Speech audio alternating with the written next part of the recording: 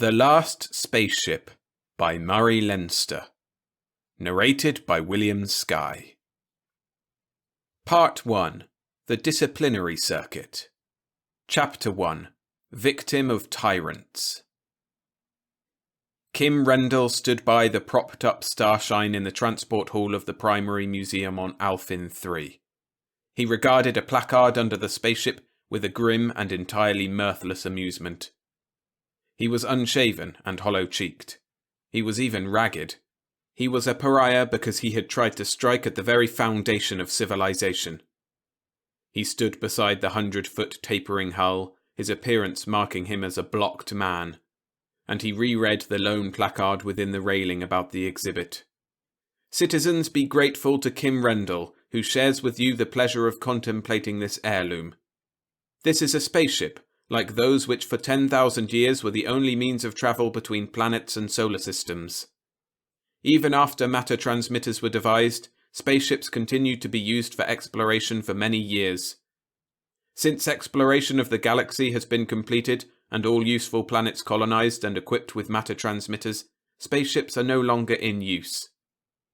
This very vessel, however, was used by Sten Rendell when the first human colonists came in it to Alphin 3, bringing with them the matter transmitter which enabled civilization to enter upon and occupy the planet on which you stand.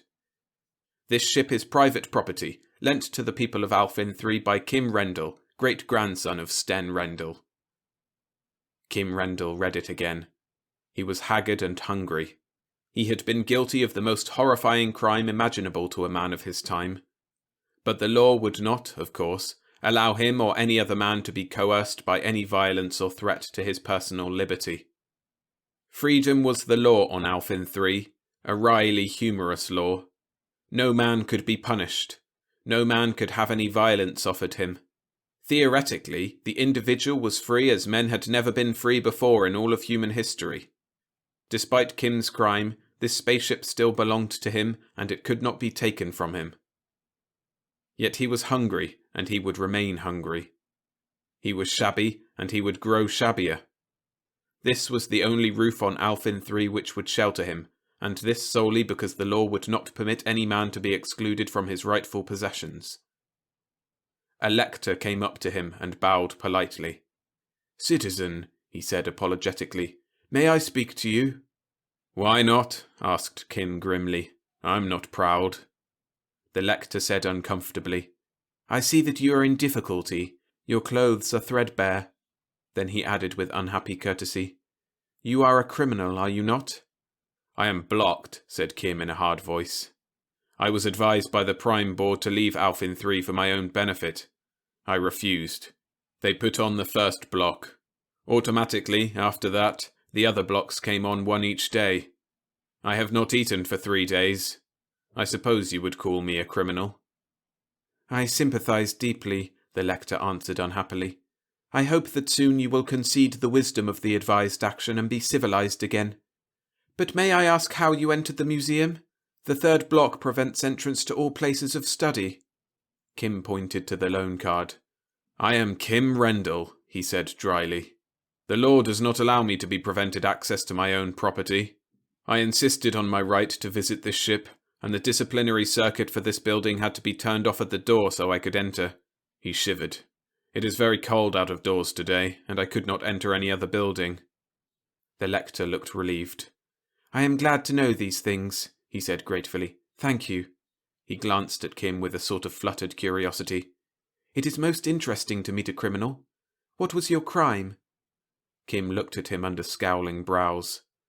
"I tried to nullify the disciplinary circuit."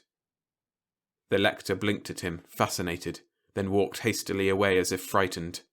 Kim Rendell stooped under the railing and approached the starshine. The entrance port was open, and a flush ladder led up to it. Kim, hollow-cheeked and ragged and defiant, climbed the steps and entered. The entry port gave upon a vestibule which Kim knew from his grandfather's tables to be an airlock. Kim's grandfather had once gone off into space in the starshine with his father. It was possibly the last spaceflight ever made. For 100 years now, the ship had been a museum piece, open to public inspection. But parts had been sealed off as uninstructive. Kim broke the seals. This was his property, but if he had not already been a criminal under block, the breaking of the seals would have made him one. At least it would have had to be explained to a lector who, at discretion, could accept the explanation or refer it to a second-degree counsellor. The counsellor might deplore the matter and dismiss it, or suggest corrective self-discipline. If the seal breaker did not accept the suggestion, the matter would go to a social board, whose suggestion, in turn, could be rejected. But when it reached the prime board, and any matter from the breaking of a seal to mass murder would go there if suggested self-discipline was refused, there was no more nonsense. Kim's case had reached the prime board instantly, and he had been advised to leave Alphen 3 for his own good. His crime was monstrous, but he had ironically refused exile. Now he was under block. His psychogram had been placed in the disciplinary circuit. Footnote 1. Disciplinary circuit. The principal instrument of government during the so-called era of perfection in the First Galaxy. In early ages, all the functions of government were performed by human beings in person. The electric chair, QV, was possibly the first mechanical device to perform a governmental act, that of the execution of criminals. The disciplinary circuit was a device based upon the discovery of the psychographic patterns of human beings, which permitted the exact identification of any person passing through the neuronic field of the type IX2H. A development which permitted the induction of alternative electric currents in any identified person made the disciplinary circuit possible. It was first used in prisons, permitting much less supervision of prisoners, see prisons and prisoners, with equal security. Later, because it allowed of an enormous reduction in the personnel of government, all citizens were psychographed. Circuits were set up in all cities of the First Galaxy. When a broadcast adaptation became possible, the system was complete. Every citizen was liable to discipline at any time. No offender could hide from government. Wherever he might be, he was subject to punishment focused upon him because of his completely individual psychographic pattern. Worship of efficiency and the obvious reduction in taxes, see taxes, at first obscured the possibilities of tyranny inherent in such a governmental system. See 1. Era of Perfection, 2. Revolts, 3. Hades, 4. First Galaxy, Reconquest of. For typical developments of government based upon the disciplinary circuit, see articles on Sirius 8, Algol 2, Norton 5, and the almost unbelievable but authenticated history of government on Vorton 2. Encyclopedia of History, Volume 24, Cosmopolis, Second Galaxy. End footnote. On the first day, he was blocked from the customary complete outfit of new garments, clean, sterile, and of his own choice. These garments normally arrived by his bedside in the carrier which took away the old ones to be converted back to raw material for the garment machines. On the second day, he could enter no place of public recreation. An attempt to pass the door of any sport field, theatre, or concert stadium caused the disciplinary circuit to act. His body began to tingle. He could turn back then. If he persisted, the tingling became more severe. If he was obstinate, it became agony, which continued until he turned back. On the third day, he found it impossible to enter any place of study or labour. The fourth day blocked him from any place where food or drink was served. On the fifth day, his own quarters were barred to him. After 7 days, the city and the planet would be barred. Anywhere he went, his body would tingle, gently in the morning, more and more strongly as the day wore on, until the torment became unbearable. Then he would go to the matter transmitter, name his chosen place of exile, and walk off the planet which was Alphen 3. But it happened that Kim was a matter transmitter technician. It happened that he knew that the disciplinary circuit was tied into the matter transmitter, and blocked men were not sent to destinations of their own choosing. Blocked men automatically went to Hades, and they did not come back. Ever. Behind the sealed-off parts of the spaceship, Kim searched hungrily and worked desperately. Not for food, of course. He had determined to attempt the impossible. He had accomplished only the first step toward it when he felt an infinitesimal tingling all over his body. He stood rigid for a second and then smiled grimly. He closed the casing of the catalyzer he had examined and worked on. "Just in time," he said. "The merciless brutes." He moved from the catalyzer. A moment later, he heard footsteps. Someone came up the flush ladder and into the spaceship. Kim Rendell turned his head. Then he bent over the fuel register, which amazingly showed the tanks to be almost 1/12 full of fuel, and stood motionless. The footsteps moved here and there. Presently they came cautiously to the engine room. Kim did not stir. A man made an indescribable sound of satisfaction. Kim, not moving even his eyes, saw that it was the Lector who had spoken to him outside the ship. He did not address Kim now. With a quite extraordinary air of someone about to pick up an inanimate object, the Lector laid hands upon Kim to lift him off his feet. "Citizen," Kim said severely, "what does this mean?" The Lector gasped. He fell back. His mouth dropped open and his face went white. I thought you were paralyzed." "I do not care what you thought," Kim said. "It is against the law for any citizen to lay violent hands upon another." By an effort, the Lector babbler regained his self-control. The circuit failed to work." "You reported that I had entered this ship," Kim said dryly. "There is some uneasiness about what I do because of my crime. So the circuit was applied to paralyze me, and you were ordered to bring me quietly to the matter transmitter. As you observe, it is not practical. Go back and report it." The Lector said something incoherent, turned, and fled. Kim followed him leisurely to the entry port. He turned the hand-power wheels which put a barrier across the entrance. He went back to his examination of the ship. The first part of the impossible had been achieved, but there was much more, too much more, which must be done. He worked feverishly. His grandfather had told him many tales of the Starshine. She had made voyages of as long as 2 years in emptiness, at full acceleration, during which she had covered 400 light-years of space, had purified her air and fed her crew. Her tanks could hold fuel for 6 years' drive at full acceleration, and her food synthesizers, primitive as they were by modern standards, could yet produce some 400 foodstuffs from the carbon, hydrogen, nitrogen, and traces of other elements into which almost any organic raw material could be resolved. She was, in fact, one of the last and most useful spaceships ever constructed at the last spaceship yard in existence. She was almost certainly the last ever to be used. But she was only a museum piece now, and her switches were opened and her control cables severed, lest visitors to the museum injure her. But Kim's grandfather had lectured him at great length upon her qualities. The old gentleman had had an elderly man's distaste for modern perfectionism. Kim threw switches here and there. He spliced cables wherever he found them cut.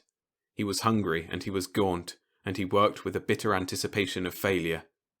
He had been in the museum for almost an hour, and in the ship for half of that, when voices called politely through the barrier grille. "Citizen Kim Rendell, may we enter?" He made sure it was safe, then opened the way. "Enter and welcome, citizens," he said ironically in the prescribed formula. But his hands were clenched, and he was all ready to fight for his life. Chapter 2. Break for Freedom. Slowly the Prime Board of Alphin 3 filed up the flush ladder and into the cabin of the Starshine. There was Mulby, who looked like an elderly sheep. There was Ponta, who rather resembled an immature frog. There was Shimlo, who did not look like anything but an advanced case of benevolent imbecility, and Bert, who at least looked intelligent, and whom Kim Rendell hated with a corrosive hatred. "Greetings, citizen," Mulby said. Even his voice had a bleating quality. "Despite your crime, we have broken all precedent to come and reason with you. You are not mad, yet you act like a madman." Kim grinned savagely at him. "Come now. I found a material that changes a man's psychogram so he's immune to the disciplinary circuit. I was immune to discipline, so you four had me seized and my little amulet taken away from me. And then you sealed up every other bit of that material on the planet. Not so?" "Naturally," Bert said pleasantly. "The disciplinary circuit is the basis of civilization nowadays. All discipline and hence all civilization would cease if the circuit were nullified. Naturally, you must be disposed of." "But carefully, so if there is anyone who shares my secret, he'll be betrayed by trying to help me," said Kim. "And quietly, too, so those amiable sheep, my fellow citizens, won't suspect there's anything wrong. They don't realize that they're slaves. They don't know of your pleasure palaces on the other side of the planet. They don't realize that when you take a fancy to a woman and she's blocked in her quarters until she's hysterical with fear and loneliness, You advise her to take psychological treatments which make her a submissive inmate of the harems you keep there. They don't know what happens to men you put under block for being too inquisitive about those women and who enter the matter transmitter for exile. Bert looked mildly inquiring. What does happen to them? Hades, Kim said furiously. They go to the transmitter and name their chosen place of exile, and the transmitter clerk dutifully pushes the proper buttons, but the circuit takes over. They go to Hades, and no man has ever come back. There was a sudden tension in the air. Bert looked at his fellows. Shimlo was the picture of benevolent indignation, but his eyes were ugly. Ponta opened his mouth and closed it absurdly, looking more than ever like a frog. "This is monstrous," Malby bleated. "This is monstrous!" Bert held up his hand. "How did you get this strange idea?" he asked. "I'm a matter transmitter technician, 4th grade," Kim said coldly. "I worked on the transmitter when it gave trouble. I found the disciplinary circuit tie-in. I traced it. So I knew there was something wrong about all personal freedom on Alphen 3, and I started to look for more things wrong. I found them. I started to do something about them. Then I got caught." Bert nodded. "So," he said thoughtfully, "we underestimated you, Kim Rendell. It is much pleasanter to rule Alphen 3 as beloved citizens than as admitted tyrants. There are times when we have to protect ourselves. Naturally, we would rather not show our hands. It is clear that you must be sent into exile. Frankly, to Hades, whatever it may be like there. Apparently you did not have any friends." "I dared not trust any of the sheep you rule," Kim said angrily. "But I did know there was more hafnium on the ship. I didn't dare come at first, or you'd have guessed. But after I'd starved a bit and was convincingly cold, I risked the venture. You guessed my intention too late. I can defy you again, even if you did take away my first protection from the circuit. You know that?" Bert nodded again. "Of course," he admitted, "yet we do not want a scandal. We will make a bargain within limits. You must be disposed of, but we will promise that you can go wherever you choose via the matter transmitter." "Your word's no good," Kim snapped. "You will starve," Bert said mildly. "Of course you can seal yourself in the ship, but we will have lectors, special lectors, waiting for you when you come out again." Kim scowled. "Yes," he said. "I've been here half an hour. The ship's circuits were cut, but I've put the communicator back in working order. I can broadcast over the entire planet, telling the truth. I won't destroy your power, but I'll make your slaves begin to realize what they are. Sooner or later, one of them will kill you." Malby bleated.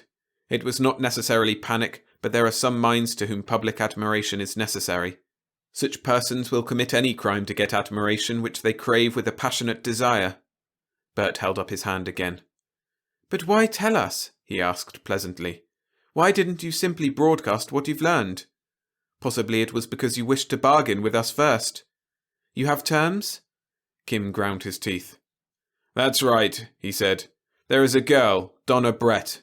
She was to marry me, but one of you saw her, I think you, Bert. She is now blocked in her quarters to grow hysterical and terrified. It was on account of her that I acted too soon and got caught. I want her here." Bert considered without perceptible emotion. "She is quite pretty, but there are others," he said in his detached way. "If we send her, you will not broadcast?" "I'll kill her and myself," Kim said. "It's apparently the only service I can do her. Get out now. It will take your best technician at least 40 minutes to make a scrambler which will keep me from broadcasting. I'll give you 20 minutes to get her to me. I'll talk to all the planet if she isn't here." Bert shrugged. "Almost I overestimated you," he said mildly. "I thought you had an actual plan. Very well, she will come. But if I were you, I would not delay my suicide." Bert's eyes gleamed for an instant. Then he went out, followed by the others. Kim worked the controls which sealed the ship. He got feverishly to work again. From time to time he stared desperately out of the vision ports, and then resumed his labours. His task seemingly was an impossible one. The starshine had been made into a mere museum exhibit. It was complete, but Kim's knowledge was inadequate and his time far too short. 18 minutes passed before he saw Donna. She stood quietly beside the railing outside the spaceship, alone and quite pale. He opened the outer airlock door. She came up. He closed the outer door and opened the inner. She faced him. She was deathly white. As she saw him, hollow-cheeked and bitter, she managed to smile. "My poor Kim. What did they do to you?" "Blocked me," Kim cried. "Took away my hafnium gadget and put me on the circuit. They locked up every scrap of hafnium on the planet behind an all-citizen block. They just didn't know that it was used in spaceships in the fuel catalyzers. I've found enough to make the two of us safe, though. Here." He thrust a scrap of metal into her hand. "Hold it tightly. It has to touch your skin." She caught her breath. "I was blocked in my quarters and I couldn't come out," she told him unsteadily. "I was going crazy with terror because you told me what it might mean. I tried so hard to break through, but flesh and blood can't face the circuit. I hadn't any reason to hope that you'd be able to do anything, but I did hope." "I told them I'd kill both of us," he said fiercely. "Maybe I shall, but if I can only find the right cable, we'll have a chance." Suddenly, every muscle in his body went rigid and a screaming torment filled him. It lasted for part of a second. His face went grey. He wetted his lips. "Bert," he said thickly. "He had a psychometer under his robe. They came here, and he knew my psychogram was changed by the hafnium I'd found, so while they talked he stole the new pattern. It's taken them this long to get it ready for the circuit. Now they're putting it in." With a sudden convulsive jerk, he went rigid once more. His muscles stood out in great knots. He was paralyzed, with every nerve and sinew in his body tensed to tetanic rigor. Agony filled him with an exquisite torment. It was the disciplinary circuit. It was those waves broadcast, focused upon him at full power. They would have found him anywhere upon the planet, and their torment was unspeakable. Donna sobbed suddenly. "Kim," she cried desperately. "I know you can hear me. Listen, they must have me on the circuit too, only what you gave me has thrown it off. They expect to hold us paralyzed while they cut in with torches and take us. But they mustn't. So I'm going to give you the thing you gave me. If it changed my pattern, it will change yours again to something they can't guess at." She sobbed again. "Please, Kim, don't give it back. Go ahead and do what you planned, whatever it is. And if you don't win out, please kill me before you give up. Please. I don't want to be conditioned to do whatever they want in their pleasure palaces." She took the tiny sliver of metal in her shaking fingers. She pushed aside the flesh of her hand to put it in his grip. Courageously, she released it. The agonized paralysis left Kim Rendell, but now Donna was a pitiful figure of agony.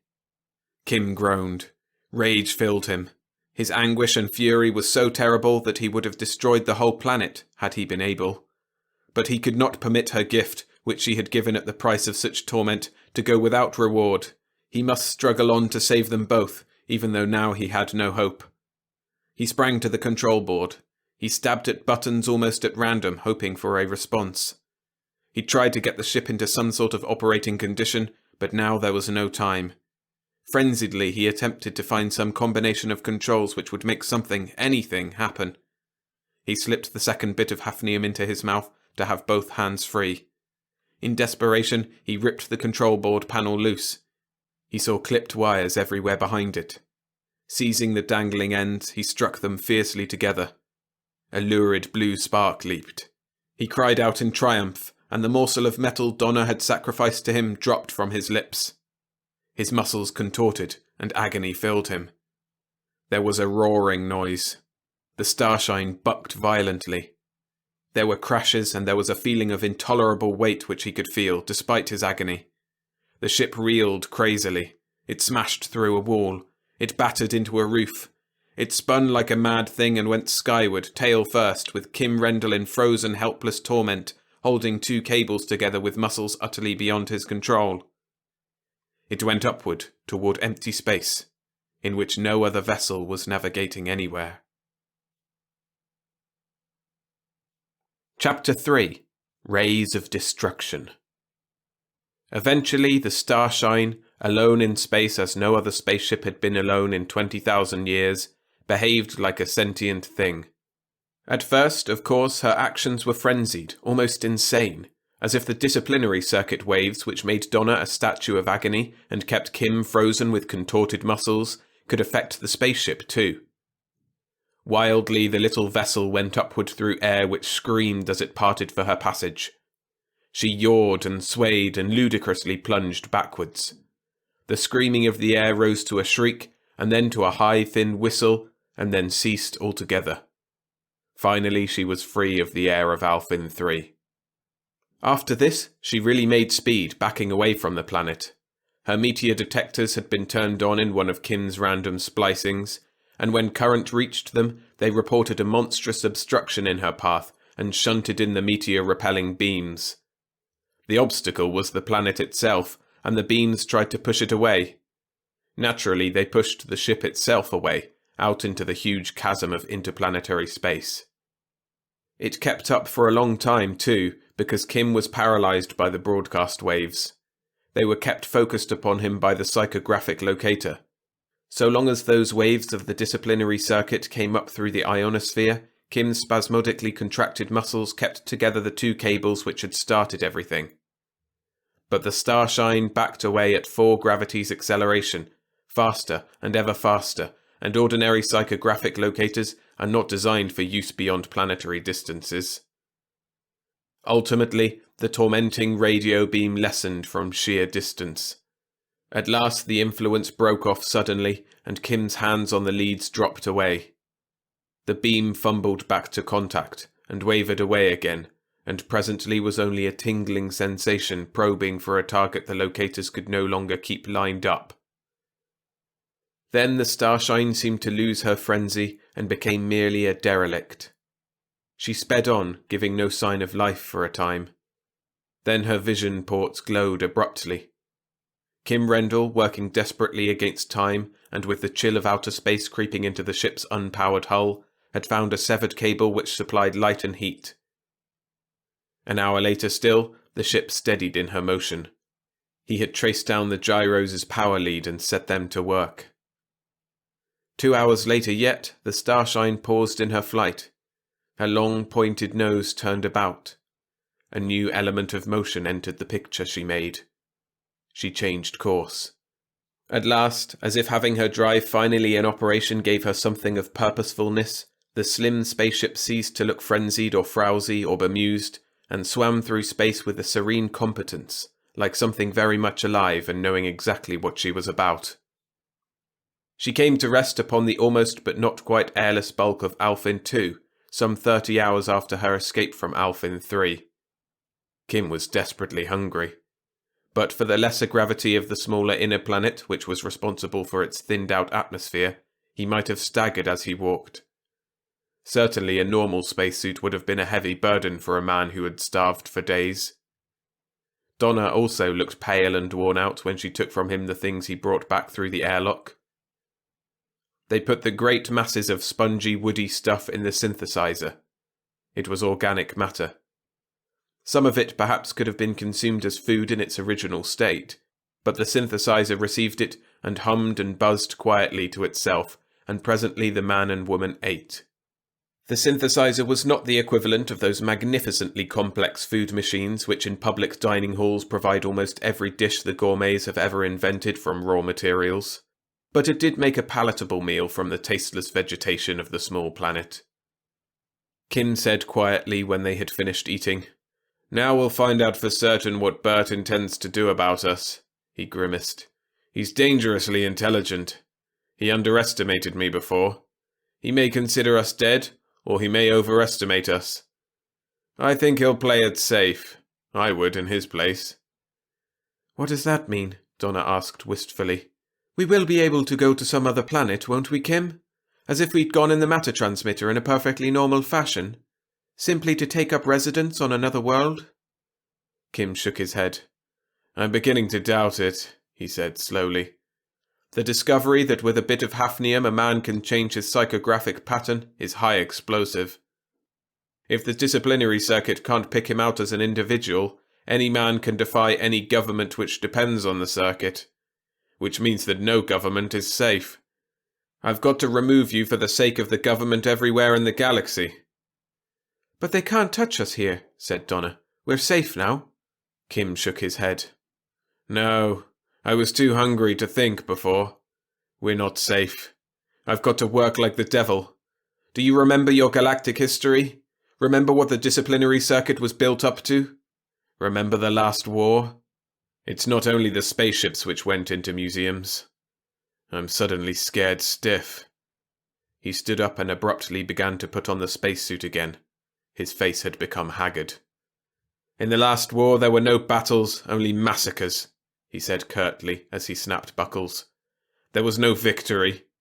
They used a beam which was a stepped-up version of the disciplinary circuit. They called it a fighting beam then, and they thought they could fight with it, but they couldn't. It simply made war impossible. So ultimately they hooded over the projectors of the fighting beams, and most of them probably fell to rust. But there are some in the museums. If Bert and the others want to play safe, they'll haul those projectors out of the museum and hook them up to find and kill us. And there's no question but that they can do it. He stepped into the airlock and closed the door, still fumbling with the last adjustments to his spacesuit. Donna was puzzled by his gloomy forebodings. She heard the outer door open. As she stood there bewildered, she heard him bringing more raw foodstuff to the airlock with a feverish haste. He made 2 trips, 3, and 4. She found herself screaming shrilly because of an agony already past. It had been a bare flash of pain. It was gone in the fraction of a second, in the fraction of a millisecond. But it was such pain. It was the anguish of the disciplinary circuit 1,000 times multiplied. It was such torment as the ancients tried vainly to picture as the lot of damned souls in hell. Had it lasted, any living creature would have died of sheer suffering. But it flashed into being and was gone, and Donna had cried out in a strangled voice. She was filled with a horrible weakness from the one instant of anguish, and she felt stark panic lest it come again. The outer airlock door slammed shut. The inner opened. Kim came staggering within. He did not strip off the spacesuit. He ran clumsily toward the now repaired control panel, his face contorted. "Lie down flat!" he shouted as he opened his faceplate. "I'm taking off!" The starshine roared from the almost barren world which was an inferior planet of the sun Alphin, not worth colonization by men. Acceleration built up and built up and built up to the very limit of what the human body could stand.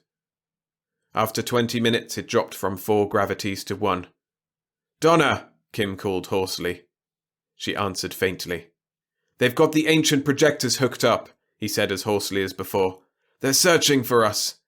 We were so far away that the beam flashed past.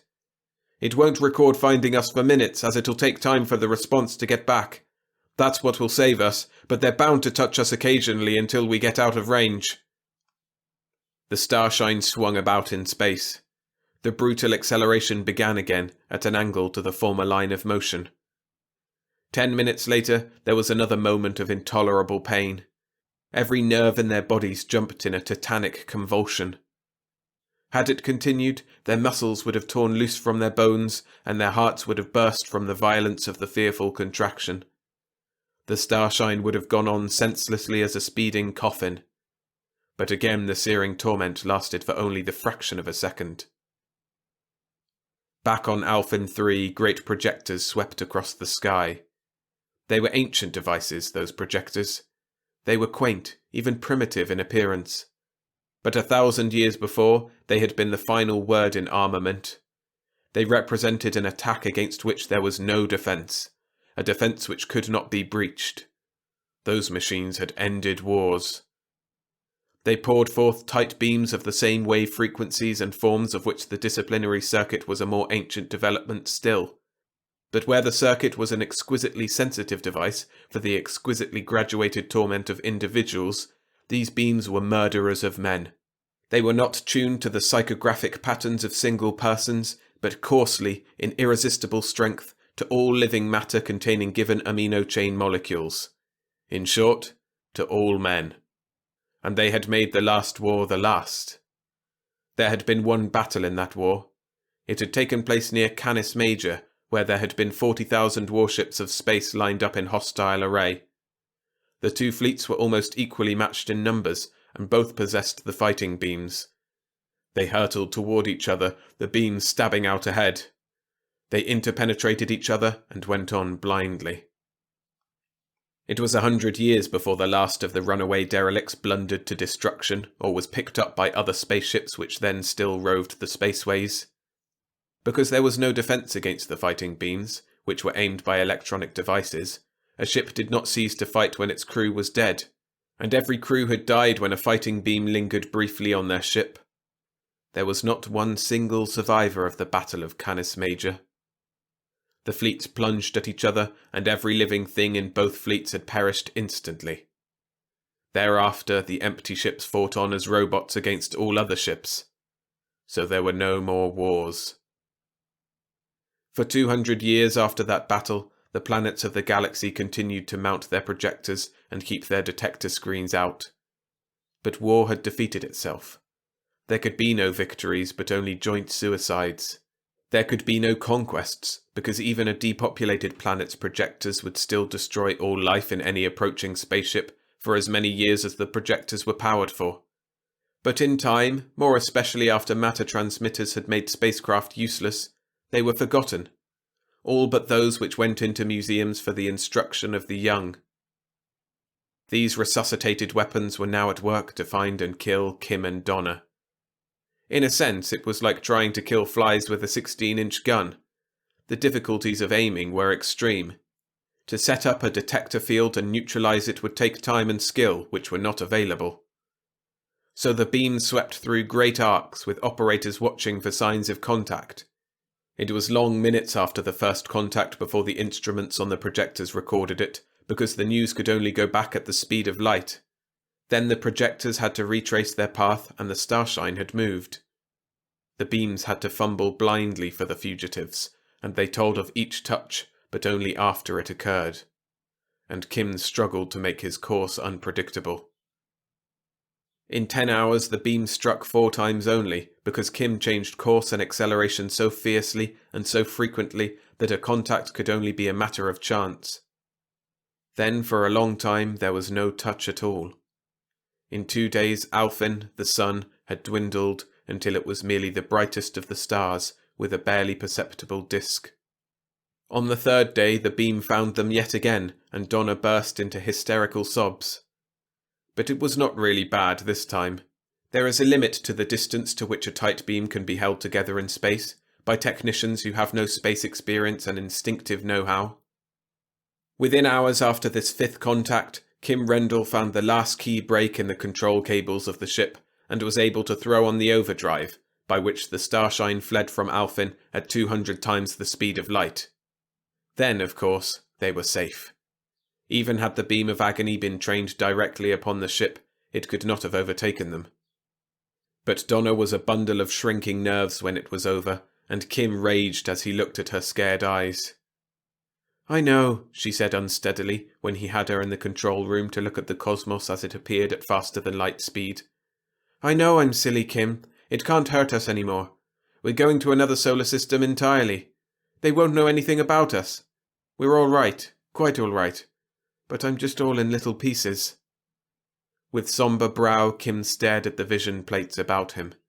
The universe, as seen at 200 light speeds, was not a reassuring sight. All stars behind had vanished. All those on either hand were dimmed to near invisibility. Ahead, where the very nose of the spaceship pointed, there were specks of light in a recognizable star pattern, but the colors and the magnitudes were incredible. "We're heading now for Cetus Alpha," Kim said slowly, after a long time. "It's the next nearest solar system. Our fuel tanks are 1/12 full. We have power to travel a distance of 50 light-years, no more, and it would take us 3 months to cover that. Cetus Alpha is 7 light-years away, or it was." "We're going to settle on one of the planets there?" Donna asked hopefully. "What are they like, Kim?" "You might look them up in the pilot," Kim said rather glumly. "There are 6 inhabited ones." "You sound worried," she said. "What is it?" "I'm wondering," Kim admitted. "If Bert and the Prime Board should send word ahead of us by matter transmitter to these 6 planets and all the other inhabited planets within 50 or 100 light-years, it would be awkward for us. Transmission by matter transmitter is instantaneous, and it wouldn't take too long for the governments on the Cetus Alpha planets to set up detectors and remount the projectors which could kill us. Bert would call us very dangerous criminals. He'd say we were so dangerous we had better be killed before we land. He paused and added, He's right. I don't see why they should do anything so cruel. We've struck at the foundation of government, Kim said savagely. On Alphen 3 there's a pretense that all men are free, and we know it's a lie. But on the other planets they don't even pretend. On Lore 4 they have a king. On Markab 2 the citizens wear collars of metal, slave collars, and members of the aristocracy have the right to murder social inferiors at pleasure. On Andromeda 9 the disciplinary circuit, and so the government, is in the hands of a bloodthirsty lunatic. The circuit backs all governments alike, the supposedly free and the frankly despotic governments impartially. We're a danger to all of them. Even a decent government, if there is one, would dread having its citizens able to defy the circuit. Yet in 10 words I can tell how to nullify the one instrument on which all government is based. Once that knowledge gets loose, nothing can suppress it. Donna sighed. I was hoping we could go some place where we would be safe, she said. Isn't there any such place? Kim's laugh was bitter. I wonder if there's any place where we can be free, he said. I planned big, Donna, but it didn't work out. There wasn't another man on Alphen 3 who wanted to be free as much as I did. I'd about decided that just the two of us would put on protectors and journey from one planet to another in search of freedom. But then Bert saw you, and you were locked up so you'd go frantic with fear and loneliness. Later they'd have given you a psychological conditioning to cure you of terror, and sent you away to Bert's pleasure palace. Why didn't you take me away before Bert saw me? She asked. Why did you wait? Kim groaned. Because I wasn't ready. When I realized the danger, I tried to get you, and I was caught. They found out what I had, and everything became hopeless. They put me on block to see if anyone would try to befriend me, but I hadn't any friends. I didn't know anyone else who wouldn't have been frightened if I'd told him he was a slave. I threatened the Prime Board with a broadcast, but I'm afraid nobody would have believed me. It all happened because of me, Donna said. Forget what I said about wanting to be safe, Kim. I don't care anymore, not if I'm with you. Kim scowled at the weird pattern of strangely coloured stars upon the vision plate. We're using a lot of our fuel in trying for Cetus Alpha's planets. I'd like to, well, have a marriage ceremony. Despite her anxiety, Donna burst out laughing. It's about time, you big lug, she cried. I was beginning to lose hope. Kim laughed too. All right, I'll see if it can be managed. But if warnings have been sent ahead of us, marriage may be difficult. Chapter 4. Outcasts of Space. Like a silver arrow, the starshine continued to bore on through a weird synthetic universe, 200 times faster than light. In the spaceship, Kim worked angrily, making desperate attempts to devise a method of nullifying the non-individualized fighting beams with which, now that he was in free space in a spaceship, any attempt to land upon an inhabited planet might be frustrated. In the end, he constructed 2 small wristlets, one for himself and one for Donna to wear. If tuned waves of the circuit struck them, the wristlets might nullify them. But if the fighting beams struck, that would be another story. 12 days after turning on the overdrive, which by changing the constants of space about the spaceship made 200 light speeds possible, Kim turned it off. He had previously assured himself that Donna was wearing the little gadget he had built. As he snapped off the overdrive field, the look of the universe changed with a startling suddenness. Stars leaped into being on every side, amazingly bright and astoundingly varicolored. Cetus Alpha loomed almost dead ahead, a glaring globe of fire with enormous streamers streaming out on every side. There were planets too. As the starshine jogged on at a normal interplanetary, rather than interstellar, speed, Donna focused the electron telescope upon the nearest. It was a great round disk, with polar ice caps and extraordinarily interconnected seas, so there were innumerable small continents distributed everywhere.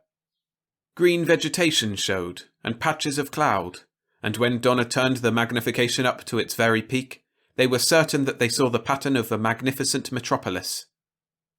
She looked at it hungrily. Kim regarded it steadily. They did not speak for a long time. "It would be nice there," Donna said longingly at last. "Do you think we can land, Kim?" "We're going to try," he told her. But they didn't. They were 40 million miles away when a sudden overwhelming anguish smote them both. All the universe ceased to be. 6 weeks later, Kim Rendell eased the Starshine to a landing on the solitary satellite of the red dwarf sun Phanis. It was about 4,000 miles in diameter. Its atmosphere was about 1/4 the density needed to support human life. Such vegetation as it possessed was stunted and lichenous. The terrain was tumbled and upheaved, with raw rock showing in great masses which had apparently solidified in a condition of frenzied turmoil. It had been examined and dismissed as useless for human colonization many centuries since.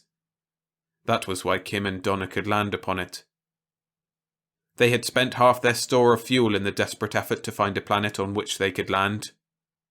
Their attempt to approach Cetus Alpha 6 had been the exact type of all their fruitless efforts. They came in for a landing, and while yet millions of miles out, recently reinstalled detector screens searched them out. Newly stepped-up long-distance psychographic finders had identified the Starshine as containing living human beings. Then projectors, taken out of museums, had hurled at them the deadly pain beams which had made war futile 1,000 years before. They might have died within 1 second from the bursting of their hearts and the convulsive rupture of every muscular anchorage to every bone, except for one thing. Kim's contrived wristlets had saved them. The wristlets plus a relay on a set of controls to throw the Starshine into overdrive travel through space. The wristlets contained a morsel of hafnium, so that any previous psychographic record of them as individuals would no longer check with the psychogram a search beam would encounter. But also, on the first instant of convulsive contraction of muscles between the wristlets, they emitted a frantic tiny signal. That signal kicked over the control relay. The Starshine flung itself into overdrive escape faster than light, faster than the pain beams could follow. They had suffered, of course, horribly. But the pain beams could not play upon them for more than the 1/10 of a millisecond before the Starshine vanished into faster than light escape. They had tried each of the 6 planets of Cetus Alpha. They had gone rather desperately to Cetus Gamma with 4 inhabited planets, and Serene with 3. Then the inroads on their scant fuel supply and their dwindling store of vegetation from Alphin 2 made them accept defeat. The massed volumes of the Galactic pilot for this sector, age-yellowed brittle volumes now, had told them of vegetation on the useless planet of the dwarf star Phanis. They came to it. Kim was stunned and bitter. And they landed. After the ship had settled down in a weird valley with fantastic overhanging cliffs and a frozen small waterfall nearby, the two of them went outside. They wore spacesuits, of course, because of the extreme thinness of the air. "I suppose we can call this home now," Kim said bitterly. It was night. The sky was cloudless, and all the stars of the galaxy looked down upon them as they stood in the biting cold. His voice went by spacephone to the helmet of Donna by his side. "I guess I can stand it if you can, Kim," she said quietly. "We've got fuel for 6 weeks' drive," he said ironically. "That means we can go to any place within 25 light years. We've tried every solar system in that range. They're all warned against us. They all had their projectors in operation. We couldn't land, and we'd have starved unless we got to some new material for the synthesizer. This was the only place we could land on. So we have to stand it, if we stand anything." Donna was silent for a little while. "We've got each other, Kim," she said slowly. "For a limited time," he said. "If we use our fuel only for heat and to run the synthesizer for food, it will probably last several years. But ultimately, it will run out, and we'll die." "Are you sorry you threw away everything for me, Kim?" asked Donna. "I'm not sorry I'm with you. I'd rather be with you for a little while and then die. Certainly death is better than what I faced." Kim made a furious gesture. "It's recognized everywhere that the population of a planet has the right to make all the laws of that planet. We are the population here.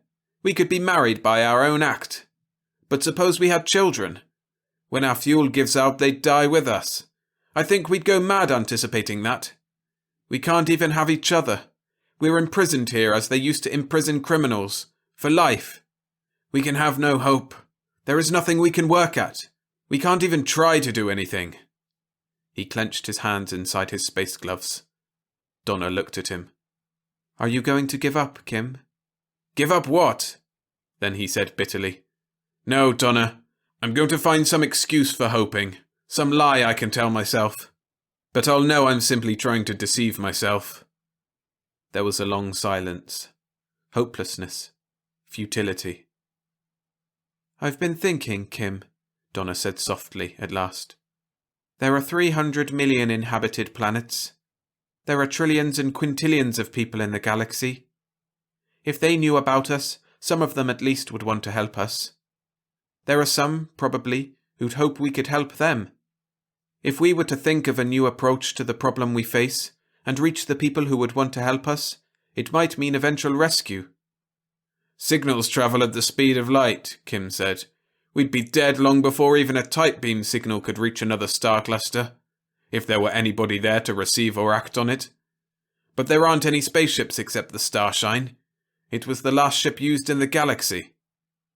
Donna said stoutly, "We've been regarding our predicament as if it were unique, as if nobody else in the universe wanted to be free, as if there was only one problem, ours.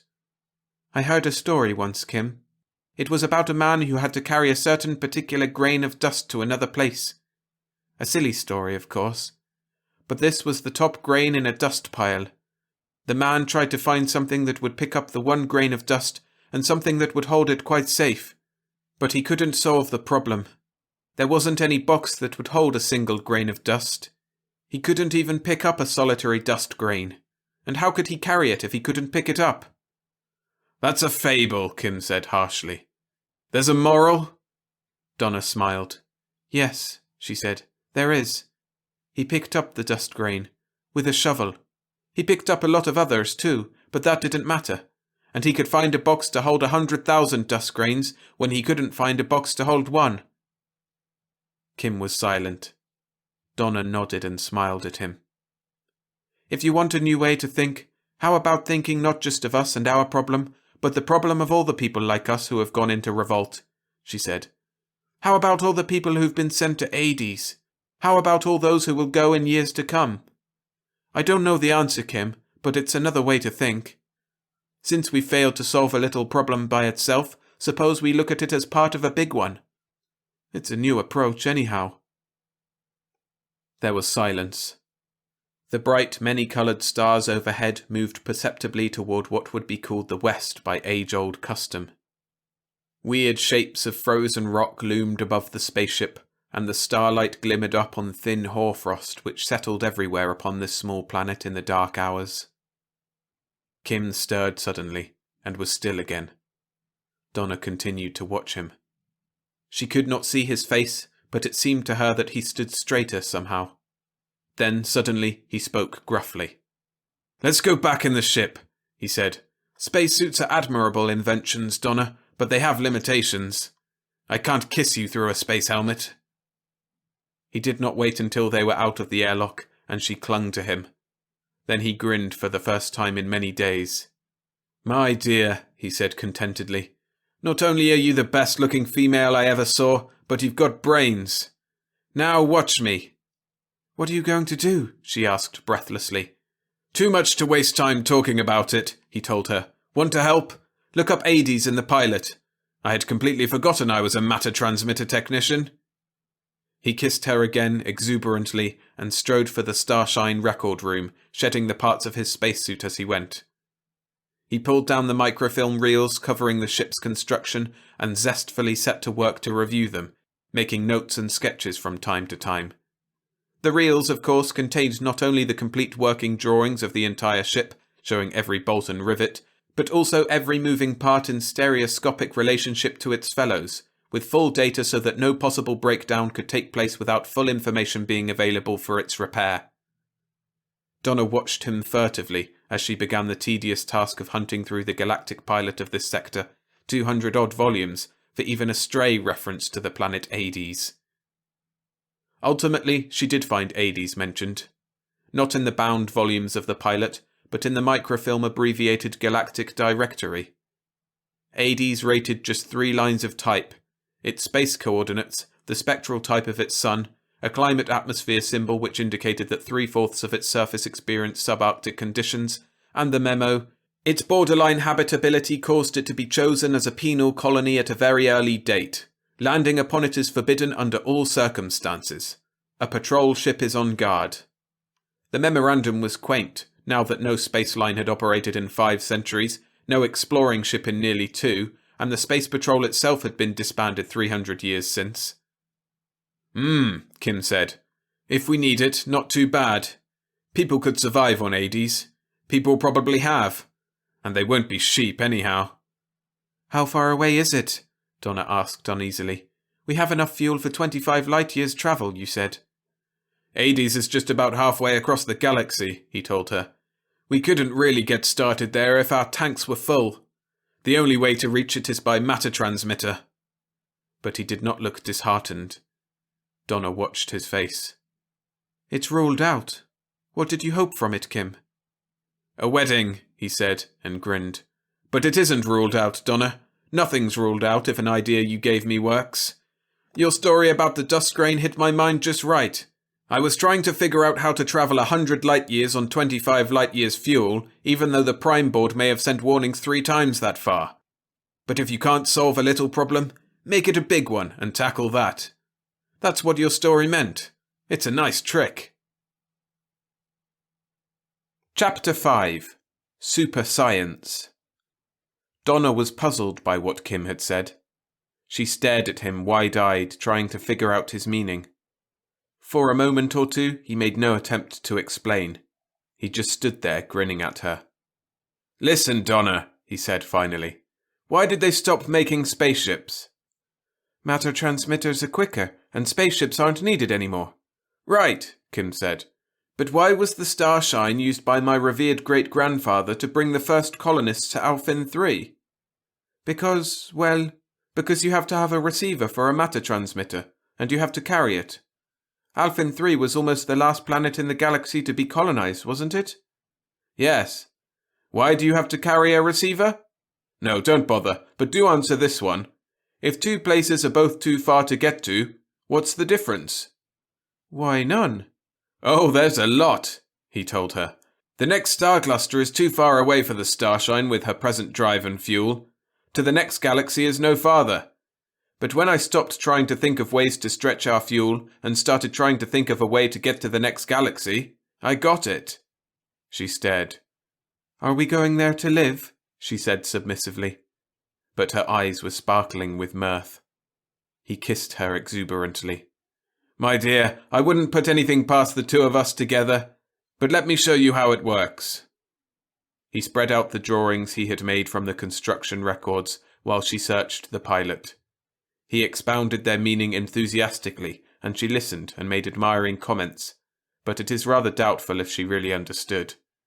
She was too much occupied with the happy knowledge that he was again confident and hopeful. But the idea was not particularly complicated. Every fact was familiar enough. Spaceships in the old days and the starshine in this were able to exceed the speed of light by enclosing themselves in an overdrive field, which was space so stressed that in it the velocity of light was enormously increased. Therefore, the inertia of matter, its resistance to acceleration, or its mass, was reduced by the same factor, y.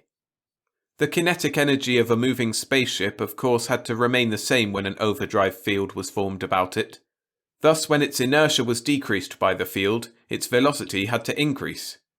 Mathematically, the relationship of mass to velocity with a given quantity of kinetic energy is, for normal space, mv equals e. In an overdrive field, where the factor y enters, the equation is m over y, yv equals e. The value of y is such that speeds up to 200 times that of light result from a spaceship at normal interplanetary speed going into an overdrive field. A matter transmitter field, as everyone knows now, simply raises the value of y to infinity. The formula then becomes m over infinity, infinity v equals e. The mass is divided by infinity, and the velocity multiplied by infinity. The velocity in a planet-to-planet transmitter is always directly toward the receiver to which the transmitter is tuned. In theory, then, a man who enters such a transmitter passes through empty space unprotected, but his exposure is so exceedingly brief, across the whole first galaxy transit was estimated to require 0.0001 second, that not one molecule of the air surrounding him has time to escape its emptiness. Thus, the one device is simply an extension of the principle of the other. A matter transmitter is merely an enormously developed overdrive field generator with a tuning device attached. But until this moment, apparently it had not happened that a matter transmitter technician was in a predicament where the only way out was to put those facts together. Kim was such a technician, and on the Starshine he had probably the only overdrive field generator of spaceship pattern still in working order in the universe. "All I've got to do is add 2 stages of coupling and rewind the exciter secondary," he told her zestfully. "Doing it by hand may take a week. Then the Starshine will be a matter transmitter which will transmit itself. The toughest part of the job will be the distance gauge, and I've got that." Worshipfully, Donna looked up at him. She probably hoped that he would kiss her again, but he mistook it for interest. He explained at length. There could be, of course, no measure of distance travelled in emptiness. Astrogation has always been a matter of dead reckoning plus direct observation. But at such immeasurably high speeds, there could be no direct observation. At matter transmitter speeds, no manual control could stop a ship in motion within any given galaxy. So Kim had planned a photo gauge, which would throw off the transmitter field when a specific amount of radiation had reached it. At thousands of light speeds, the radiation impinging on the bow of a ship would equal in seconds the normal reception of years. When a specific total of radiation had struck it, a relay would cut off the drive field. Among other features, such a control would make it impossible for a speeding ship to venture too close to a sun. Kim set joyously to work to make 3 changes in the overdrive circuit and to build a radiation-operated relay. Outside the spaceship, the sky turned deep purple. Presently the dull red sun arose, and the white hoarfrost melted and glistened wetly, and most of it evaporated in a thin white mist. The frozen waterfall dripped, and presently flowed freely. The lichenous plants rippled and stirred in the thin, chill winds that blew over the small planet, and even animals appeared, stupid and sluggish things which lived upon the lichens. Hours passed. The dull red sun sank low and vanished. The little waterfall flowed more and more slowly, and at last ceased altogether. The sky became a deep, dense black, and multitudes of stars shone down on the grounded spaceship. It was a small, starved world, this planet, swinging in lonely isolation around a burned-out sun. About it lay the galaxy in which were 300 million inhabited worlds, circling brighter, hotter, much more splendid stars. But the starveling little planet was the only place in all the galaxy, save one, where no disciplinary circuit held the human race in slavery. Nothing happened visibly upon the planet during many days. There were nights in which the hoarfrost glistened whitely, and days in which the frozen waterfall thawed and splashed valiantly. The sluggish, stupid animals ignored the spaceship. It was motionless, and they took it for a rock.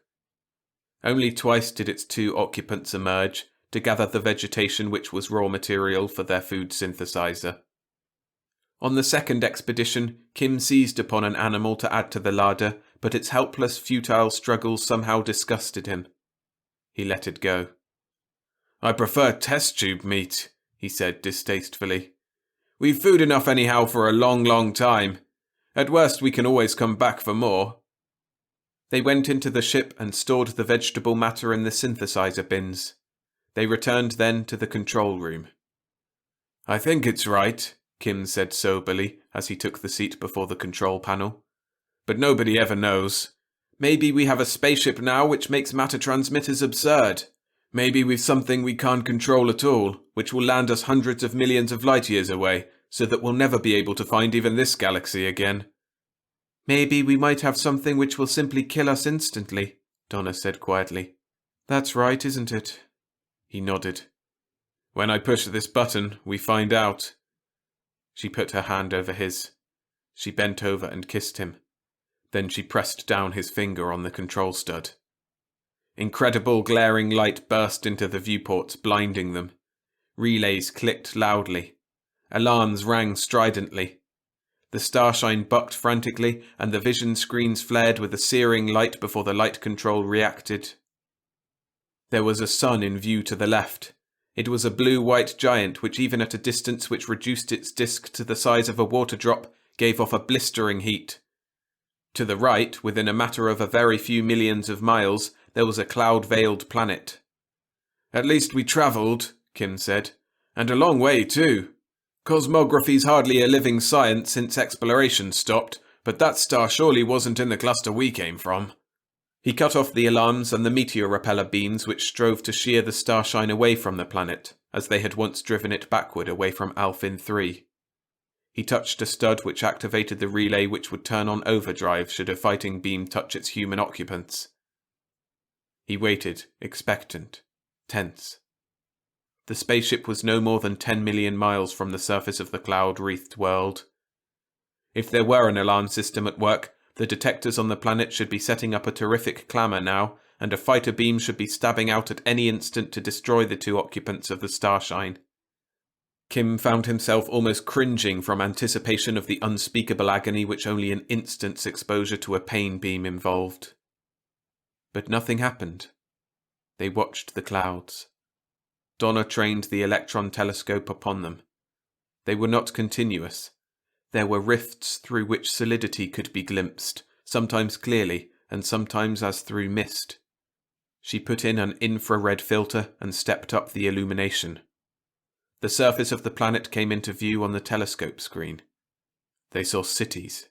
They saw patches of vegetation of unvarying texture, which could only be cultivated areas providing raw material for the food synthesizers. They saw one city of truly colossal size. "We'll go in on planetary drive," Kim said quietly. "We must have gone beyond news of us, or they'd have stabbed at us before now. But we'll be careful. I think we'd better sneak in on the night side. We'll turn on the communicator, by the way. We may get some idea of the identity of this sun."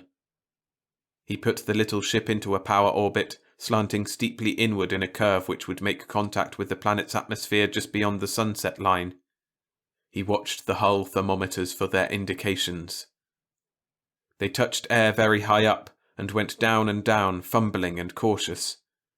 The vision screens were blank for a long time, but the instruments told of solidity 200 miles below, then 100, then 50, 25, 10. Suddenly the communicator speaker spoke in a gabble of confusing voices. Donna tuned it down to 1. All the galaxy spoke the same language, of course, but this dialect was strangely accented. Presently they grew accustomed and could understand. "We all take pride in the perfection of our life," the voice said unctuously. 10,000 years ago perfection was attained upon this planet, and it is for us to maintain that perfection.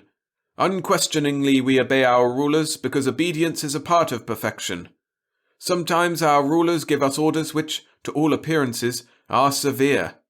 It is not always easy to obey. But the more difficult obedience may be, the more necessary it is for perfection. The disciplinary circuit is a reminder of that need, as it touches us once each day to spur us to perfection. The destruction of a family, even to first and second cousins, for the disobedience of a single member, is necessary that every seed of imperfection shall be eliminated from our life." Kim and Donna looked at each other. Donna turned to another of the voices. "People of Uvan," the tones were harsh and arrogant, "I am your new lord. These are your orders. Your taxes are increased by 1/10. I require absolute obedience not only to myself but to my guards.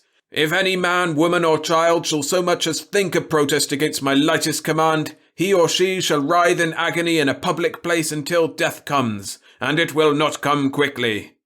Before my guards you will kneel. Before my personal attendants you will prostrate yourselves, not daring to lift your eyes. That is all for the present." Donna cut it off quickly. A dry, crisp voice came in on a higher wavelength. "This is Matic speaking. You will arrange at once to procure from Camel 4 a shipment of fighting animals for the Lord Son's festival 4 days hence. Flyers will arrive at the matter transmitter to take them on board tomorrow afternoon, 2 hours before sunset. Lord Son was most pleased with the Geats in the last shipment. They do not fight well against men, but against women they are fairly deadly. In addition—" "Somehow I don't think we'll land, Donna," Kim said very quietly. "But turn back to the first voice." Her hand shook, but she obeyed. The unctuous voice had somehow the air of ending its speech. "Before going on, I repeat we are grateful for the perfection of our way of life, and we resolve firmly that so long as our planet shall circle Altair, in no wise will we depart from it." Kim turned the nose of the starshine upward. The stars of the galaxy seemed strangely bright and monstrously indifferent. The little spaceship drove back into the heavens. After a pause, Kim turned to Donna. "Look up Altair," he said. "We came a very long way indeed." There was silence save for the rustling of the index volume as Donna searched for Altair in the Sun Index. Presently she read off the space coordinates. Kim calculated ruefully.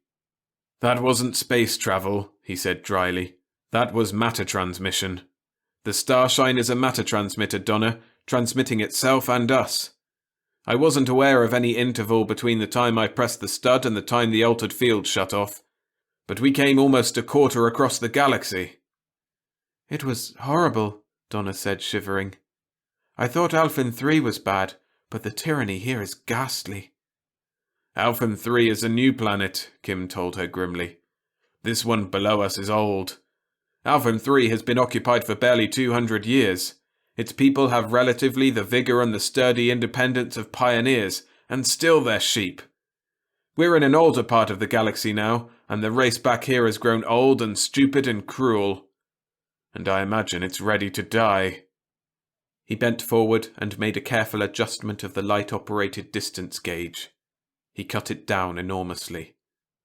"We'll try it again," he said. He pressed the stud. Chapter 6. Haven at Last. An increasing sense of futility and depression crept over Kim and Donna during the next few days. They visited 4 solar systems, separated by distances which would have seemed unthinkable before the alteration of the overdrive. There was no longer any sensation of travel, because no distance required any appreciable period of time. Once, indeed, Kim commented curtly on the danger that would exist if they went too close to the galaxy's edge. With only the amount of received light to work the cutout switch, under other circumstances, they might have plunged completely out of the galaxy and to unimaginable distances before the switch could have acted. "I'm going to have to put a limiting device of some sort on this thing," he observed. "With a limiting device, the transmitter drive can't stay on longer than a few microseconds. If we don't, we might find ourselves lost from our own galaxy and unable to find it again. Not that it would seem to matter so much." His skepticism seemed justified. The starshine was the only vessel now plying among the stars. It had been of the last and best type, though by no means the largest, ever constructed, and by 3 small changes in its overdrive mechanism, Kim had made it into something of which other men had never dreamed. For the first time in the history of the human race, other galaxies were open to the exploration and the colonization of men. It was probably possible for the cosmos itself to be circumnavigated in the starshine. But its crew of 2 humans could find no planet of their own race on which they dared to land. They approached Vorten too, and found a great planet seemingly empty of human beings. There were roads and cities, but the roads were empty and the cities full of human skeletons. Kim and Donna saw only 3 living beings of human form, and they were skin and bones and shook clenched fists and gibbered at the slim spacecraft as it hovered overhead. The starshine soared away. It hovered over Macab 6, and there were towers which had been powerhouses rusting into ruin, and human beings naked and chained, pulling ploughs while other human beings flourished whips behind them. The great metropolis where the matter transmitter should have been was ruins. Unquestionably, the matter transmitter here had been destroyed and the planet was cut off from the rest of civilization. They came fearfully to rest above the planet center upon Motte 7 and saw decay. The people revelled in the streets, but listlessly, and the communicator brought only barbarous sensual music and howled songs of a beastliness that was impossible to describe. The vessel actually touched ground upon Xanin 5. Kim and Donna actually talked to 2 citizens, but those folk were blank-faced and dull. Yet what they told Kim and Donna, apathetically, in response to questioning, was so disheartening that Donna impulsively offered to take them away. But the 2 citizens were frightened at the idea. They fled when Donna would have urged them. Out in clear space again, on interplanetary drive, Kim looked at Donna with brooding eyes. "It looks as if we can't find a home, Donna," he said quietly. "The human race is finished. We completed a job, we humans. We conquered a galaxy and we occupied it, and the job was done. Then we went downhill. You and I, we came from the newest planet of all, and we didn't fit. We're criminals there. But the older planets like these are indescribably horrible." He stopped and asked wryly, "What shall we do, Donna? I'd have liked a wedding ceremony. But what are we going to do?" Donna smiled at him. "There's one place yet. The Prime Board called us criminals. Let's look up the criminals on Hades. Maybe, and it's just possible, people who have mustered energy and independence enough to commit political crimes would be bearable. If we don't find anything there, why, we'll go to another galaxy, choose a planet, and settle down. And I promise I won't be sorry, Kim." Kim made his computations and swung the starshine carefully. He was able to center the course of the spaceship with absolute precision upon the sun around which Hades circled slowly in lonely majesty. He pressed the matter transmission stud, and the alarm bells rang stridently, and there was the sun and the planet Hades barely 500,000 miles from their starting point. It was not a large planet, and there was much ice and snow. The electron telescope showed no monster cities either, but there were settlements of a size that could be picked out. Kim sent the starshine toward it. "Of course, I'm only head of this small city," said the man with the bearskin hat, "and my powers are limited here, but I think we'll find plenty to join us. I'll go, of course, if you'll take me." Kim nodded in an odd grin satisfaction. "We'll set up matter transmitters," he suggested.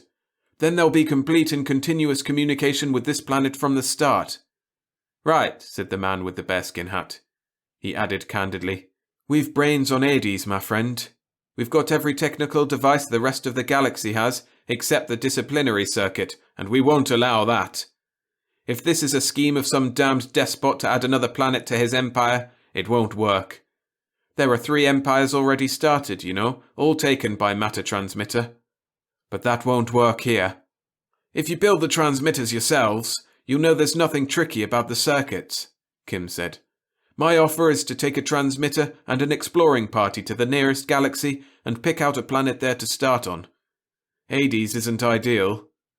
"No," agreed the man with the bearskin hat. "It's too cold and we're overcrowded. There are 20 million of us, and more keep coming out of the transmitter every day. The galaxy seems to be combing out all its brains and sending them all here.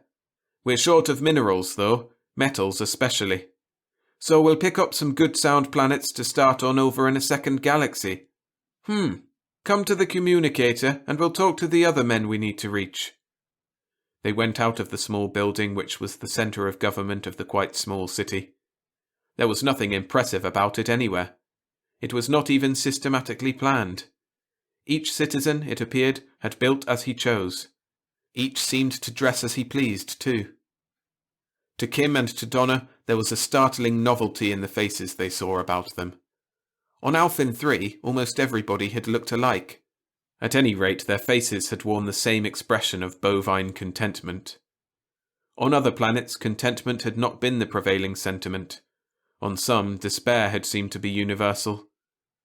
But these people, these criminals, were individuals.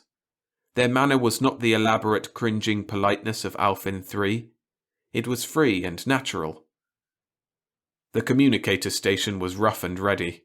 It was not a work of art, but a building put up by people who needed a building and built one for that purpose only.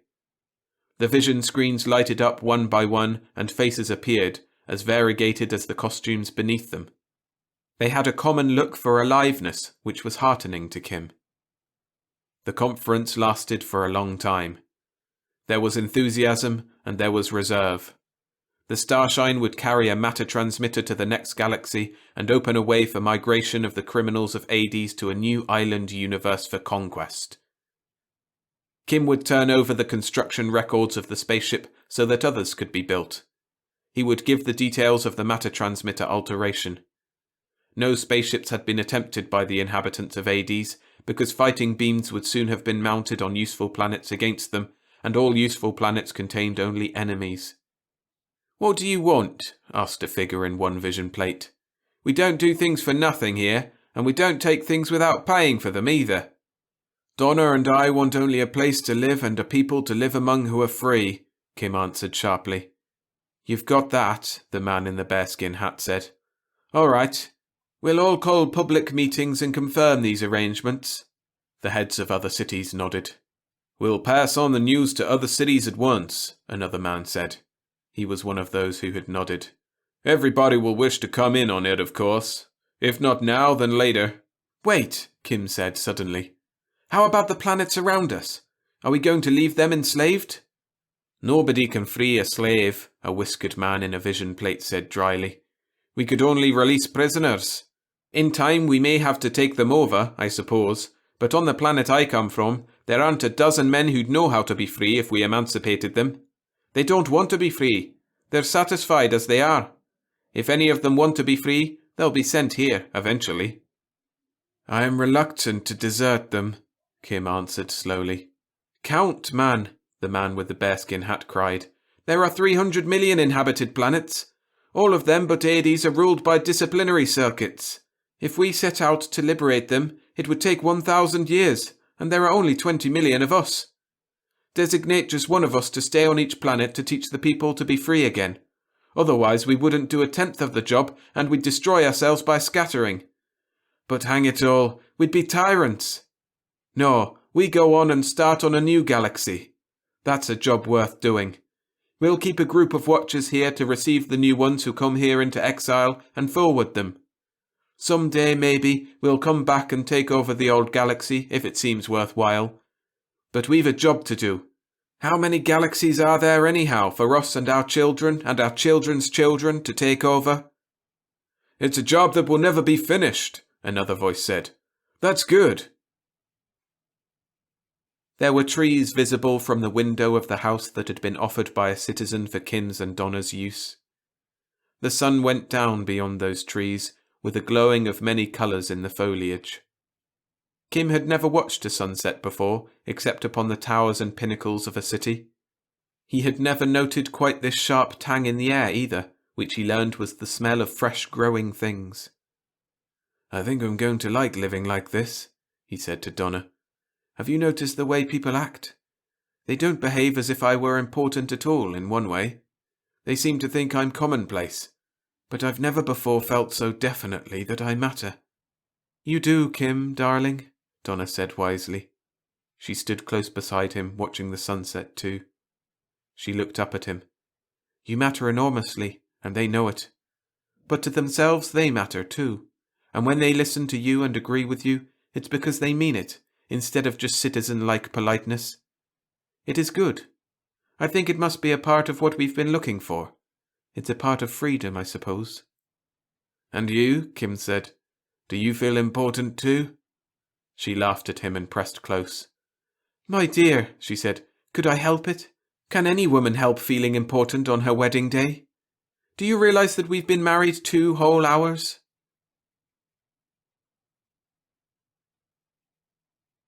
Part 2. The Manless Worlds. Chapter 1. Empires in the Making. The speaker inside the house spoke softly. "Guests for Kim Rendell, asking permission to land." Kim stared up at the unfamiliar stars of the second galaxy and picked out a tiny winking light with his eyes. He moved to a speaker disc. "Land and be welcomed." To Donna, he added, "It's a flyer. I've been expecting something like this. We need fuel for the Starshine if we're not to be stuck on this one planet forever.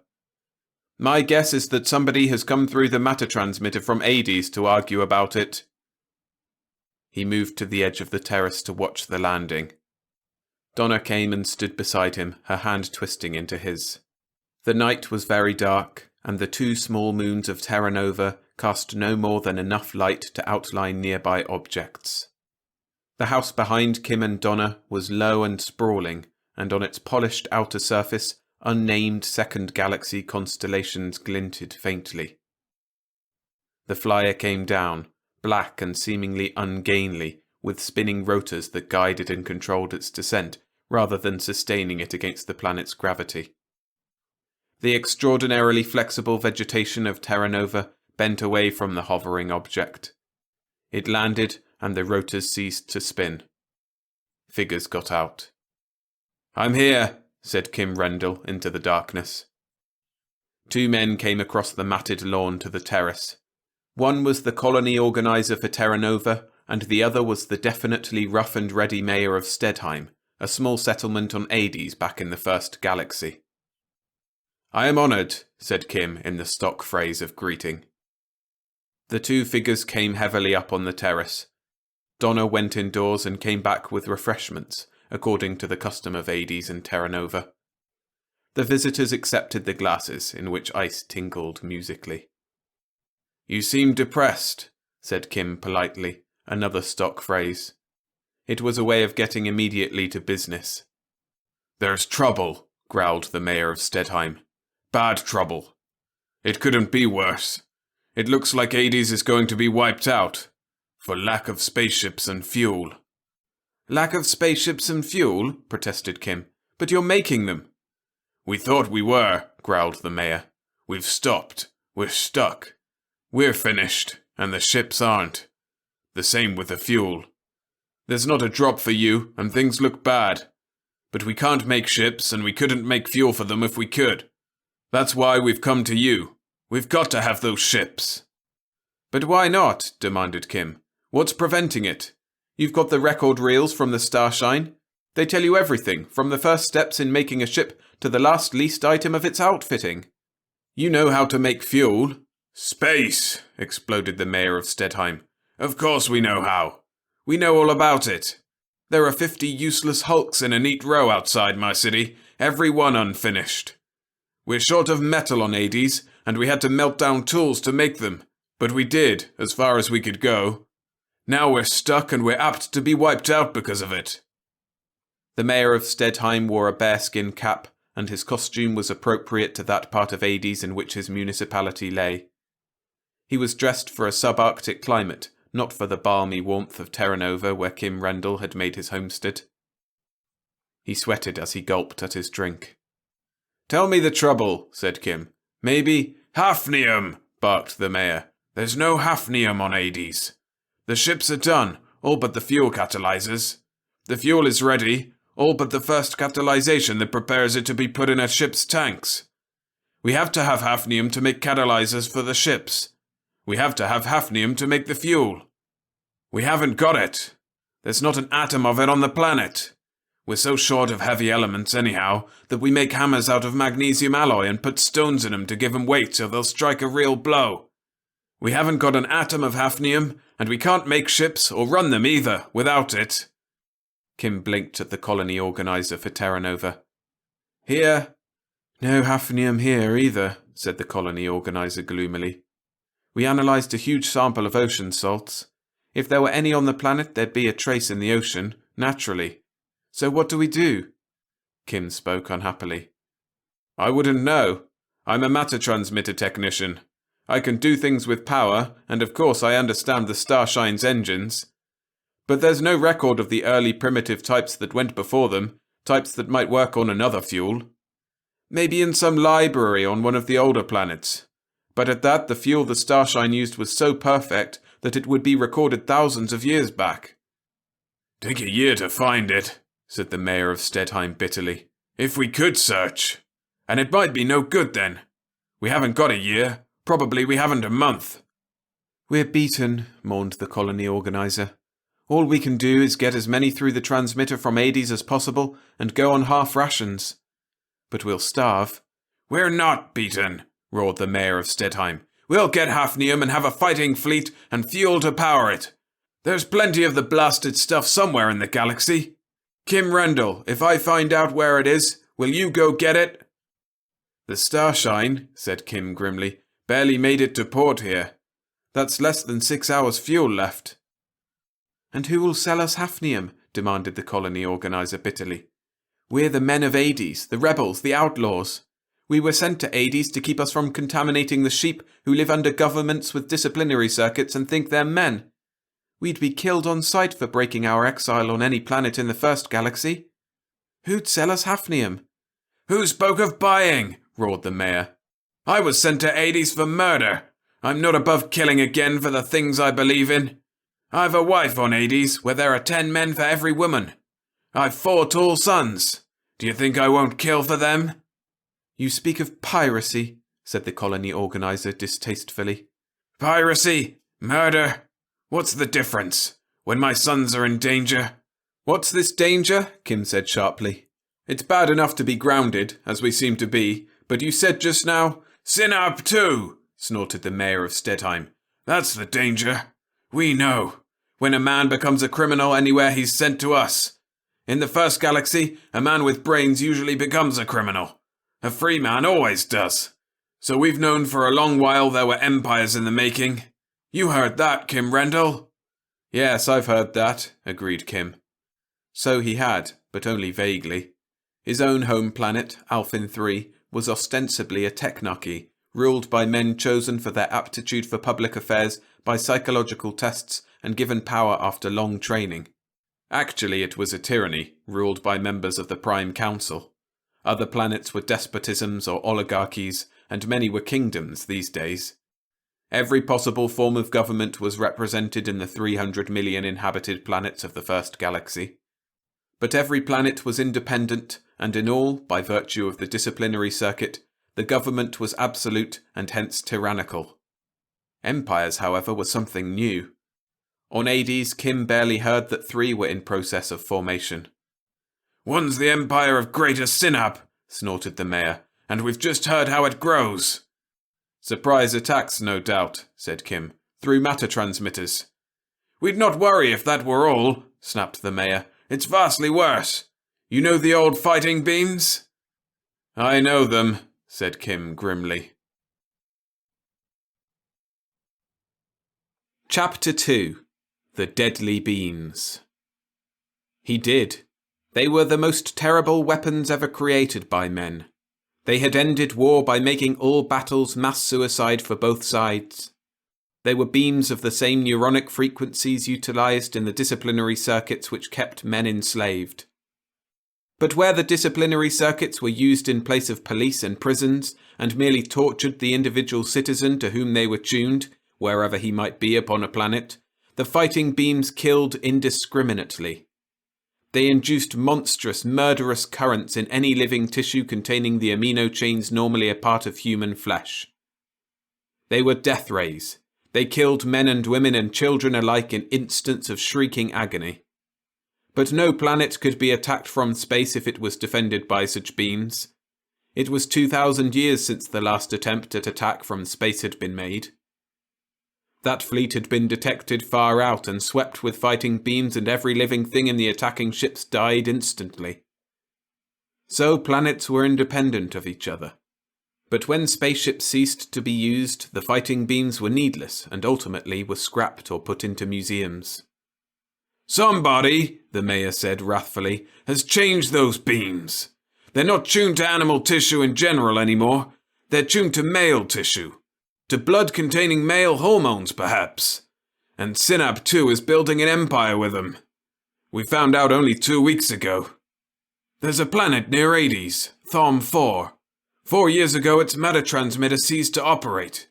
The galaxy's going to pot anyhow. Nothing new about that. But we just learned the real reason. The real reason was that 4 years ago, fighting beams killed men and left women unharmed. Every man on Thom 4 died as the planet rotated. The beams came from space. Every man and every boy and every male baby died. There were only girls and women left," he added curtly. "There were 500 million people on Thom 4. Kim stiffened. Donna beside him drew closer. "Every man killed," said Kim. "What?" The mayor of Stettheim swore angrily. "Half the population. On 80s, we're 9/10 men. Women don't run to revolt or crime. There'd not be much left on 80s if those beams swept us. But I'm talking about Thom 4. The men died, all of them. So many that the women couldn't bury them all. One instant the planet was going about its business as usual. The next every man was dead, his heart burst and blood running from his nostrils. Lying in the streets, toppled in the baths and eating halls, crumpled beside the machines. Boys in the schools dropped at their desks, babes in arms with their mothers shrieking at the sight. Only women left, a world of women. Cities and continents filled with dead men and women going mad with grief." Kim felt Donna's hand fumbling for his. She held it fast. "Go on," said Kim. "When they thought to go to the matter transmitter and ask for help from other planets, the matter transmitter was smashed. They didn't go at first. They couldn't believe it. They called from city to city before they realized theirs was a manless world. Then, when they'd have told the men of another planet what had happened, they couldn't. For 4 years there was not one man or boy on the planet Thom 4. Only women. The old ones grew older. The girls grew up. Some couldn't remember even seeing a man. No communication with other worlds. Then, one day, there was a new transmitter in the place of the smashed one. Men came out of it. The women crowded about them. The men were very friendly. They were from Sinab too. Their employer had sent them to colonize. There were 1,000 women to every man, 10,000. Some of the women realized what had been done. They'd have killed the newcomers. But some women fell in love with them, of course. In a matter of days, every man had women ready to fight all other women who would harm him. Their own men were dead 4 years. What else could they do? More and more men colonists came. Presently, things settled down. The men were happy enough. They'd no need to work with all the women about. They established polygamy, naturally. Presently, it was understood that Thom 4 was part of the empire of Greater Sinab. So it was. What else? In a generation there'll be a new population, all its citizens descended from loyal subjects of the Emperor. And why shouldn't they be loyal? 1 million colonists inherited the possessions and the women of a planet. It was developed, everything was built. Every man was rich and with a harem.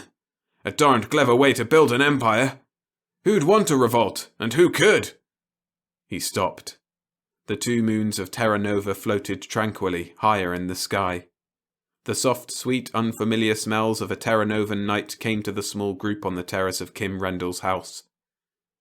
"That's what's ahead on 80s, raged the mayor of Stettheim. "And I've 4 sons. A woman of Thom 4 smashed the lock on the new matter transmitter, which set it to send only to Sinab, and travelled to Kiv 5 to warn them. But they laughed at her, and when she begged to be sent to a distant planet, they grinned, and sent her to 80s. He paused. Not long after, a criminal from Kiv 5, he'd struck a minor noble for spitting on him, came to 80s. There'd been inquiry for that woman. Spies, doubtless, from Thom 4 trying to trace her. It was clear enough she told the truth. "So," said Kim slowly, "you think 80s will be next?" "I know it," said the mayor of Stettheim. "We've checked the planets that have cut communication in our star cluster. 21 inhabited planets have ceased to communicate in the past few years. The 20 planets nearest to Sinab. We figured Kiv 5 would be next. Then we'd be in line for it. Kiv 5 cut communications 4 days ago. Every man on Kiv 5 is dead. We've had exiles from a dozen nearby planets. All know Kiv 5 is cut off. It's inhabited only by women going mad with grief. In a few years, when they grieve no longer, but despair instead, new colonists from Sinab will come out of a new matter transmitter to let the women fall in love with them, and to breed new subjects for the empire of Sinab. So we've got to have spaceships, man. We've got to. Kim was silent. His face was hard and grim. 20 planets those so-and-sos have taken over, roared the mayor. They've murdered not less than 4 billion men already, and the weasels have 100 wives apiece and the riches of generations for reward. Do you think I'll let that happen to Hades with my 4 sons there? Space, no. I want ships to fight with. The 2 small moons rose higher. Strange, sweet smells floated in the air. Donna pressed close to Kim. On Terra Nova, across the gulf between island universes, Kim was surely safe, but any woman can feel fear for her man on any excuse. It's a hard problem, said Kim evenly. We barely made Terra Nova with the Starshine, and there's just about enough fuel left to take off with. Of course, on transmitter drive she could go anywhere, but I doubt that we've fuel enough to land her. Here on Terra Nova we need supplies from Hades to live. If fighting beams play on Hades, we'll starve. And even if we had the fuel, the Starshine isn't armed, and they'll have a fleet prepared to fight anything. Donna murmured in his ear. We're beaten then, said the colony organizer bitterly. Hades will be wiped out, we'll starve, and the Sinabians will go through the first galaxy, killing off the men on planet after planet, and then moving in to take over. Donna murmured again in Kim's ear. The mayor of Stedheim growled profanely, furiously. Donna laughed softly. The 2 visitors stared at her suspiciously. What do we do, Kim Rendell? I suppose, said Kim wryly, we'll have to fight. We've no fuel and no weapons, but that ought to surprise them. Hey? They'll be prepared, Kim explained, to defend themselves against any conceivable resistance by any conceivable weapon. And a warship a fairly intelligent planet could build should be able to wipe out 10,000 Starshines. So when we attack them without any weapons at all, they won't quite know what to do. The 2 visitors simply stared at him. You've got to get hafnium. You've got to get fuel. You can't face a battleship. But, said Kim, battleships have fuel on board, and they'll have hafnium too. It'll be risky, but convenient. Chapter 3. Contact. Actually, there was less than a quart of fuel in the Starshine's tanks. Kim knew it ruefully well. It would run the little ship at interplanetary speed for perhaps 6 hours. On normal overdrive, 200 light speeds, it would send her just about 1/7 of a light year, and star systems averaged 8 light years apart in both the first and second galaxies. Of course, on transmitter drive, the practically infinite speed the Starshine alone in history had attained, the ship might circumnavigate the cosmos on a quart of fuel. But merely rising from Terra Nova would consume 1/3 of it, and landing on any other planet would take another 1/3. Actually, the little ship was in the position of being able to go almost anywhere, but of having no hope at all of being able to come back. It rose from Terra Nova, though, just 3 days after the emergency was made clear. There were a few small gadgets on board, hastily made in the intervening 72 hours, but nothing deadly, nothing that could really be termed a weapon. The Starshine climbed beyond the atmosphere of the second galaxy planet. It went on overdrive, at 200 light speeds, to a safe distance from Terra Nova's planetary system. Then it stopped in normal space, not stressed to allow for extra speed. Kim jockeyed it with infinite care until it was aimed straight at the tiny wisp of nebulous light which was the first galaxy, unthinkable thousands of light years away. At long last he was satisfied. He pressed the transmitter field button, and all space seemed to reel about the ship. At the moment the transmitter field went on, the Starshine had a velocity of 20 miles per second and a mass of perhaps 200 tons. The kinetic energy it possessed was fixed by those 2 facts. But when the transmitter field enveloped it, its mass dropped, divided by a factor approaching infinity, and its speed necessarily increased in exact proportion because its kinetic energy was undiminished. It was enclosed in a stressed space in which an infinite speed was possible. It approached that infinite speed on its original course. Instantly, it seemed, alarm gongs rang and the cosmos reeled again. Suddenly there was a glaring light pouring in the forward vision ports. There were uncountable millions of stars all about, and, almost straight ahead, a monstrous palpitating Cepheid sun swam angrily in emptiness. The starshine had leaped the gulf between galaxies in a time to be measured in heartbeats, and the transmitter field was thrown off when the total quantity of radiation impinging upon a sensitive plate before her had reached a certain total. Donna watched absorbedly as Kim made his observations and approximately fixed his position. The mayor of Stedheim looked on suspiciously. "What's this?" "Locating ourselves," Kim explained. "From the second galaxy, the best we could hope for was to hit somewhere in the first. We did pretty well at that. We're about 60 light centuries from Hades." "That good, eh?" The mayor mopped his face. "Will we have fuel to get there?" Kim jockeyed the starshine to a new line. He adjusted the radiation-operated switch to a new value to throw off the field more quickly than before. He pressed the field button again. Space reeled once more and the gongs rang, and they were deep within the galaxy. A lurid purple sun blazed balefully far to the left. Kim began another jockeying for line. "Kiv 5 was beamed about a week ago," he said reflectively. "We're headed for there now. I think there'll be a warship hanging around, if only to drop into the stratosphere at night and pick up the broadcasts, or to drop off a spy or two. Donna, you've got your wristlet on." Donna, unsmiling, held up her hand.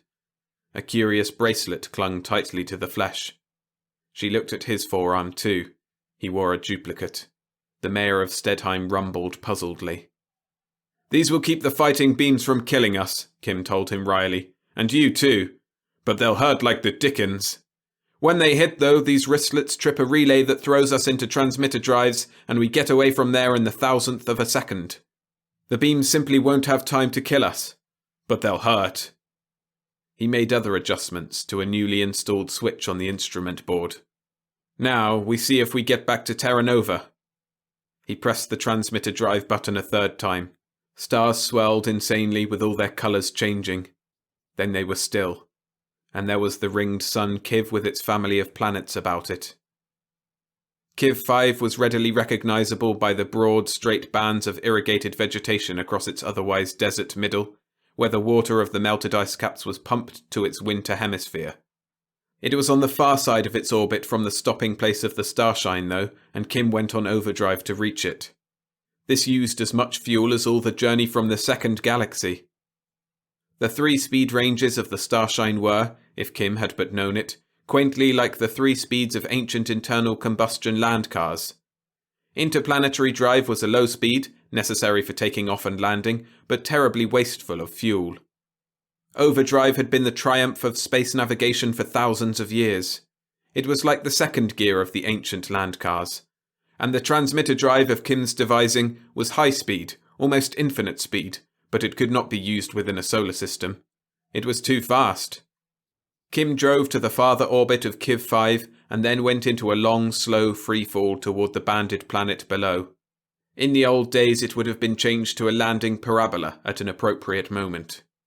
"Now," said Kim grimly, "my guess is that we haven't enough fuel to make anything but a crash landing, which would mean that we should all get killed.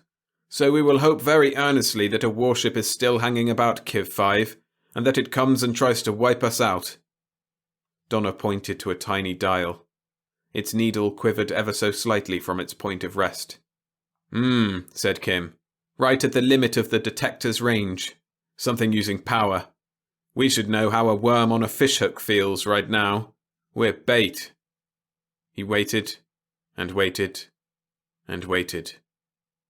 The small 100-foot hull of the spaceship seemed motionless, seen from without. The stars were infinitely far away. The great ringed sun was 120 million miles distant. Even the belted planet Kiv 5 was a good 500,000 miles below. Such motion as the starshine possessed was imperceptible.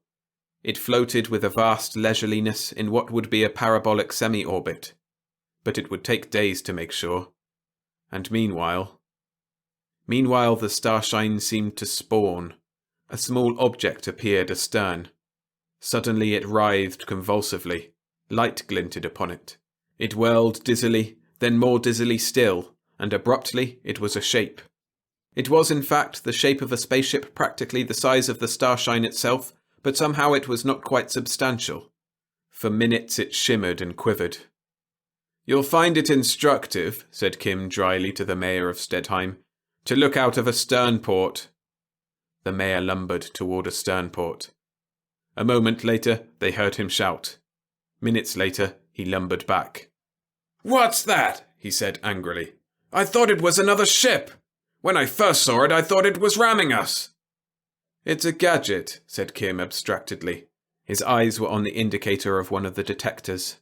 The needle was definitely away from its point of rest. "There's something moving toward us. My guess is that it's a warship with fighting beams, and hafnium and fuel." Chapter 4. Encounter in the Void. The mayor of Stedheim looked from one to the other of them. Donna was pale. She looked full of dread. Kim's lips were twisted wryly, but his eyes were intent on the dial. The mayor opened his mouth and closed it, then spoke wrathfully. "I don't understand all this. Where'd that other ship come from?"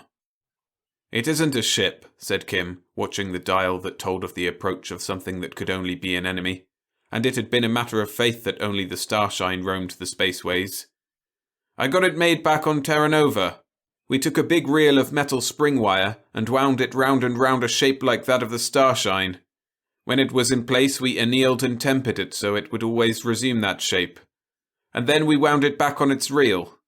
I just dumped it out in space from a special lock astern. It began to unroll, and of course to go back to the form it had been tempered in. Here, with no gravity to distort it, it went perfectly back into shape. Close to, of course, you can see it's only a shell, and a thin one. But a few miles away it would fool you." The needle on the detector dial crept over and over. Kim wet his lips. Donna's face was white.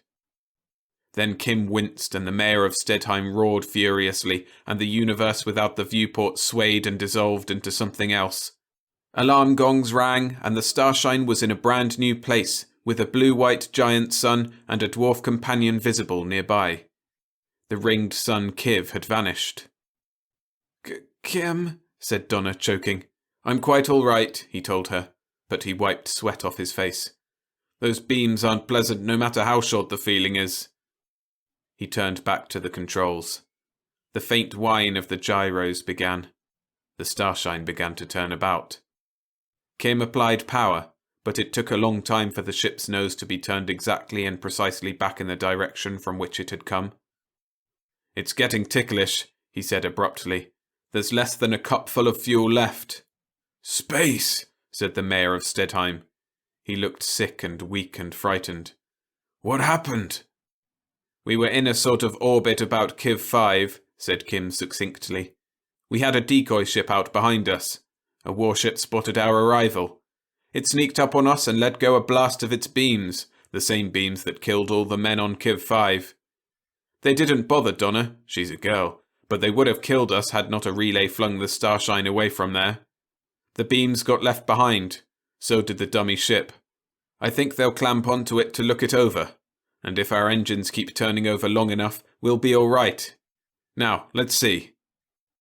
His jaw was set as the transmitter drive came on, and the familiar crazy gyration of all the stars again took place, and the gongs rang once more. But his astrogation was perfect. There was the ringed sun Kiv again with its banded fifth planet, and its polar ice cap, and its equatorial belt of desert with the wide bands of irrigated land crossing it. Kim drove for the planet. He looked at the fuel gauge. "Our tanks," he said evenly, "read empty. What fuel's left is in the catalyzer." A needle stirred on the bank of indicators. Donna caught her breath. Kim sweated. The indication on the dial grew stronger. The electron telescope field sparkled suddenly where light glinted on glistening metal. Kim corrected course subtly. There was the tiny form which looked so amazingly like a duplicate of the Starshine. It was actually a thin layer of innumerable turns of spring wire. On any planet it would have collapsed of its own weight, but here in space it looked remarkably convincing. But the three in the Starshine did not look at it. They looked at the shape that had come alongside it and made fast with magnetic grapples that distorted the thin decoy wildly, the shape that gave no sign of any activity or any motion or any life. That shape was a monster spaceship 1,000 feet long. It looked as if it bulged with apparatus of death. It was gigantic. It was deadly. "Our trick worked," said Kim uneasily. "We should begin to feel uncomfortable, you and I, in minutes if only our engines keep running." He spoke to the mayor of Stedheim. Almost as he spoke, a tiny tingling began all over his body. As the ship went on, that tingling grew noticeably stronger. "What?" "We've no weapons," said Kim, "nor time to devise them. But when we were slaves on the planets we came from, we were held enslaved by a circuit that could torture us or paralyze us at the will of our rulers. The disciplinary circuit, remember? I put a disciplinary circuit generator in that little decoy ship. I took a suggestion from what our friends yonder did to the fighting beams. I turned the disciplinary circuit to affect any man, but no woman, within its range. The generator went on when she grappled the decoy. Every man in it should be helpless. If it sounds like that, we'd be paralyzed too if we went near, but not Donna." The tingling was quite strong. It was painful. Presently it would be excruciating. It would be completely impossible for any man within 50 miles of the decoy spaceship to move a muscle. "However," said Kim, "I've arranged that. I had disciplinary circuit projectors fitted on the Starshine. We turn them on that ship. Automatically, the generator on the decoy will cut off. Our friends will still be helpless, and we can go up and grapple, if our engines keep going." He threw a switch. A relay snapped over somewhere, and a faint humming noise began. The tingling of Kim's body ceased. The decoy and the enemy spaceship grew large before them. The enemy was still motionless. Its crew, formerly held immobile by the circuit in the decoy, was now held helpless by the beams from the Starshine. But neither Kim nor the mayor of Stedheim could enter the enemy ship without becoming paralyzed too. Donna slipped quietly from the control room. She came back clad in a spacesuit with the helmet faceplate open. "All ready, Kim," she said quietly. Sweat stood out in droplets on Kim's face. The Starshine drifted ever so gently into position alongside the pair of motionless shapes, the one so solid and huge, the other so flimsy and insubstantial. Kim energized the grapples. There was a crushing impact as the Starshine anchored itself to the enemy. Kim reached over and pulled out a switch. "That's the wristlet relay switch," he told Donna. "We stay here until you come back, even if a fighting beam hits us. You've got to go on board that monster and get some fuel, and if you can, a hafnium catalyzer. If another battleship's around and comes up, you drive the Starshine home with what fuel you can get. We'll be dead, but you do that. You hear?" "I'll hurry, Kim," Donna said. "Be careful," commanded Kim fiercely. "There shouldn't be a man on that ship who can move, but be careful." She kissed him quickly and closed the faceplate of her helmet. She went into the airlock and closed the inner door. There was silence in the Starshine. Kim sweated. The outer airlock door opened. The two ships were actually touching. The clumping of the magnetic shoes of Donna's spacesuit upon the other ship's hull was transmitted to the Starshine. Kim and the mayor of Stedheim heard the clankings as she opened the other ship's outer airlock door, the inner door. Then they heard nothing. Donna was in an enemy spaceship, unarmed. Subjects of the Empire of Greater Sinab manned it. They, or their fellows, had murdered half the population of the banded planet below. They were helpless now, to be sure, held immobile by fields maintained by the precariously turning engines of the Starshine. But the fuel gauge showed the fuel tanks absolutely dry. The Starshine was running on fuel in the pipeline and catalyzers. It had been for an indefinite time. Its engines would cut off at any instant. When the lights flickered, Kim groaned. This meant that the last few molecules of fuel were going from the catalyzer. He feverishly cut off the heaters which kept the ship warm in space. He cut off the air purifier. He became desperately economical of every watt of energy. He used power for the disciplinary circuit beams which kept the enemy crew helpless, and for the grapples which kept the two ships in contact. For nothing else. But still the lights flickered. The engines gasped for power. They started and checked and ran again, and again checked. The second they failed, finally, the immobile monster alongside would become a ravening engine of destruction. The two men in the starshine would die in an instant of unspeakable torment. Donna, now fumbling desperately through unfamiliar passageways amid contorted, glaring figures, would be at the tender mercy of the crew. And when the three of them were dead, the drive of the starshine would be at the disposal of the Empire of Greater Sinab, if they only chose to look at it. The beastly scheme of conquest would spread and spread and spread throughout the galaxy, and enslave all women, and murder all human men not parties to the criminality. The lights flickered again. They almost died, and on the starshine, Kim clenched his hands in absolute despair. On the enemy warship, the immobile crew made agonized, raging movements. But the engine caught fugitively once more, and Donna worked desperately, and then fled toward the airlock with her booty, while the disciplinary circuit field which froze the Sinabian crew wavered, and tightened, and wavered once more. And died. Donna dragged open the enemy's inner airlock door as a howl rose behind her. She flung open the outer as murderous projectors warmed. She clattered along the outer hull of the Sinabian ship on her magnetic shoes and saw the starshine drifting helplessly away, even the grapples powerless to hold the two bodies together. At that sight, Donna gasped. She leaped desperately, with star-filled nothingness above and below and on every hand. She caught the starshine's airlock door. And Kim cut out the disciplinary circuit beams and the flow of current to the grapples, and, with a complete absence of hope, pressed the transmitter drive button. He had no shred of belief that it would work. But it did. The equalizer batteries from the engines gave out one last surge of feeble power and were dead. But that was enough, since nothing else drew current at all. The stars reeled. This was a test. Almost anything could happen. Kim held his breath, anxiously watching and waiting for the worst, his senses attuned to the delicate mechanisms about him. And then, slowly, the reaction was fully determined, and he smiled. Chapter 5. The Needed Fuel. The starshine had a mass of about 200 tons and an intrinsic velocity of so many miles per second. When the field went on, her mass dropped almost to zero, but her kinetic energy remained the same.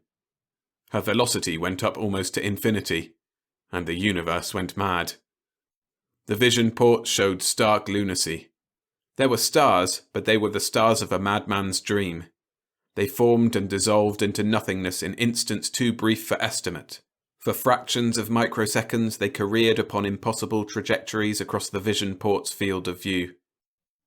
Now a monstrous blue-white sun glared in terribly, seemingly almost touching the ship.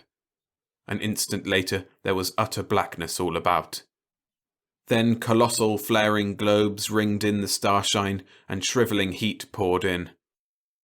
Then there was a blue, watery-seeming cosmos all around like the vision of an underwater world, and dim shapes seemed to swim in it, and then stars again, and then...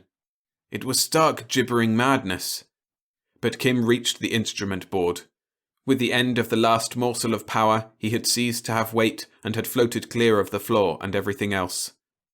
By the crazy changing light, he sighted himself and, when he touched a sidewall, flung himself toward the now dark bank of instruments. He caught hold, fumbled desperately, and threw the switch a radiation relay should have thrown. And then the madness ended. There was stillness. There was nothing anywhere. There was no weight within the ship, nor light, nor any sound save the heavy breathing of Kim and the mayor of Stedheim. The vision ports showed nothing. Looking carefully, with eyes losing the dazzle of now vanished suns, one could see infinitely faint, infinitely distant luminosities. The starshine was somewhere between galaxies, somewhere in an unspeakable gulf between islands of space, in the dark voids which are the abomination of desolation. There were small clankings aft. The outer airlock door went shut. A little later, the inner door opened, and then Kim swam fiercely through weightlessness and clung to Donna, still in her spacesuit, unable to speak for his emotion. The voice of the mayor of Stedheim arose in the darkness which was the interior of the starshine and the outer cosmos for tens of thousands of light years all about. Donna now had the faceplate of her helmet open. She kissed Kim hungrily. "Brought you something," she said unsteadily. "I'm not sure what, but something. They've separate engines to power their generators on that ship, and there were tanks I thought were fuel tanks." "Space!" roared the mayor of Stedheim forward. "Who's that talking? Am I dead? Is this Hades?" "You're not dead yet," Kim called to him. "I'll tell you in a minute if you will be." There were no emergency lights in the ship, but Donna's suit was necessarily so equipped. She turned on lights and Kim looked at the two objects she had brought. "My dear," he told her, "you did it! A little fuel tank with gallons in it and a complete catalyzer. By the size of it, one of their beams uses an engine big enough for 50 ships like this." Clutching at every projection, he made his way to the engine room. Donna followed. "I'm glad, Kim," she said unsteadily, "that I was able to do something important. You always do everything." "The heck I do," he said. "But anyhow," he worked on the tank. She'd sheared it off with a tiny atomic torch, and the severed fuel line had closed of itself, of course. He spliced it into the Starshine's fuel line and waited eagerly for the heavy viscid fluid to reach the catalyzer and then the engines. "We'll be all right now?" asked Donna hopefully. "We were on transmitter drive for 5 minutes, at a guess. You know what that means?" She caught her breath. "Kim, we're lost." "To say that we're lost is a masterpiece of understatement," he said wryly. "At transmitter speed we could cross the first galaxy in a 10,000th of a second, which means roughly 100,000 light years in a 10,000th of a second. And we travelled for 300 seconds, or thereabouts. What are our chances of finding our way back?" "Oh, Kim," she cried softly. "It's unthinkable." He watched the meters. Suddenly, the engines caught. For the fraction of a second, they ran irregularly. Then all was normal. There was light. There was weight. An indignant roar came from forward. "If this is Hades!" They went to the control room. The mayor of Stedheim sat on the floor, staring incredulously about him. As they entered, he grinned sheepishly. "I was floating in the air and couldn't see a thing. And then the lights came on, and the floor smacked me. What happened, and where are we?" Kim went to the instrument board and plugged in the heaters. Already the vision ports had begun to frost, and the air purifier and the other normal devices of a spaceship. "What happened is simple enough," said Kim. "The last atom of power on board the ship here threw us into transmitter field drive. And when that field is established, it doesn't take power to maintain it. So we started to move. There's a relay that should have stopped us, but there wasn't enough power left to work it. So we travelled for probably 5 minutes on transmitter drive." "We went a long way, eh?" said the mayor comfortably. "We did," said Kim grimly. "To Hades from its sun is 90 million miles, 8 light minutes. Minutes, remember. The first galaxy is 100,000 light years across.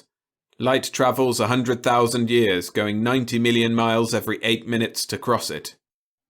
The starshine travels 100,000 light years in the 10,000th part of a second. In 1 second, 1 billion light years.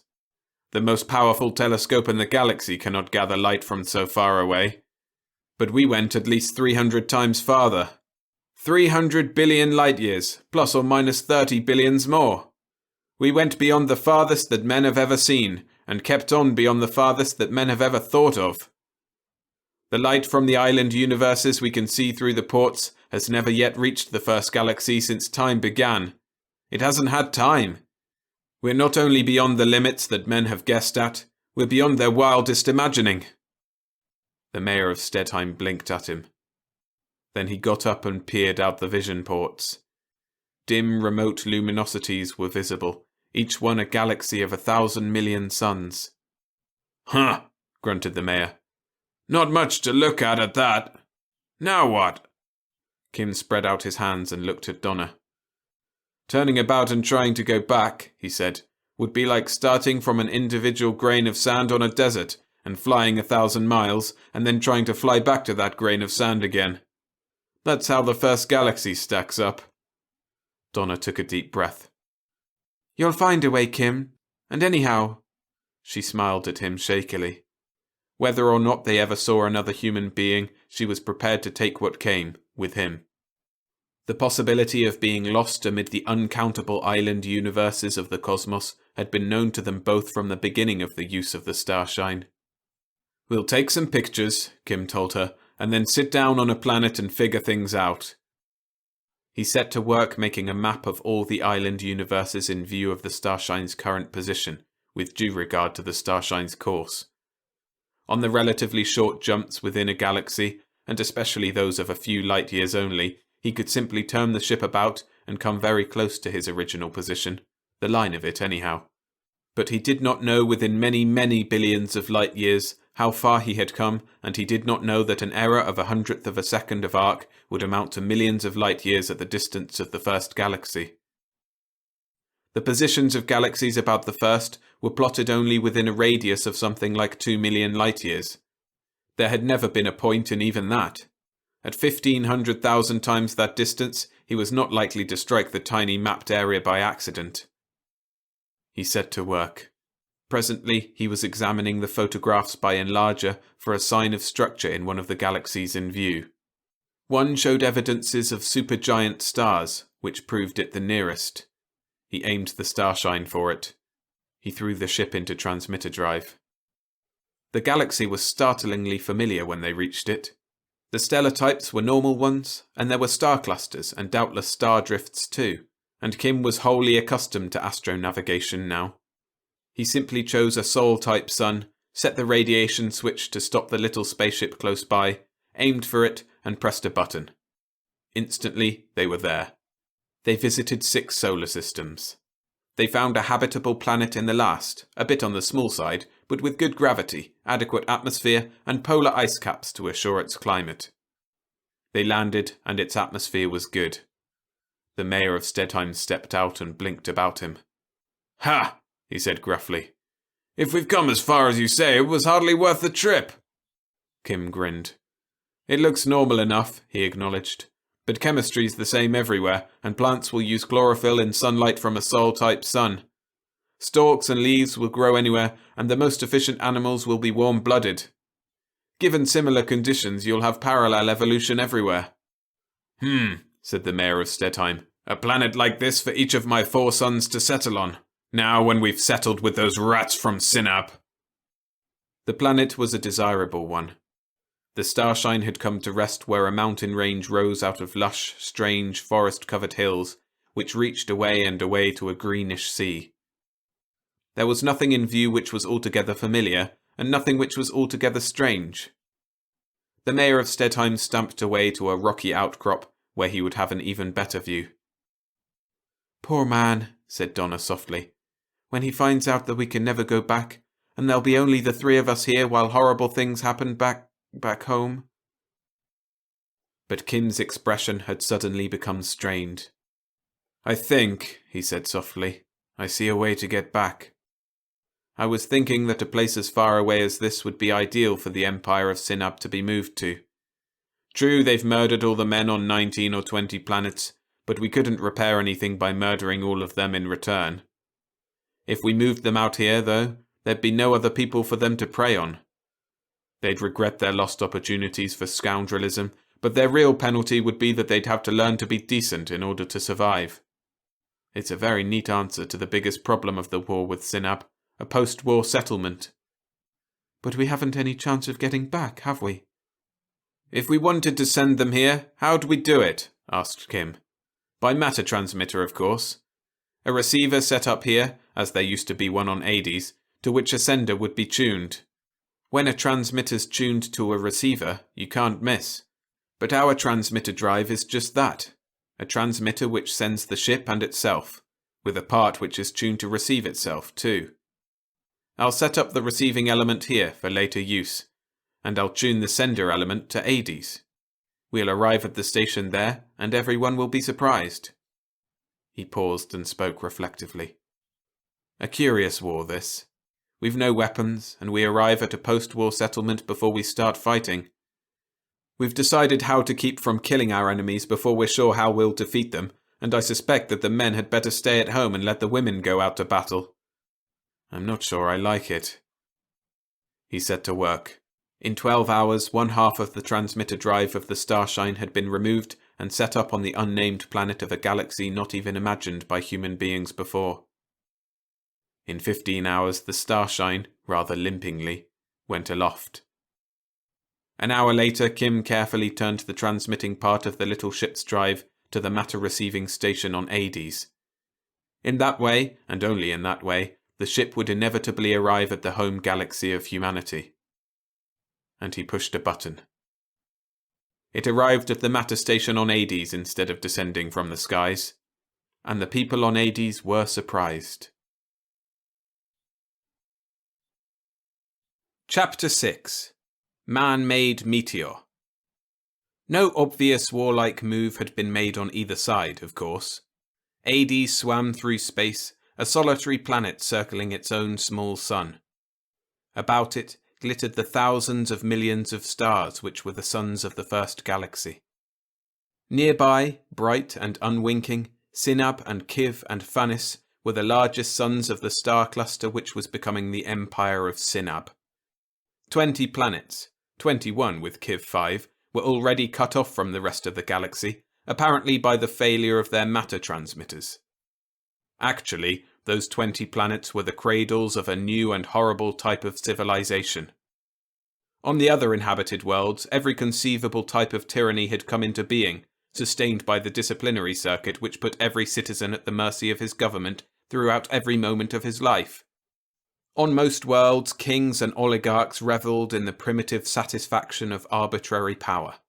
There is an instinct still surviving among men which allows power, as such, to become an end in itself, and when it is attained, to be exercised without purpose save for its own display. Some men use power to force abject submission, or fawning servility, or stark terror. In the empire of Greater Sinab, there was merely the novelty that the rulers craved adulation, and got it. The rulers of Sinab were without doubt served by the most enthusiastic, most loyal, most ardently cooperative subjects ever known among men. Every member of the male population of Sinab, where women were considered practically a lower species of animal, could look forward confidently to a life of utter ease on one planet or another, served and caressed by solicitous females, with no particular obligation save to admire and revere his rulers and to breed more subjects for them. It made for loyalty, but not for undue energy. There was no great worry about the progress of the splendid plan for a Greater Sinab. All went well. The planet Kiv 5 had been beamed from space some 9 days since. Every man upon the planet had died in one instant of unholy anguish, during which titanic convulsions of the muscles of his heart bursted, while the ligaments and anchorages of other muscles were torn free of his skeleton by the terrific contraction of muscle fibres. Every woman on Kiv 5 was still in a state of frantic grief, which would become despair only with the passage of time. It was strange that 2 guard ships circling Kiv 5 no longer reported to headquarters, but it was unthinkable that any harm could have come to them. Records showed that no other planet had practiced space travel for centuries or millennia. Only the Empire of Sinab had revived the ancient art for purposes of conquest. There was no reason to be solicitous, so the Empire of Sinab waited somnolently for time to pass, when colonists would be called upon to take over the manless Kiv 5 and all its cities and its women.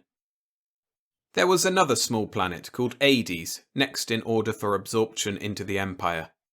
A squadron had been dispatched to beam it to manlessness, though volunteers for its chilly climb would not be numerous. The failure of 2 guard ships to report, of course, could have no meaning to that other squadron. Of course not. There were no spaceships save the fleet of Greater Sinab. There were no weapons mounted for use against spacecraft anywhere. There was nothing to hinder the expansion of Greater Sinab to include every one of the galaxy's 300 million inhabited planets. So nobody worried on Sinab. On Hades it was different. That small planet hummed with activity. It was not the ordered, regimented from above sort of activity any other planet in the galaxy would have shown. It was individual activity, often erratic and doubtless inefficient. But it made for progress. First, of course, a steady stream of human beings filed into the matter transmitter which communicated with Terra Nova in the second galaxy. Gangling boys mostly, and mothers with small boy children made the journey, taking them to Terra Nova where the beams of Sinabian murdercraft could not cause their death. The adults of Terra Nova were not anxious to flee from Hades. The men with wives, though there were only 1/10 as many women as men on Hades, savagely refused to abandon them. Those without wives laboured furiously to complete the spaceships that waited for their finishing touches on the outskirts of every community on the planet. The small drum of fuel taken by Donna from the warship off Kiv 5 was depleted by Kim's use of it, but the rest was enormously useful. The catalyzer from the same warship was taken apart and its precious hafnium parts recovered, and then the values of individualism appeared. A physicist who had been exiled from Muharram II for the crime of criticising a magistrate presented himself as an expert on autocatalysis. With a sample of the catalysed fuel to start the process, he shortly had a small plant turning out space fuel without hafnium at all.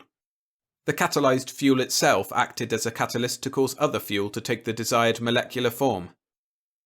A power plant engineer from Hlond 3 seized upon the principle and redesigned the catalyzers to be made for the ships. For safety's sake, a particle of hafnium was included, but the new type catalyzers required only a microscopic speck of the precious material. Hafnium from the one bit of machinery from the one beam generator of an enemy warcraft was extended to supply the engine rooms of 1,000 spacecraft of the Starshine's design. In a myriad other ways, individuals worked at their chosen problems. Hundreds undoubtedly toiled to contrive a shield for the fighting beams, tuned to kill men only, which were the means by which Hades was to be devastated. The scientists of half a galaxy had tried that 5,000 years before without success. But one man did come up with a plausible device. He proposed a shielding paint containing crystals of the hormone to which the fighting beams were tuned. The crystalline material should absorb the deadly frequencies, so they could not pass on to murder men. It would have been simple enough to synthesize any desired organic substance, but Kim pointed out grimly that the shield would be made useless by changing the tuning of the beams. Other men devised horrific and generally impractical weapons. But again, one man came up with a robot ship idea, a ship which could be fought without humans on board and controlled even at interstellar distances. Radio signals at the speed of light would be fantastically too slow. He proposed miniature matter transmitters automatically shuttling a magnetic element between ship and planet station and back to the ship again, the solid object conveying all the information to be had from the ship's instruments to the planet station and relaying commands to the ship's controls. The trick could have been made to work, and it would be vastly faster than any radiation beam, but there was no time to manufacture them. Actually, only 4 days after the return of the partly dismantled Starshine from the farther side of nowhere, Kim took off again from Hades with 50 other ships following him. There were 20 other similar squadrons ready to take space in days more. But, for a first operation, he insisted on a small force to gain experience without too much risk. At transmitter speeds, there could be no such thing as cruising in fleet formation, nor of arriving at any destination in a unit. Guerrilla warfare was inevitable. The navy of the criminals of Hades, though, went swirling up through the atmosphere of that cold planet like a column of voyaging wild geese. It broke through the upper atmosphere, and there were all the suns of the galaxy shining coldly on every hand. The ships headed first for Kiv 5, lining up for it with such precision as the separate astrogators, hurriedly trained by Kim, could manage. It was a brave small company of tiny ships, forging through space away from the sunlit little world behind them. The light of the local sun was bright upon their hulls. Glinting reflections of many-coloured stars shimmered on their shadowed sides. They drove on planetary drive, seemingly motionless in space. Then the Starshine winked out of existence. By ones and twos and half-dozens, the others vanished from space. It was the transmitter drive, of course. The repaired Starshine vanished from space near Hades because it went away from Hades at such speed that no light could possibly be reflected from it. It reappeared in space within the solar system of Kiv because it slowed enough to be visible. But it seemed utterly alone. Yet presently an alarm gong rang, and there was one of its sister ships, a bare 10,000 miles away. The rest were scattered over parsecs. Kim drove for the banded planet on which dead men still lay unburied. His fleet was to rendezvous above its summer pole, as shown by the size of the ice cap. There had been 2 guard ships circling Kiv 5 to keep account of the development of grief into despair. Donna had robbed one of them while its crew was held helpless by projectors of the disciplinary circuit field. A second had been on the way to its aid when the Starshine reeled away with the last morsel of energy in its equalizing batteries. With 50 small ships, swift as gadflies, though without a single weapon, Kim hoped to try out the tactics planned for his fleet, and perhaps to capture one or both of the giants.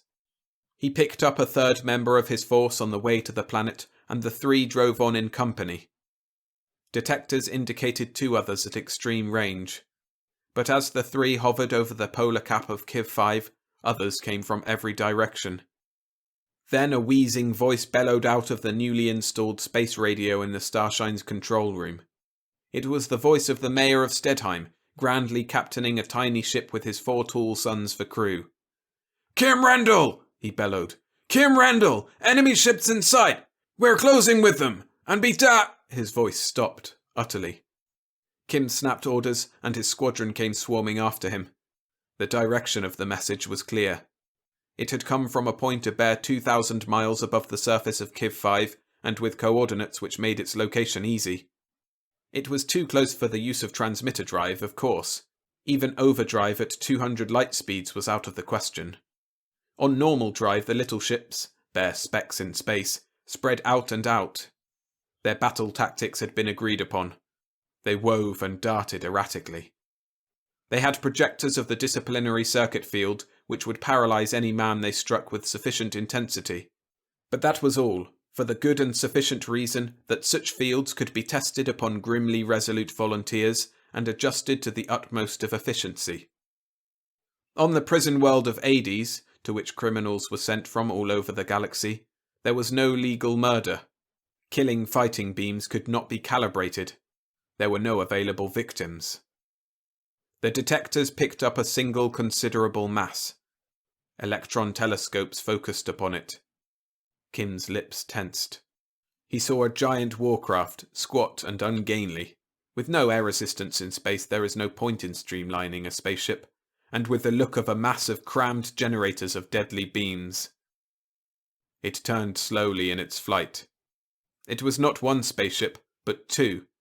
2 giant ships grappled together. It turned further, and there was a shimmering, unsubstantial tiny shape clutched to one. "The Dickens!" said Kim bitterly. He called into the space phones. "Kim Rendell speaking. Don't attack. Those ships aren't driving, they're falling. They'll smash on Kiv 5, and we can't do anything about it. Keep at least 50 miles away." A wheezing voice said furiously from the communicator. "They tricked me! I went for 'em, and the transmitter drive went on! I'll get 'em this time!"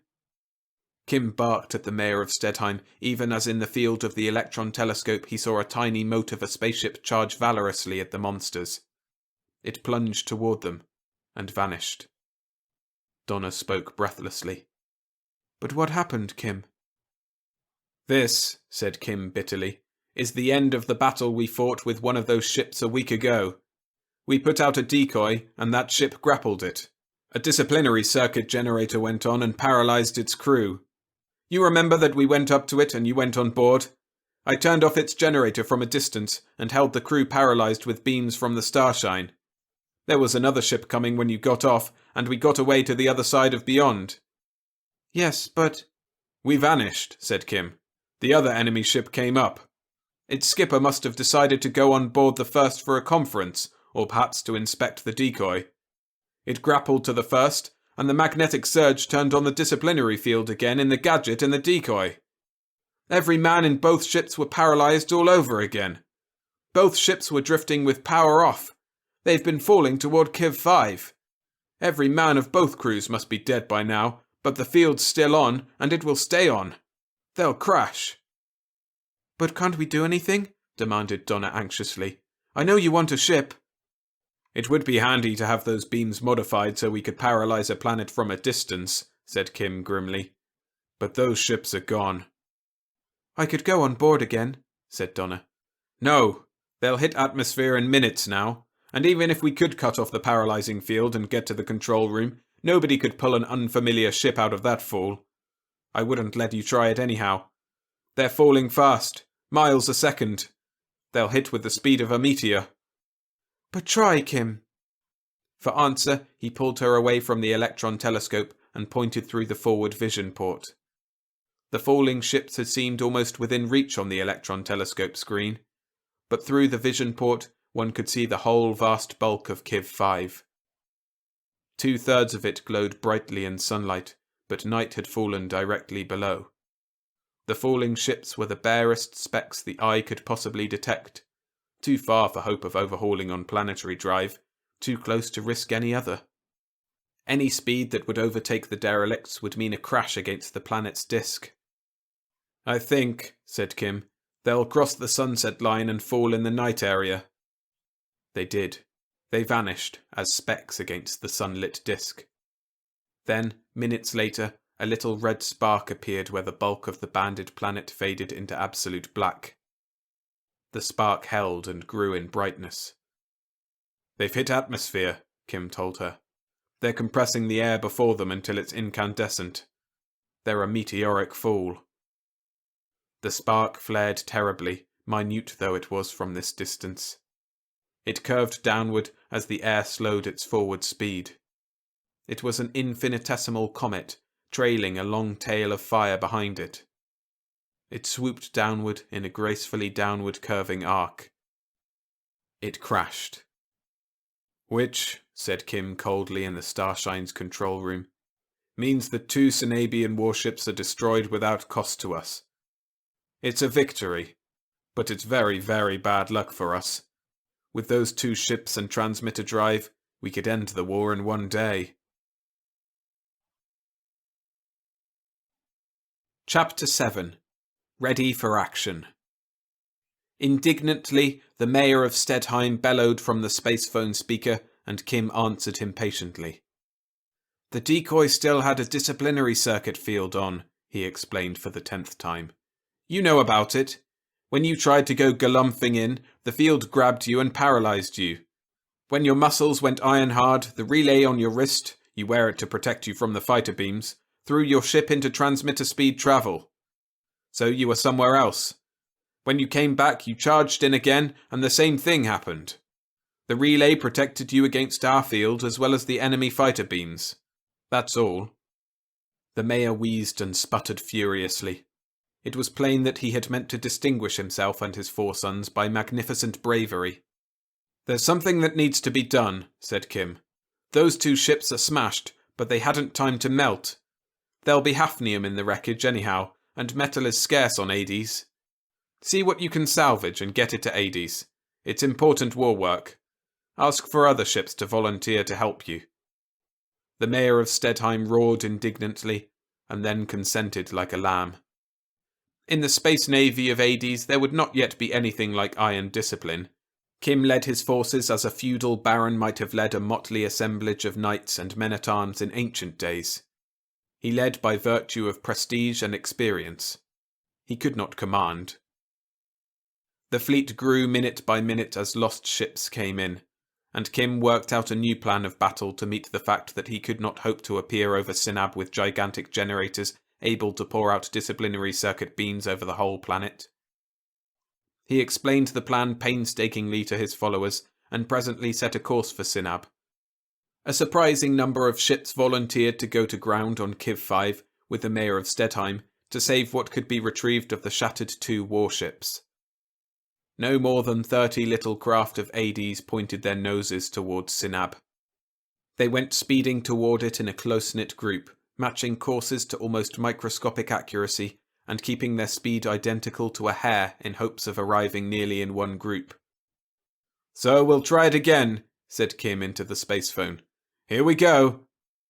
He pressed the transmitter drive button, and all the universe danced a momentary saraband, and far off to the left the giant sun Sinab glowed fiercely.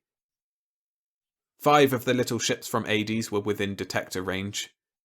But there were 4 monstrous moving masses, which by their motion and velocity were spaceships rising from the planet and setting out upon some errand of the murder empire. The same thought must have come instantly to those upon each of the little ships. They charged. There had been no war in space for 5,000 years. The last space battle was that of Canis Major, when 40,000 warships plunged toward each other with their fighting beams stabbing out savagely, aimed and controlled by every device that human ingenuity could contrive. That battle had ended wars for all time, the galaxy believed, because there was no survivor on either side. In seconds, every combatant ship was merely a mass of insensate metal which fought on in a blind futility. The fighting beams killed in thousandths of seconds. The robot gunners aimed with absolute precision. The 2 fleets joined battle, and the robots fixed their targets, and every ship became a coffin in which all living things were living no longer, which yet fought on with beams which could do no further harm. With every man in both fleets dead, the warships raged through emptiness, pouring out destruction from their unmanned projectors. It was 100 years before the last warcraft, its fuel gone and its crew mere dust, was captured and destroyed. But there had been no spacefight since, until now. And this one was strangeness itself. 4 huge, squat ships of war rose steadily from the planet Sinab 2. They were doubtless bound on a mission of massacre. The Empire of Sinab gave no warning of its purpose. It did not permit the option of submission. Its ships headed heavily out into space, crammed with the generators of the murder frequency. They had no inkling of any ships other than those of their own empire as being in existence anywhere. Suddenly, out of nowhere, a slim and slender spacecraft winked into being. A member of Kim's squadron, just arrived. Within a fraction of an instant, it was plunging furiously for the Sinabian monster. The Starshine also flung itself into headlong attack, though it was unarmed save for projectors of a field that would not kill anyone. The other ships, and more as they appeared, darted valorously for the giants. Meteor repellers lashed out automatically. Scanners had detected the newcomers and instantly flung repeller beams to thrust them aside. They had no effect. Meteor repellers handle inert mass, but by the nature of its action, an interplanetary drive neutralizes their effect. The small ships flashed on. Kim found himself grinning sardonically. There would be alarms ringing frantically in the enemy ships, and the officers would be paralyzed with astonishment at the sudden appearance and instant attack by the spacecraft which could not, to Sinabian knowledge, exist. 4 ships plunged upon one monster. 3 dashed at another. 8 little motes streaked for a third, and the 4th seemed surrounded by deadly mites of spaceships, flashing toward it with every indication of vengeful resolution. The attacks were sudden, unexpected, and impossible. There was no time to put the murder beams into operation. They took priceless seconds to warm up. In stark panic, the control room officer of the ship at which the Starshine drove jammed his ship into overdrive travel. The Sinabian flashed into flight at 200 times the speed of light. It fled into untraceable retreat. Stressed space folded about it. Kim spoke comfortably into the space phone. "Everything's fine. If the others do the same..." A second giant fled in the same fashion. The small ships of Hades were appearing on every hand and plunging toward their enemies. A third huge ship made a crazy, irresolute half-turn and also took the only possible course by darting away from its home planet on overdrive. Then the 4th. "They'd no time to give an alarm," said Kim crisply. "Into atmosphere now, and we do our stuff." The tiny craft plunged toward the planet below them. It swelled in the Starshine's forward vision ports. It filled all the firmament. Kim changed course and aimed for the limb of the planet. The ship went down and down. A faint trembling went through all the fabric of the ship. It had touched atmosphere. There was a monstrous metropolis ahead and below. Kim touched a control. A little thing went tumbling down and down. He veered out into space again. He watched by electron telescope. Like tiny insects, the fleet of Hades flashed over the surface of the planet. They seemed to have no purpose. They seemed to accomplish nothing. They darted here and there and fled for open space again, without ever touching more than the outermost reaches of the planet's atmosphere. But it took time. They were just beginning to stream up into emptiness again when the first of the giant warships flashed back into view. This time it was ready for action. Its beam projectors flared thin streams of ions that were visible even in empty space. The ships of Hades plunged for it in masses. The fighting beams flared terribly. And the little ships vanished. Diving for it, plunging for it, raging toward it with every appearance of deadly assault, they flicked into transmitter drive when the deadly beams touched them, because the crews of every one were fitted with the wristlets and the relays which flung them into infinite speed when the fighting beams struck. In seconds, when the second and third and fourth Sinabian warships came back from the void prepared for battle, they found all of space about their home planet empty. They ragingly reported their encounter to headquarters. Headquarters did not reply. The big ships went recklessly, alarmedly, down to ground to see what had happened. They feared annihilation had struck Sinab too.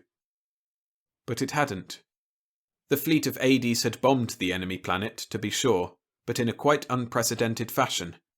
They had simply dropped small round cases containing apparatus which was very easily made and to which not even the most conscientious of the exiles on Hades could object. They were tiny broadcasting units, very much like one Kim had put in a decoy ship, which gave off the neuronic frequency of the disciplinary circuit, tuned to men. The cases were seamless spheres, made of an alloy that could only be formed by powder metallurgy, and could not be melted or pierced at all. It was the hardest substance developed in 30,000 years of civilization, and at least one of those cases had been dropped on every large city of Sinab too, and when they struck, they began to broadcast. Chapter 8. Pitched Battle. Every man in every city of the capital planet of the Empire was instantly struck motionless. From the gross and corpulent emperor himself, down to the least considered scoundrel of each city's slums, every man felt his every muscle go terribly and impossibly rigid. Every man was helpless and convulsed. And the women were unaffected. On Sinab too, which was the capital of a civilization which considered women inferior animals, the women had not been encouraged to be intelligent. For a long time they were merely bewildered. They were afraid to try to do anything to assist their men. Those with small boy children doubtless were the first to dare to use their brains. It was unquestionably the mother of a small boy gone terribly motionless who desperately set out in search of help. She reasoned fearfully that since her own city was full of agonized statues, which were men, perhaps in another city there might be aid. She tremblingly took a land car and desperately essayed to convey her son to where something might be done for him. And she found that, in the open space beyond the city, he recovered from immobility to a mere howling discomfort. As the city was left farther behind, he became increasingly less unhappy, and at last was perfectly normal. But it must have been hours before that discovery became fully known, so that mothers took their boy children beyond the range of the small cases dropped from the skies. And then wives dutifully loaded their helpless husbands upon land cars or into freight conveyors, and so got them out to where they could rage in unbridled fury. The Emperor and his court were probably last of all to be released from the effects of the disciplinary circuit broadcasts by mere distance. The Empire was reduced to chaos. For 50 miles about every bomb, it was impossible for any man to move a muscle. For 75, it was torment. No man could go within 100 miles of any of the small objects dropped from the Starshine and her sister ships without experiencing active discomfort. Obviously, the cities housed the machinery of government, and the matter transmitters by which the Empire communicated with its subject worlds, and the food synthesizers, and the shelters in which men were accustomed to live, and the baths, and the lecture halls, and amusement centres in which they diverted themselves. Men were barred from such places absolutely. They could not govern, nor read, nor have food, or drink, or bathe, or even sleep upon comfortable soft couches. For the very means of living, they were dependent upon the favour of women, because women were free to go anywhere and do anything, while men had to stay in the open fields like cattle. The foundation of the civilization of Greater Sinab was shattered, because women abruptly ceased to be merely inferior animals. The defences of that one planet were non-existent, and even the 4 ships just taken off went down recklessly to the seemingly unharmed cities, to land with monstrous crashes and every man in them helpless. The ships were out of action for as long as the broadcast should continue. But the fleet of Hades rendezvoused at Hades and again put out into space. They divided now and attacked the subjugated planets. They had no weapons, save the devices which every government in the galaxy used.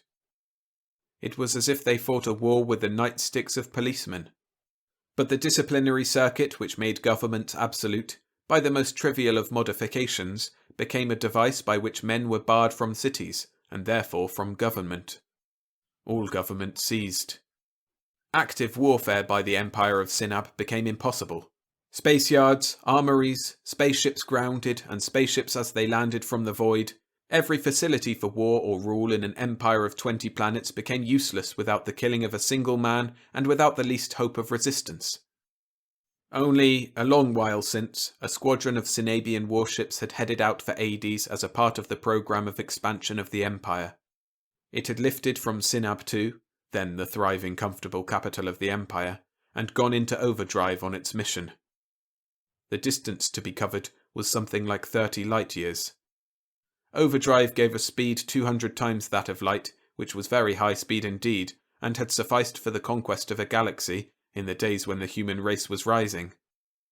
But even 30 light-years at that rate required 6 weeks of journeying in the stressed space of overdrive. During those 6 weeks, of course, there could be no communication with home base. So the squadron bound for Hades had sped on all unknowing and unconscious, while Kiv 5 was beamed and all its men killed, and while the Starshine had essayed a return journey from the second galaxy, and then sped crazily to universes beyond men's imagining, and returned, and while the midget fleet of Hades wrecked the empire in whose service the travellers set out to do murder. The journeying squadron, every ship wrapped in the utter unapproachability of faster-than-light travel, was oblivious to all that had occurred. Its separate ships came out of overdrive some 40 million miles from the solitary planet Hades, lonesomely circling its remote small sun. The warships of Sinab had an easier task in keeping together on overdrive than ships of the Starshine class on transmitter drive, but even so, they went back to normal space 40 million miles from their destination, 2 seconds journey on overdrive, to group and take final counsel. Kim Rendell in the Starshine flashed back from the last of the 20 planets of Sinab as 6 monster ships emerged from seeming nothingness. The Starshine's detectors flicked over to the danger signal strength. Alarm gongs clanged violently. The little ship hurtled past a monster at a bare 200 miles distance, and there was another giant 1,000 miles off, and 2 others, and 5th and 6th. The 6 ships drew together into battle formation. Their detectors too showed the Starshine. More, as other midgets flicked into being, returning from their raid upon the Empire, they also registered upon the detector screens of the battle fleet. The fighter beams of the ships flared into deadliness. They were astounded, no doubt, by the existence of other spacecraft than those of Sinab. But as the little ships flung at them furiously, the fighting beams raged among them. Small, agile craft vanished utterly as the death beams hit, thrown into transmitter drive before their crews could die. But the Sinabians could not know that. They drove on. Grandly, ruthlessly. This planet alone possessed spacecraft and offered resistance. It had appeared only normal that all the men on Hades should die. Now it became essential. The murder fleet destroyed, apparently, the tiny things which flung themselves recklessly and went on splendidly to bathe the little planet in death. The midgets performed prodigies of valour. They flung themselves at the giants with the small hard objects that had destroyed an empire held loosely to the outside of their hulls. When the death beam struck and they vanished, the small hard objects went hurtling on. They could have been missiles. They travelled at miles per second. But meteor repellers flung them contemptuously aside once they were no longer parts of spacecraft with drive in action. The little ships tried to ram, and that was impossible. They could do nothing but make threatening dashes, and the giants went on toward Hades. From 40 million miles to 30 millions, the enemy squadron drove on with its tiny antagonists darting despairingly about it. At 30 millions, Kim commanded his followers to flee ahead to Hades, give warning, and take on board what refugees they could. But there were 19 million souls on Hades.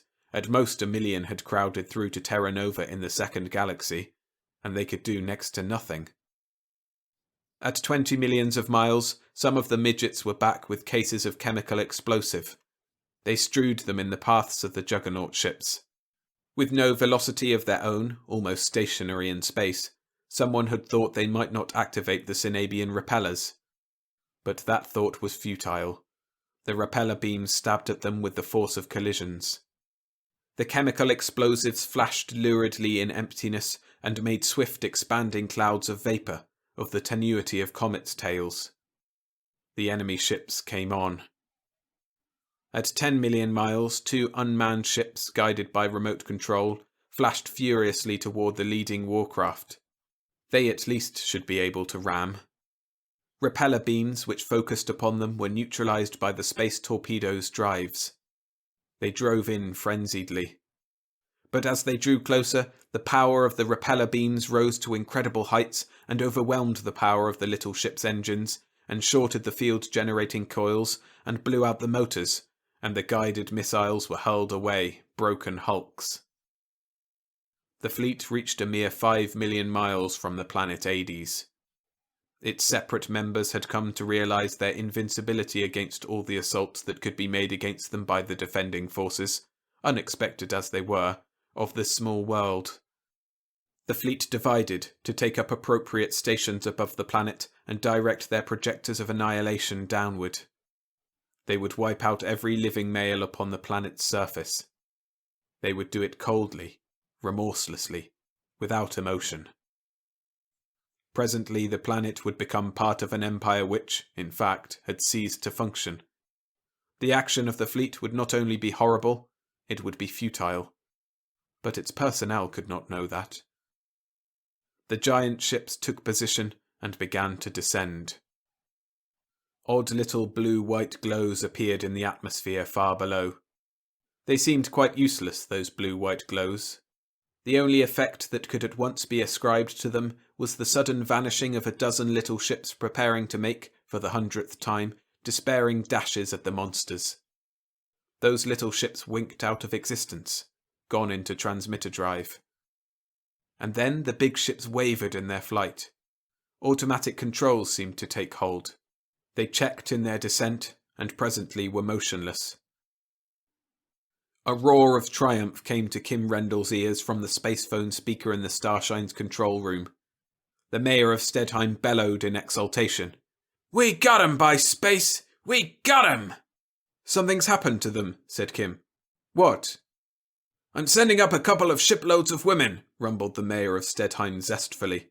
"Women from Kiv 5. They'll take over. Remember you had us go to ground to salvage the 2 ships that crashed there? They bounced when they landed. They shook themselves apart and spilled themselves in little pieces instead of smashing to powder. We picked up 6 projectors that could be repaired, all neatly tuned to kill men and leave women unharmed. We brought 'em back to Hades and mounted 'em, brought 'em here with wives for my 4 sons and a promise of vengeance for the other women whose men were murdered.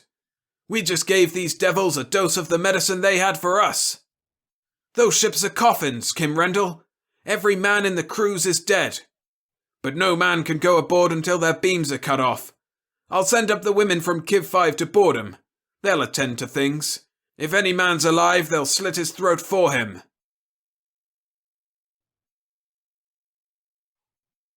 Chapter 9. Homecoming.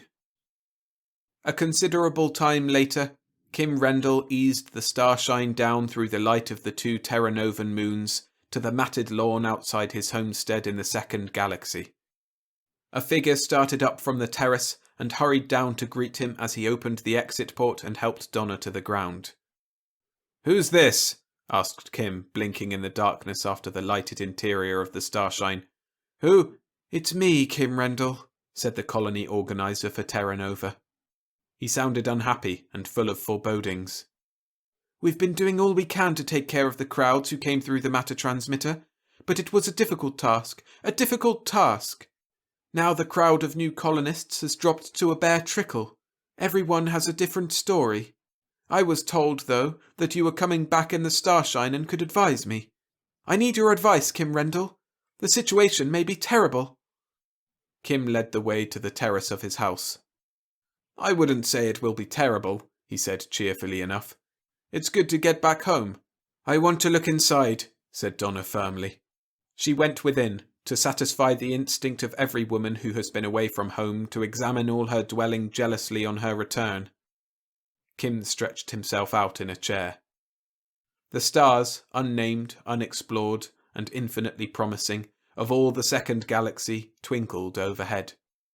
Terra Nova's 2 moons floated serenely across the sky, and the strange soft scents of the night came to his nostrils.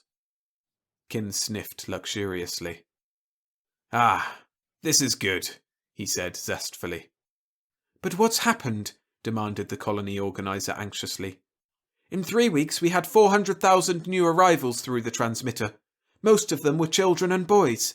Then the flood stopped, like that. What are we to do about them? Did you get fuel for your ship? I understand the danger from Sinab is over, but we find it hard to get information from Hades. Everyone there is busy," said Kim comfortably. "You see, we smashed the Empire without killing more than a very few men. On Sinab 2, where the Empire was started, we chased the men out of the cities and put them at the mercy of the women. So many men had emigrated to the planets whose men had been killed off that there was a big disproportion even on Sinab. And the women were not pleased. They'd been badly treated too. We didn't approve of the men, though. We gave them their choice of emigrating to a brand new world with only such women as chose to go with them, or of being wiped out. They chose to emigrate. So half the technical men on Hades have been busy supervising their emigration." "Not to hear?" asked the colony organizer in alarm. "We can't feed ourselves yet." "No, not to hear," said Kim dryly. "They went to a place we scouted accidentally in the starshine. They're not likely to come back. I left a matter receiver there, and when they've all gone through it, all the men from 20 planets with what women want to go with them, we'll smash that receiver, and they'll be on their own. They're quite a long way off, 300 billion light years, more or less. They're not likely to come in contact with our descendants for several million years yet. By that time they'll either be civilized or else." The colony organizer asked questions in a worried tone. Kim answered them. "But 21 planets with no men on them," said the organizer worriedly. "These women will all want to come here." "Not quite all.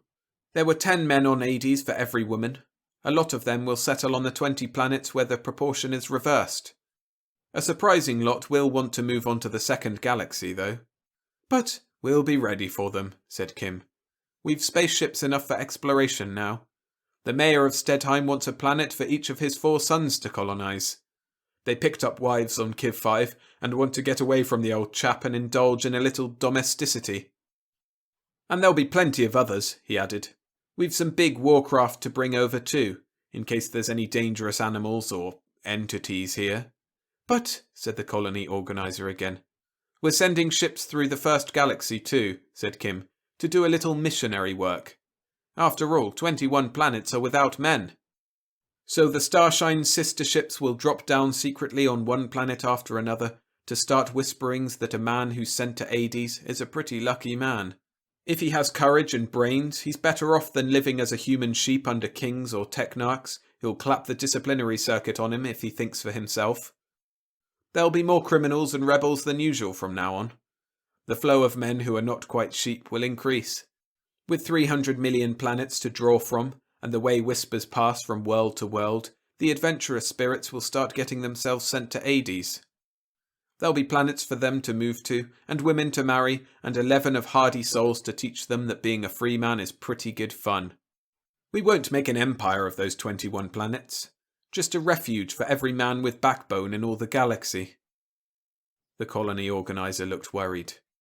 But there are Terra Nova and the second galaxy waiting to be explored and colonized. Maybe they'll be satisfied to stay there. Kim laughed. When he ceased to laugh, he chuckled. I'm here. I've got a wife. Do you suppose that any woman will want her husband to stay on one of those 21 planets for years to come? Where women outnumber men? Where, well, a man with a roving eye sees plenty of women for his eyes to rove to. The colony organizer still worried, nevertheless, until Donna came out from the inside of the house. She had assured herself that everything was intact and her mind was at rest. She brought refreshments for Kim and their guest. I was just saying, said Kim, that I thought there would still be plenty of people coming from Hades and the 21 planets to Terra Nova and to settle on the new worlds as they're opened up. Of course, said Donna. I wouldn't live there. Any normal woman, when she has a husband, will want to move where he'll be safe. And she might have been referring to the holocausts on those planets caused by the death beams of the dead Sinabian Empire. But even the colony organizer did not think so. Part 3. The Boomerang Circuit. Chapter 1. Damaged Transmitter. Kim Rendell had almost forgotten that he was ever a matter transmitter technician. But then the matter transmitter on Terra Nova ceased to operate and they called on him. It happened just like that. One instant the wavering silvery film seemed to stretch across the arch in the public square of the principal but still small settlement on the first planet to be colonized in the second galaxy. The film bulged and momentarily seemed to form the outline of a human figure as a totally reflecting, pulsating cocoon about a moving object. Then it broke like a bubble film, and a walking figure stepped unconcernedly out. Instantly the silvery film was formed again behind it, and another shape developed on the film's surface. Only seconds before, these people and these objects had been on another planet in another island universe, across unthinkable parsecs of space. Now they were here. Bales and bundles and parcels of merchandise. Huge containers of foodstuffs, the colony on Terra Nova was still not completely self-sustaining, and drums of fuel for the spaceships busy mapping the new galaxy for the use of men, and more people, and a huge tank of viscous, opalescent plastic. Then came a pretty girl, smiling brightly on her first appearance on a new planet in a new universe, and crates of castings for more spaceships, and a family group with a pet Zorag on a leash behind them, and a batch of cryptic pieces of machinery, and a man. Then nothing. Without fuss, the silvery film ceased to be. One could look completely through the archway which was the matter transmitter. One could see what was on the other side instead of a wavering, pulsating reflection of objects nearby. The last man to come through spoke unconcernedly over his shoulder to someone he evidently believed just behind, but who was actually now separated from him by the abyss between island universes and some thousands of parsecs beyond. Nobody paid any attention to matter transmitters ordinarily. They had been in use for 10,000 years. All the commerce of the first galaxy now moved through them.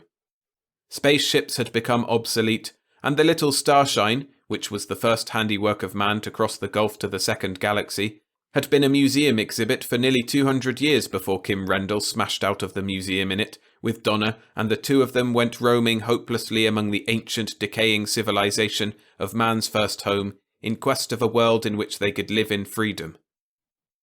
But the matter transmitter had ceased to operate.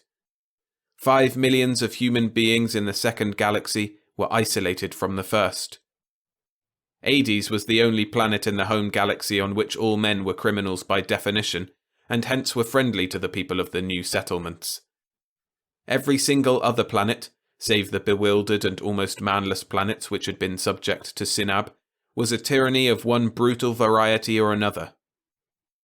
Every other planet regarded the men of Hades as outlaws, rebels, and criminals. The people of Terra Nova, therefore, were not cut off from the immigrants and supplies and the technical skills of Hades. They were necessarily isolated from the rest of the human race. And then, besides that, there were 16 millions of people left on Hades, cut off from the hope that Terra Nova represented. Kim Rendell was called on immediately. The colony organizer of Terra Nova himself went in person to confer and to bewail. Kim Rendell was peacefully puttering with an unimportant small gadget when the colony organizer arrived. The house was something of a gem of polished plastic. Donna had designed it, and it stood on a hill with a view which faced the morning sun and the rising twin moons of Terra Nova. The atmosphere flyer descended, and Donna led the organizer to the workshop in which Kim puttered. The organizer had had half an hour in which to think of catastrophe. He was in a deplorable state when Kim looked up from the thing with which he was tinkering. "Enter and welcome," he said cheerfully in the formal greeting. "I'm only amusing myself, but you look disturbed." The colony organizer bewailed the fact that there would be no more supplies from Hades, no more colonists. Technical information, urgently needed, could not be had. Supplies were necessary for exploring parties, and new building machines were desperately in demand, and the storage reserves were depleted and could last only so long if no more came through. "But," said Kim blankly, "why shouldn't they come through?" "The matter transmitters stopped working," the colony organizer wrung his hands. "If they're still transmitting on Hades, think of the lives and the precious material that's being lost." "They aren't transmitting," said Kim. "A transmitter and a receiver are a unit. Both have to work for either one to operate, except in the very special case of a transmitter drive ship. But it's queer. I'll come take a look." He slipped into the conventional out-of-door garments. Donna had listened. Now she said a word or two to Kim, her expression concerned. Kim's expression darkened. "That's what I'm afraid of," he told her. "A transmitter is too simple to break down. They can get detuned, but we made the pairs for Hades and Terra Nova especially. Their tuning elements are set in solid plastite. They couldn't get out of tune." He picked up a small box. He tucked it under his arm. "I'll be back," he told Donna heavily, "but I suspect you'd better pack." He went out to the grounded flyer. The colony organizer took it up and across the green-clad hills of Terra Nova. The vegetation of Terra Nova is extraordinarily flexible, and the green stuff below the flyer swayed elaborately in the wind.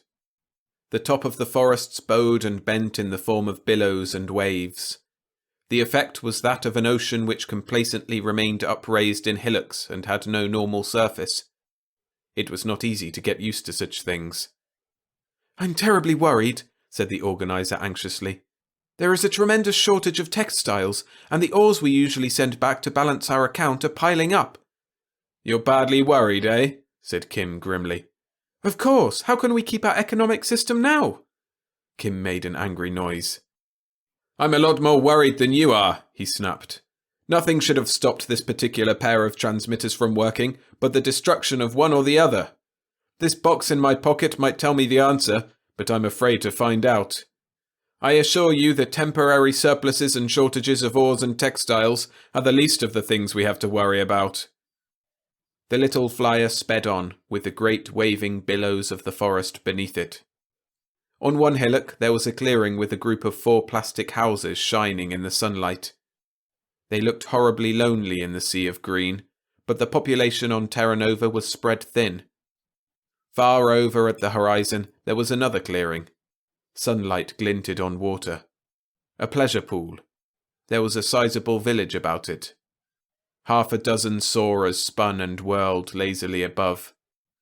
Kim said, "The thing is that Hades and the planets left over after we handled Sinab are the only places in the whole first galaxy where there are no disciplinary circuits. Hades is the only place where a man can spit in the eye of another man, and the two of them settle it between themselves. There's a government of sorts on Hades, as there is here, but there's no ruler. Also, there's nobody who can strut around and make other men bow to him. A woman on Hades, and here, belongs to the man she wants to belong to. She can't be seized by some lordling for his own pleasure and turned over to his guards and underlings when he's through with her. That's true, said the colony organizer, who was still worried. But the transmitter? Gossip of the admirable state of things on Hades has gone about, said Kim hardly. Some of our young men appointed themselves missionaries and went roaming around the planets, spreading word that Hades wasn't a bad place. That if you were exiled to Hades, you were lucky. They probably bragged that we whipped the empire of Sinab in a fight. At this, the mouth of the organizer dropped open in astonishment. Of course. The number of exiles arriving at Hades increased. It was excellent. We need people for the second galaxy, and people who earn exile are usually people with courage, willing to take risks for the sake of hope. Don't you realize that such things have been dangerous? When people on Markab 2 began to hope, Kim said impatiently. When the peasants on the planets of Alioth began to imagine that things might be better. When slaves on Utbeg began to tell each other in murmurs that there was a place where people weren't slaves. Don't you see that such things would alarm the rulers of such planets? How can people be held as slaves unless you keep them in despair? The colony organizer corrected his course a trifle. Far away, the walls of the capital city of Terra Nova glinted in the sunlight. And there are the 21 planets which fell into our laps when we had to smash Sinab, said Kim. Hades became the subject of dreams. Peasants and commoners think of it yearningly, as a sort of paradise. But kings and tyrants dream of it either as a nightmare which threatens the tranquility of their realms, or else as a very pretty bit of loot to be seized if possible. There are probably 10,000 royal courts where ambitious men rack their brains for some plausible way to wipe out Hades as a menace and take over our 21 planets for loot. Hades is already full of spies, sent there in the guise of exiles. There have been men found murdered after torture, seized and tortured by spies hoping to find out the secrets by which we whipped Sinab. There's one bomb crater on Hades already, where a bomb smuggled through the transmitter was set off in an effort to wipe out all the brains on the planet. It didn't, but it was bad.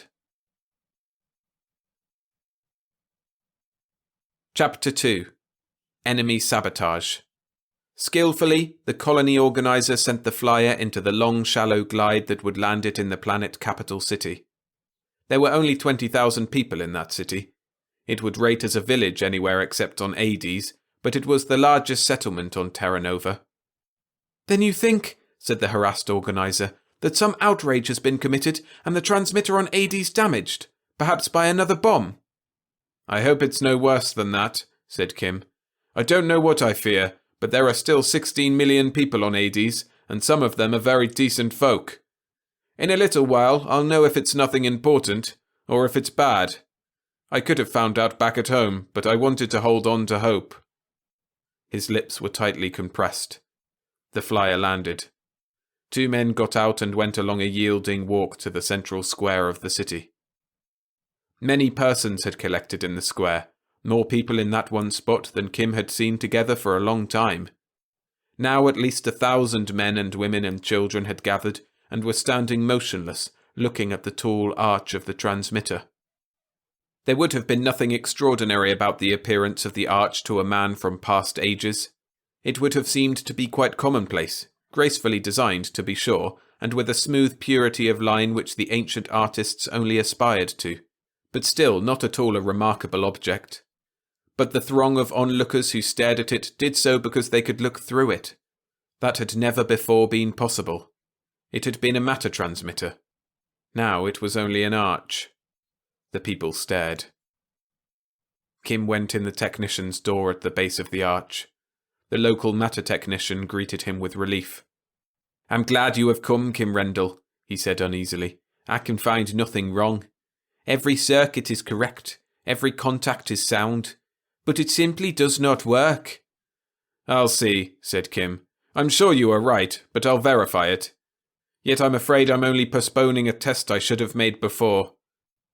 He went over the test panel, trying the various circuits. All checked up satisfactorily.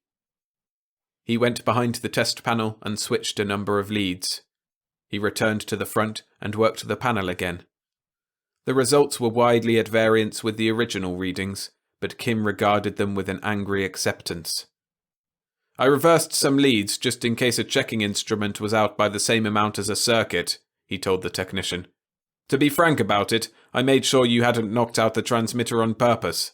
Such things have been done. Then he said grimly, This one is all right. The transmitter on Hades is out of action. It not only doesn't work, but they haven't been able to fix it in how long? 2 hours now, said the technician unhappily. Too long, said Kim. He unpacked his box. It was very small, a foot by a foot by a foot. There was a cone-shaped hole in one end, which diminished to a small hole at the other end. Kim sweated a little. I should have tried this before, he said, but I wanted to hope. With all the First Galaxy fearing and hating Hades, somebody would think of a way to do us damage, even without spaceships. He turned a tiny knob on the box and looked through the hole. His lips tautened. He began to make tests. His face grew more and more drawn and sombre. At last he turned the little knob again, and nothing happened. His face went quite white. What is it? Asked the colony organizer. Kim sat down, looking rather sick. It's bad, he said. Then he gestured toward the box. When we were fighting Sinab, somebody worked out an idea for the remote control of ships. Beam control would be too slow. At a few million miles, the information the robot gathered would take seconds to get back to the control board, and more seconds would be needed for the controlling signals to get back to the robot. In terms of light years, communications that way would be impossible. Kim glanced at the organizer, who signified by a nod that he understood. If it took a year each way, there'd be 2 years between the robot's observation of something to be acted on, Kim continued, and the signal that would make it act. So this man proposed very tiny matter transmitters, one on the robot and one on the home planet. A solid object would receive all the information the robot's instruments gathered. The transmitter would send it back to the control board at transmitter speed, and the board would impress orders on it and send it to the robot again. It could shuttle across the width of a galaxy 100 times a second, and make robot control at any distance practical. A few of them were made, but not used. This is one of them. I had it for measuring the actual speed of transmitter travel between here and Hades. We thought the distance would be enough for a good measurement. It wasn't. But this is a transmitter like the big one, and it has a mate on Hades, and its mate is a hemisphere away from Hades' main transmitter. And neither one works. Something's happened on Hades that involves both hemispheres, and the transmitter couldn't have been knocked out by something that only killed people. It looks as if Hades may have been destroyed.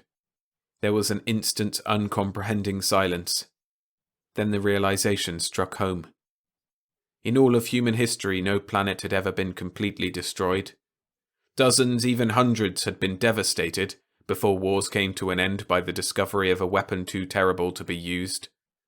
4 had been depopulated by that weapon, the fighting beam, but never before had it even been imagined that a planet could be wiped out of existence. There are theoretic considerations, said Kim, dry-throated, which make a material weapon like atomic explosive unthinkable. There are other considerations which make it certain that any immaterial weapon that could destroy a planet would have infinite speed and therefore infinite range. If Hades has been destroyed, all the human race, including us, must sooner or later be subject to those who control such a weapon. Kim Rendell paused and cleared his throat.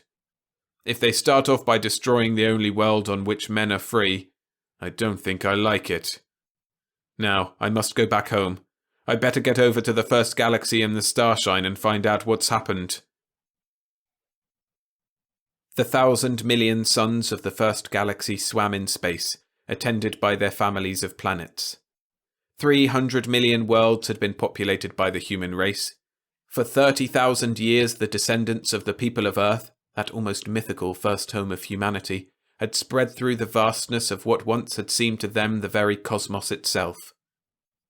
In the older, long-settled planets, civilization rose to incredible heights of luxury and of pride, and then took the long dive down into decadence and futility, while newer, fresher worlds still struggled upward from the status of frontier settlements. But at long last, humanity's task in the first galaxy was ended. The last planet suitable for human occupancy had been mapped and colonized. The race had reached the limit of its growth. It had reached, too, or so it seemed, its highest possible point of development. Matter transmitters conveyed parcels and persons instantly and easily from rim to rim of the galaxy. Disciplinary circuits enforced the laws of planetary governments beyond any hope of evasion or defiance. There were impregnable defences against attacks from space. There could be no war, there could be no revolt, there could be no successful crime, save by those people who controlled governments, and there could be no hope. So humanity settled back toward barbarism. Perhaps it was inevitable that conquest should again become possible, revolt conceivable, and crime once more feasible even to individuals, so that hope could return to men. And perhaps it was the most natural thing imaginable that hope first sprang from the prison world of Hades. Whispers spread from planet to planet. Hades, to which all rebels and nonconformists had been banished in hopeless exile, was no longer a symbol for isolation and despair. Its citizens, if criminals could be citizens anywhere, had revived the art of space travel by means of ships. The rest of the galaxy had abandoned spaceships long ago as antiquities. Matter transmitters far surpassed them.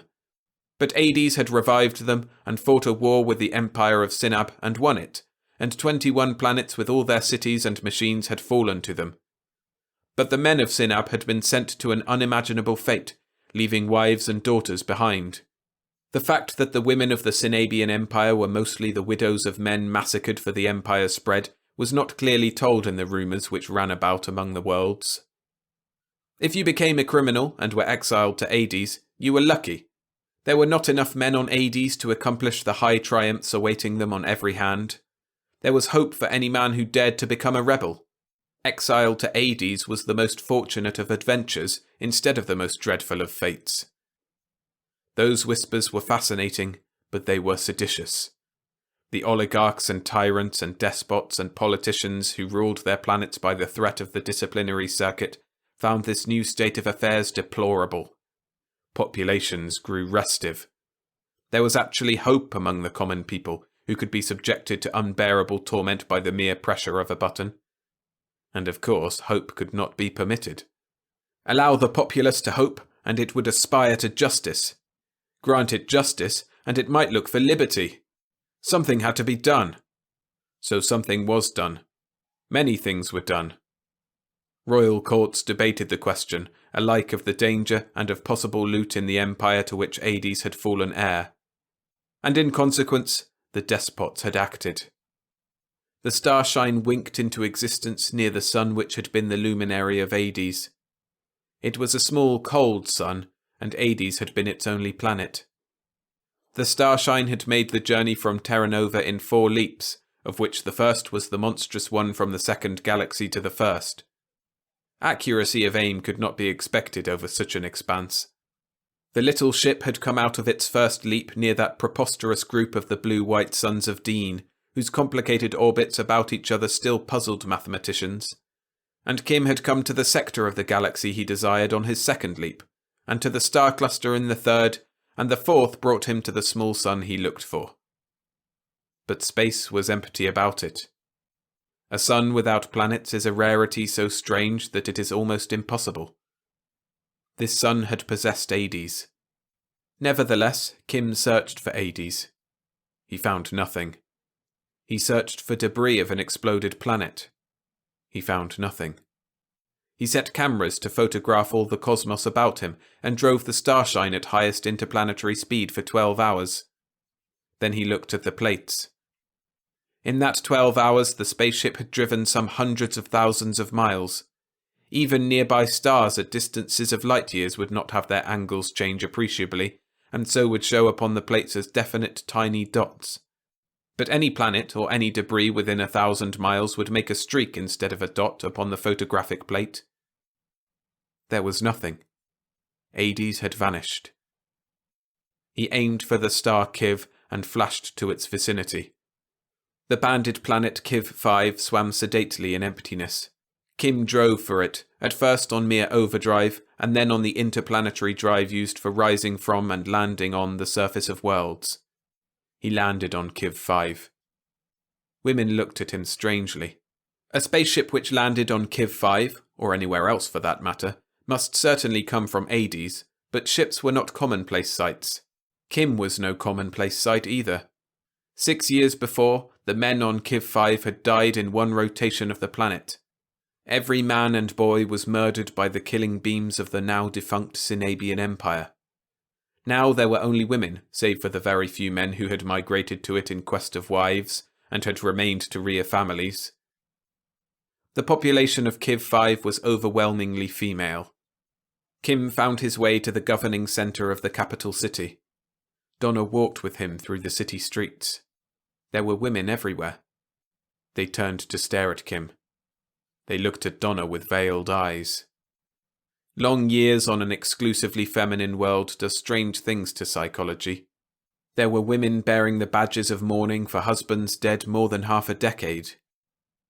In a sense, it was a dramatization of their loss, because all women, everywhere, take a melancholy pleasure in the display of their unhappiness.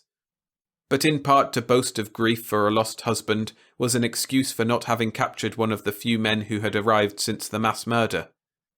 As a matter of fact, Kim did not see a single man in the capital city of Kiv 5, but its streets swarmed with women. He asked for the head of the planet government, and at long last found an untidy woman at a desk. He asked what was known of Hades. "I was on Terra Nova," he explained. "The matter transmitter went off and it did not come back on. I came back by spaceship to find out about it, and went to where Hades should have been. I'm Kim Rendell, and I used to be a matter transmitter technician.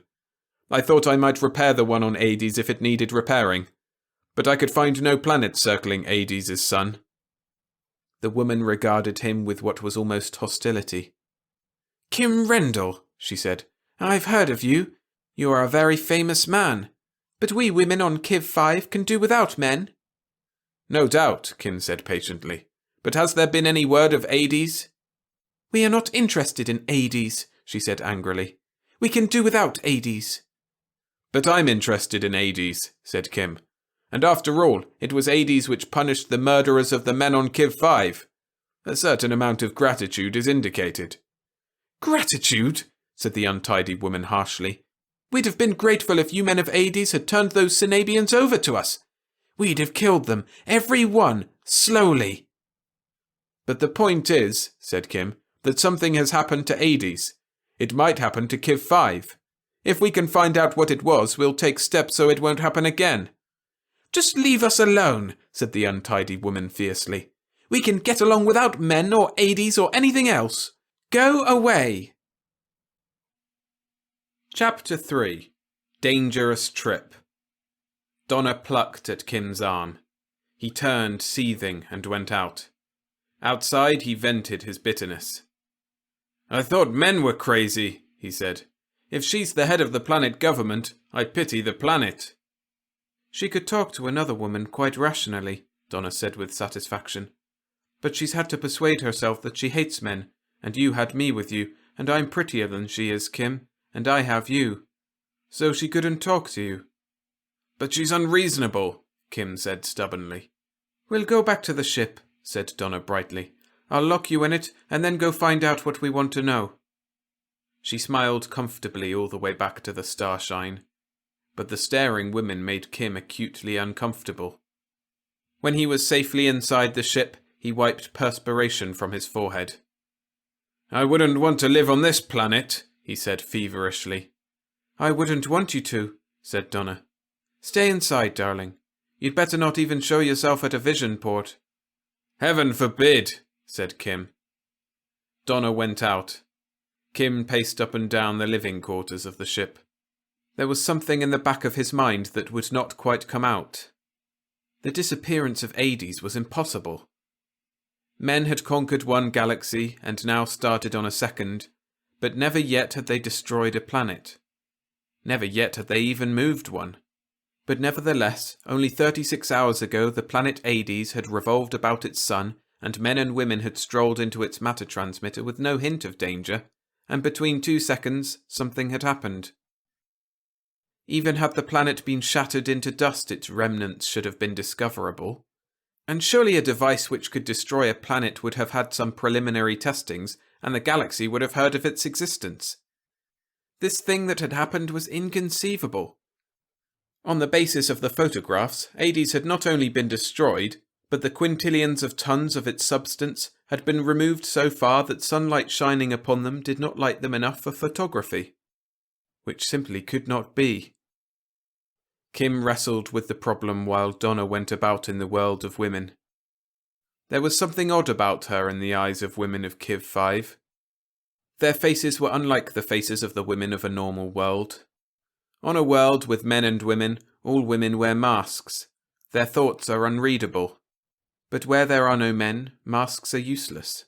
The women of Kiv 5 saw plainly that Donna was unlike them, but they were willing to talk to her. She came back to the starshine as Kim reached a state of complete bewilderment. Hades could not have been destroyed, but it had vanished.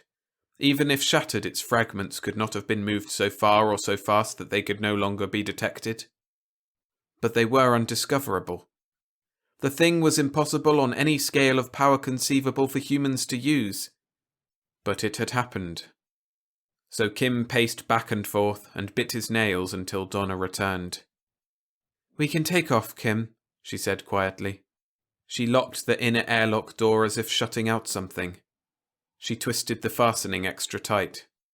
Her face was pale. "What about Hades?" asked Kim. "They had matter transmission to it from here, too," said Donna. "You remember, the original transmitter on Hades was one way only. It would receive, but not send. Some new ones were built after the war with Sinab, though, and this planet's communication with Hades cut off just when ours did, 36 hours ago. None of the other 20 planets had communication with it either. Something happened, and on the instant everything stopped." "What caused it?" Kim asked, but Donna paid no attention. "Take off, Kim," she said. "Men are marching out of the matter transmitter. Marching, I said, Kim. Armed men, marching as soldiers with machine-mounted heavy weapons. Somebody knows Hades can't protect its own anymore, and invaders must be crowding in for the spoils. I'm afraid, Kim, that Hades has been destroyed, and our planets are part of a tyrant's empire now." Later, the starshine swooped down from the blue toward the matter transmitter on Kiv 5. Serried ranks of marching figures were tramping out of the transmitter's silvery wavering film. In strict geometric rows they marched, looking neither to the right nor to the left. They were a glittering stream, moving rhythmically in unison, proceeding to join an already arrived mass of armed men already drawn up in impressive array. Racing toward the high arch of the transmitter with air screaming about the starshine's hull, Kim saw grimly that the figures were soldiers, as Donna had said. He had never before seen a soldier in actual life, but pictures and histories had made them familiar enough. These were figures out of the unthinkably remote past. They wore helmets of polished metal. They glittered with shining orichalc and chromium.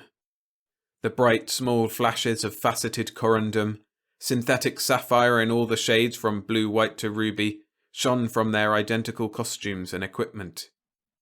They were barbarous in their splendour and strange in the precision and unison of their movements, which was like nothing so much as the antics of girl precision dancers, without the extravagance of the dancers' gestures. The starshine dipped lower. It shot along a canyon-like open way between buildings. The matter transmitter was upon a hill within the city, and the ship was now lower than the transmitter and the heads of the soldiers who still tramped out of the archway in a scintillating stream. Kim raged. Soldiers were an absurdity on top of a catastrophe. Something had erased the planet Hades from its orbit around a lonely sun. That bespoke science and intelligence beyond anything dreamed of hitherto. But soldiers marching like dancing girls, bedecked with jewels and polished metal like the women of the pleasure world of Dite. This military display was pure childishness. "Our pressure wave will topple them," said Kim savagely. "At least we'll smash the transmitter." There was a monstrous roaring noise. The starshine, which had flashed through intergalactic space at speeds no science was yet able to measure, roared between tall buildings in atmosphere. Wind whirled and howled past its hull. It dived forward toward the soldiers. There was one instant when the ship was barely yards above the gaping faces of startled, barbarously accoutred troopers. The following spreading pressure wave of the ship's faster-than-sound movements spread out on every side like a three-dimensional wake. It toppled the soldiers as it hit. They went down in unison, in a wildly waving, light-flashing tangle of waving arms and legs and savage weapons. But Kim saw, too, squat and bell-mouthed instruments on wheels, in the act of swinging to bear upon him. One bore on the starshine. It was impossible to stop or swerve the ship.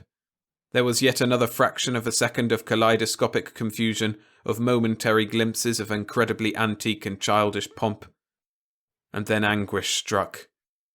It was the hellish torment of a fighting beam, more concentrated and more horrible than any other agony known to mankind. For the infinitesimal fraction of an instant, Kim experienced it to the full. Then there was nothingness. There was no sound. There was no planet. There was no sunlight on tall and stately structures built by men long murdered from the skies. The vision ports showed remote and peaceful suns, and all the tranquil glory of interstellar space. The starshine floated in emptiness. It was, of course, the result of that very small device that Kim had built into the starshine before even the invention of the transmitter drive. It was a relay which flung on faster than light drive the instant fighting beam struck any living body in the ship. The starshine had been thrown into full interstellar drive while still in atmosphere. It had plunged upward, along the line of its aiming, through the air. The result of its passage to Kiv 5 could only be guessed at, but in even the unthinkably minute part of a second it remained in air, the ship's outside temperatures had risen 200 degrees. Moving at multiples of the speed of light, it must have created an instantaneous flash of literally stellar heat by the mere compression of air before it. Kim was sick and shaken by the agony, which would have killed him had it lasted as long as the 100th of a second. But Donna stared at him. "Kim, what? Oh!" She ran to him. The beam had not touched her. So close to the projector, it had been narrow, no more than a yard across. It had struck Kim and missed Donna. "Oh, my poor Kim," he grimaced. "Forget it," he said, breathing hard. "We've both had it before, but not as bad as this. It was a mobile fighting beam projector. I imagine they'll think we burned up in a flash of lightning. I hope there were X-rays for them to enjoy." For a long time, Kim Rendell sat still with his eyes closed. The dosage of the fighting beam had been greater than they had ever experienced together, though. It left him weak and sick. "Funny," he said presently. "Barbarous enough to have soldiers with decorative uniforms and shiny dingle-dangles on them, and modern enough to have fighting beam projectors and a weapon that's wiped Hades out of space. We've got to find out who they are, Donna, and where they came from. They've something quite new." "I wonder," said Donna, but she still looked at Kim with troubled eyes. "Eh?" "If it's new," said Donna. "If it's a weapon. Even if Hades is destroyed." Kim stared at her. "Now, what do you mean by that?" "I don't quite know," admitted Donna. "I say things, and you turn them over in your head, and something quite new comes out. I told you a story about a dust grain once, and you made the transmitter drive that took us to Hades in the first place and made everything else possible afterward." Said Kim meditatively. "If it's new, if it's a weapon, if Hades is destroyed. Why did you think of those three things?" "You said no planet had ever been destroyed," she told him. "If anybody could think of a way to do such a thing, you could. And when Sinab had to be fought, and there weren't any weapons, you worked out a way to conquer them with things that certainly weren't weapons. Just broadcasters of the disciplinary circuit field. So I wondered if what they used was a weapon. Of course, if it wasn't a weapon, It was probably something that had been used before for some other purpose, and it wouldn't be new. "I've got to think about that," said Kim. He cogitated for a moment. "Yes, I definitely have to think about that." Then he stood up. "We'll try to identify these gentry first. Then we'll go to another of the 21 planets." Chapter 4. Despots Take Over. He took his observations and swung the little ship about. He adjusted the radiation switch to throw off the transmitter drive on near approach to a sun. He aimed for the star Thom. Its fourth planet had been subjugated to the Empire of Sinab 10 years before, and freed by the men of AD 6 years since. The starshine winked into being some 20 million miles from it, and 200 million from the star. Kim looked annoyed, and then glanced at the relay and adjusted it again. He pointed the starshine close to the planet's disk. He pressed the transmitter drive button. Instantly, the ship was within mere thousands of miles of the planet. "Nice," Kim was pleased. "Saves a lot of overdrive juggling. Those horrible fighter beams seem to make one think more clearly. Donna, get us down to the night side while I try to work something out.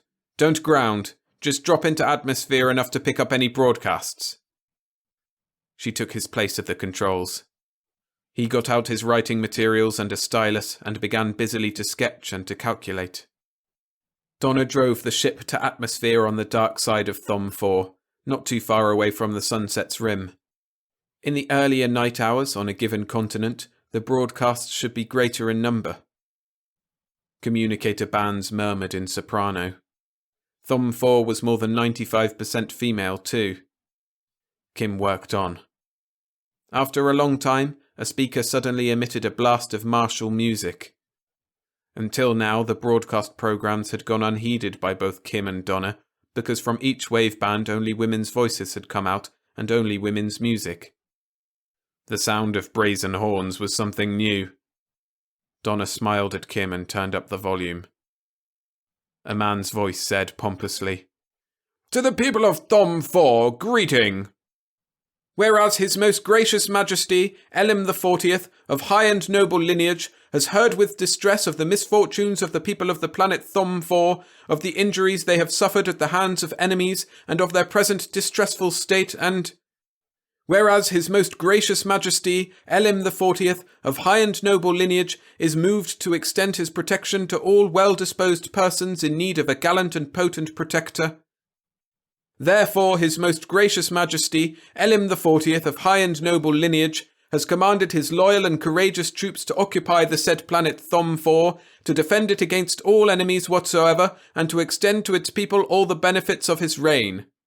Given at his palace of Gornith on the 2nd day of the 10th month of the 16th year of his reign, and signed by His Most Gracious Majesty, Elim the 40th of high and noble lineage." The voice stopped. There was another blare of martial music. The broadcast ended. 10 minutes later, on another wavelength, the same proclamation was repeated. That broadcast stopped too. 5 minutes later came still another broadcast, and so on and so on. At long last there was but a single wavelength coming into the communicators. It was a broadcast of a drama with only female characters, and in which there was no reference to the fact that the human race normally included 2 sexes. It was highly emotional, and it was very strange indeed. Then a pompous male voice read the silly proclamation, and the broadcast cut off.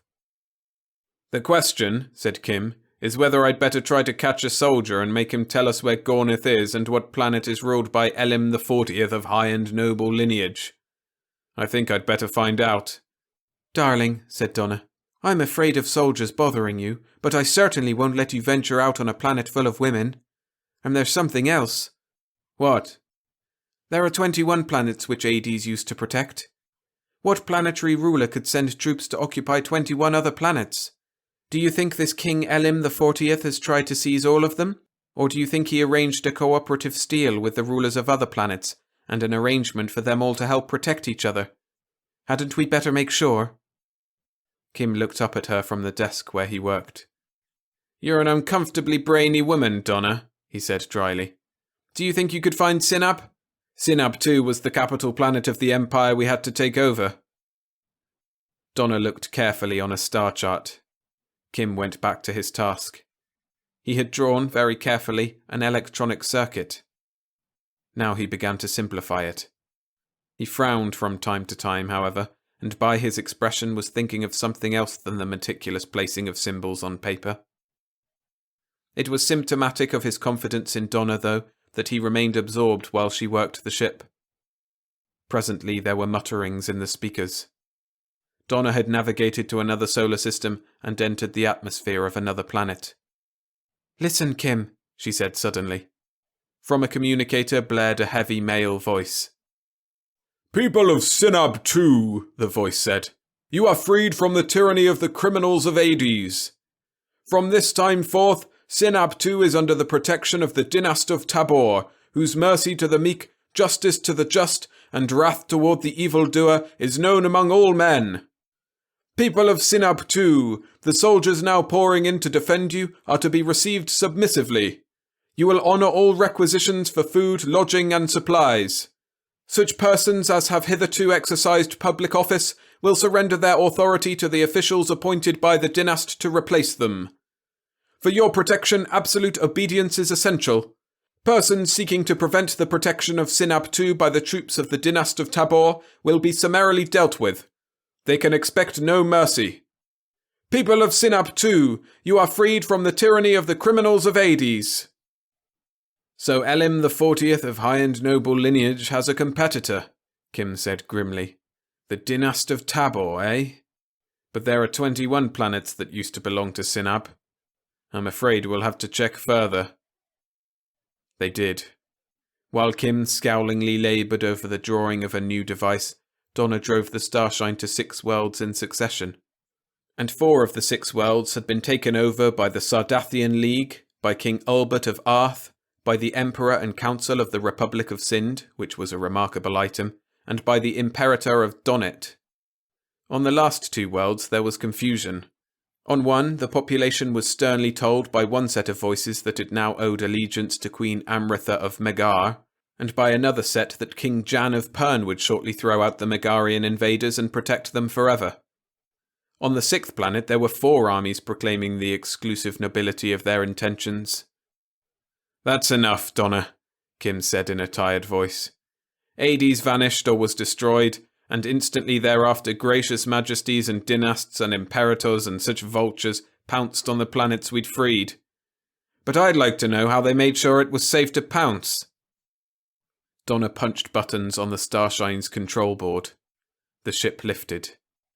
The great black mass which was the night side of the last planet faded behind, and the Starshine drove on into space.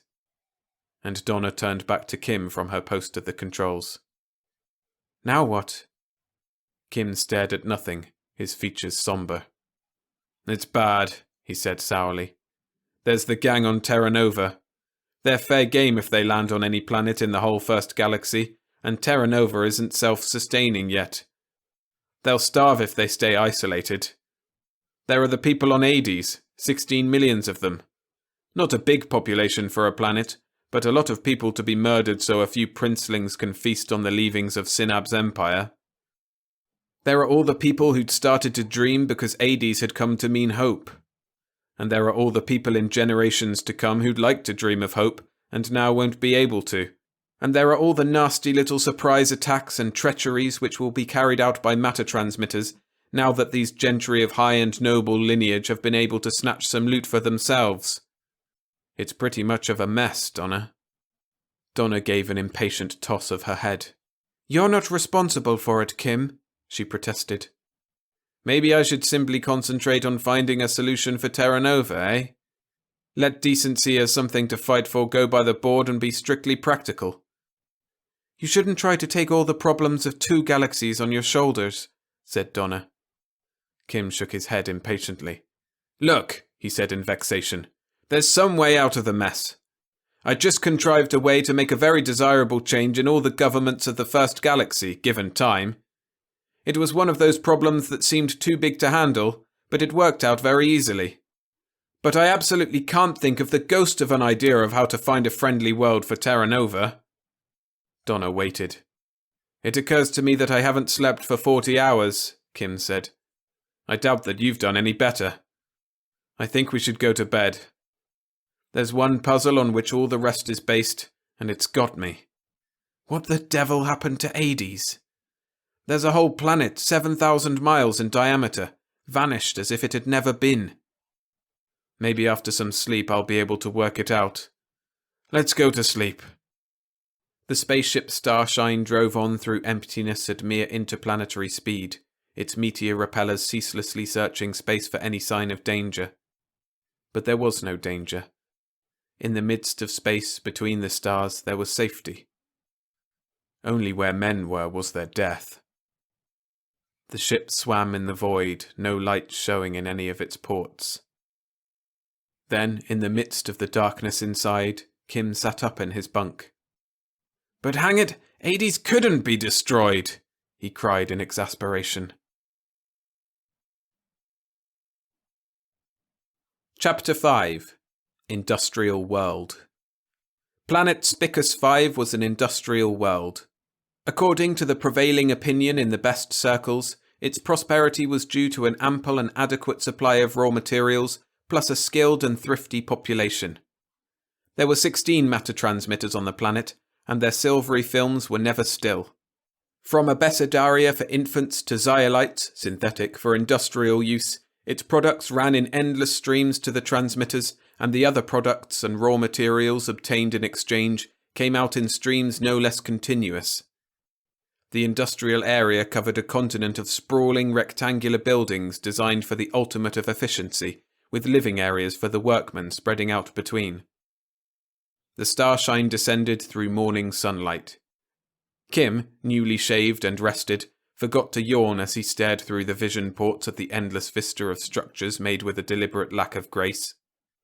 From 100-mile height, they could be seen everywhere to north and south, to the eastward where it was already close to midday, and to where shadows beyond the dawn hid them. Even from that altitude they were no mere specks between the cloud masses. They were definite shapes, each one a unit. The ship went down and down and down. Kim felt uncomfortable and realized why. He spoke dryly. I don't suppose we'll ever land on any new planet without being ready to wince from a fighting beam and find ourselves snatched to hell and gone away. Donna did not answer. She gazed at the industrial plants as they swelled in size with the Starshine's descent. Buildings 2 miles to a side were commonplace. Great rectangles 3 and even 4 miles long showed here and there, and there were at least half a dozen buildings, plainly factory units, which were more than 10 miles in extent on each of their ground dimensions. When the Starshine was below the clouds, Donna focused the electron telescope on one of them and gestured to call Kim's attention to the sight. This factory building enclosed great quadrangles with gigantic courtyards to allow, perhaps, of light. And within the courtyards were dwelling units for workmen. The telescope showed them plainly. Workmen in factories like this would have no need and little opportunity ever to go beyond the limits of their place of employment. The factory in which they laboured would confront them on every hand, at every instant of their life from birth until death. That's something I don't like without even asking questions about it, said Kim. He took the controls. The Starshine dived. He remembered to flick on the communicators. A droning filled the interior of the spaceship. Donna looked puzzled and tuned in. A male voice mumbled swiftly and without intonation through a long series of numerals and initial letters. It paused. Another voice said tensely, "Tip!" The first voice droned again. The second voice said, "Tip!" The first voice droned. Donna looked blank. She turned up another wavelength. A voice barked hysterically. The words ran so swiftly together that they were almost indistinguishable, but certain syllables came out in patterns. "It's something about commerce," said Kim, "arranging for some material to be routed on a matter transmitter."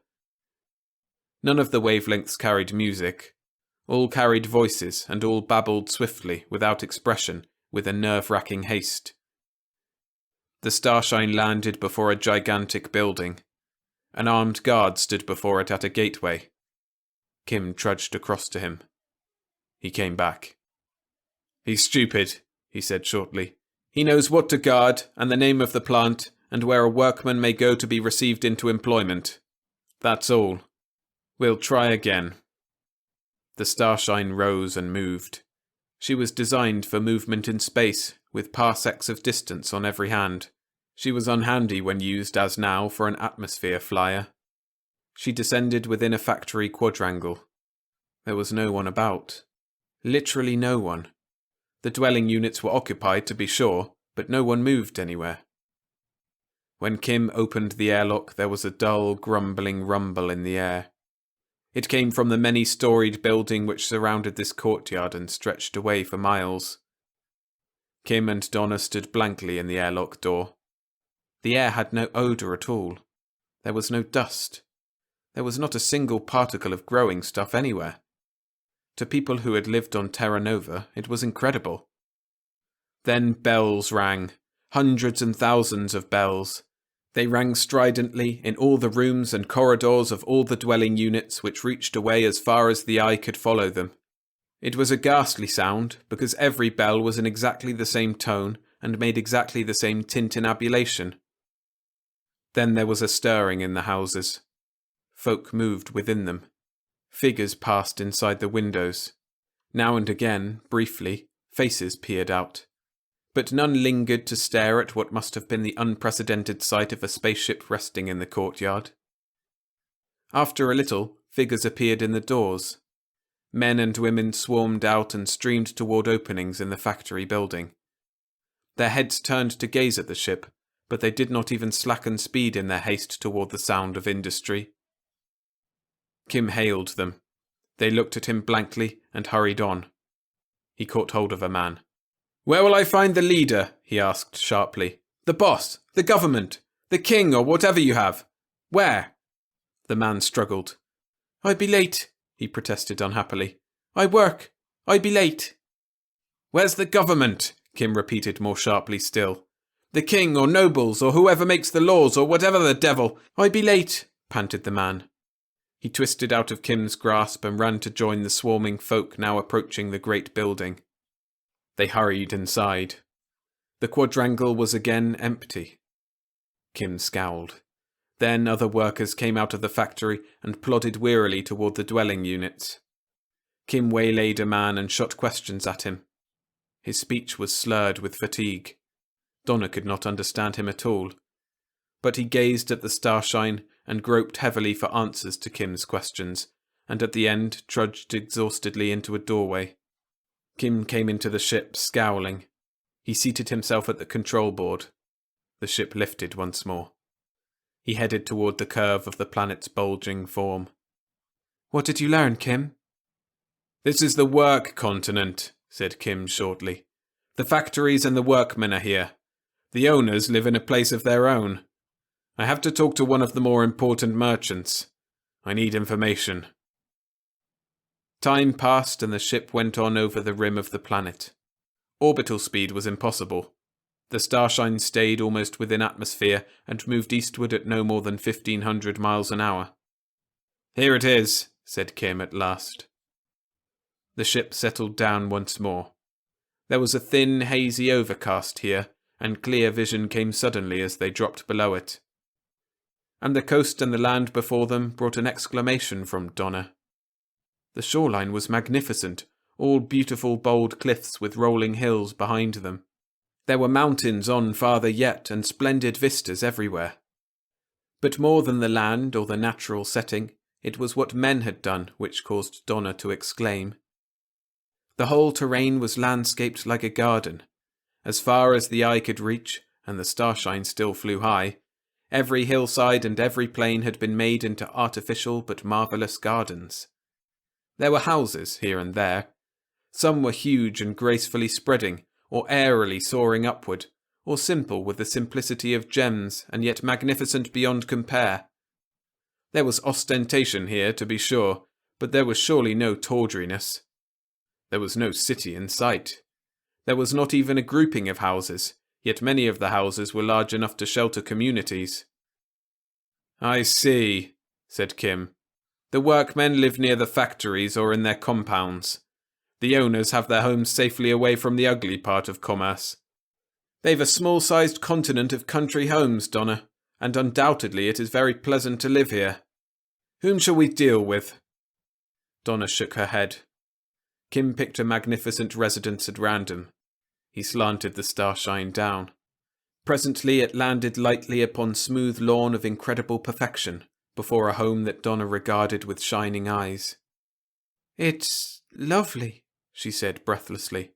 "It is," agreed Kim. "It even has a feeling all its own," he said. "The palace of a king or a tyrant always has something of arrogance about it. It's designed to impress the onlooker. A pleasure palace is always tawdry. It's designed to flatter the man who enters it. These houses are solid. They're the homes of men who are thinking of generations to follow them, and meanwhile only of themselves. I've heard of the merchant princes of Spicus 5, and I'm prejudiced. I don't like those factories with the workmen's homes inside. But I like this house. Do you want to come with me?" Donna looked at the house yearningly. At the view all about, every tree and every stone so placed as to constitute perfection. The effect was not that of a finicky aestheticism, but of authentic beauty and dignity.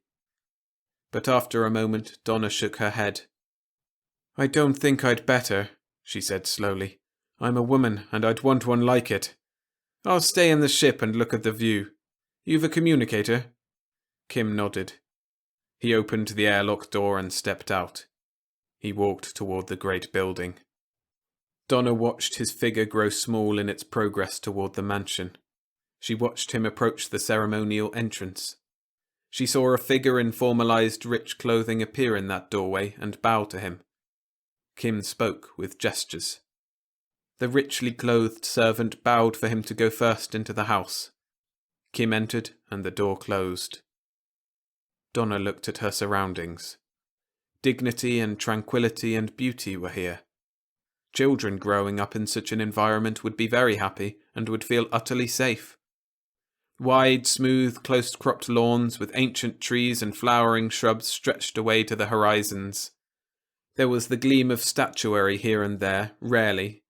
A long way off she could see the glitter of water, and beside it a graceful colonnade, and she knew that it was a pleasure pool.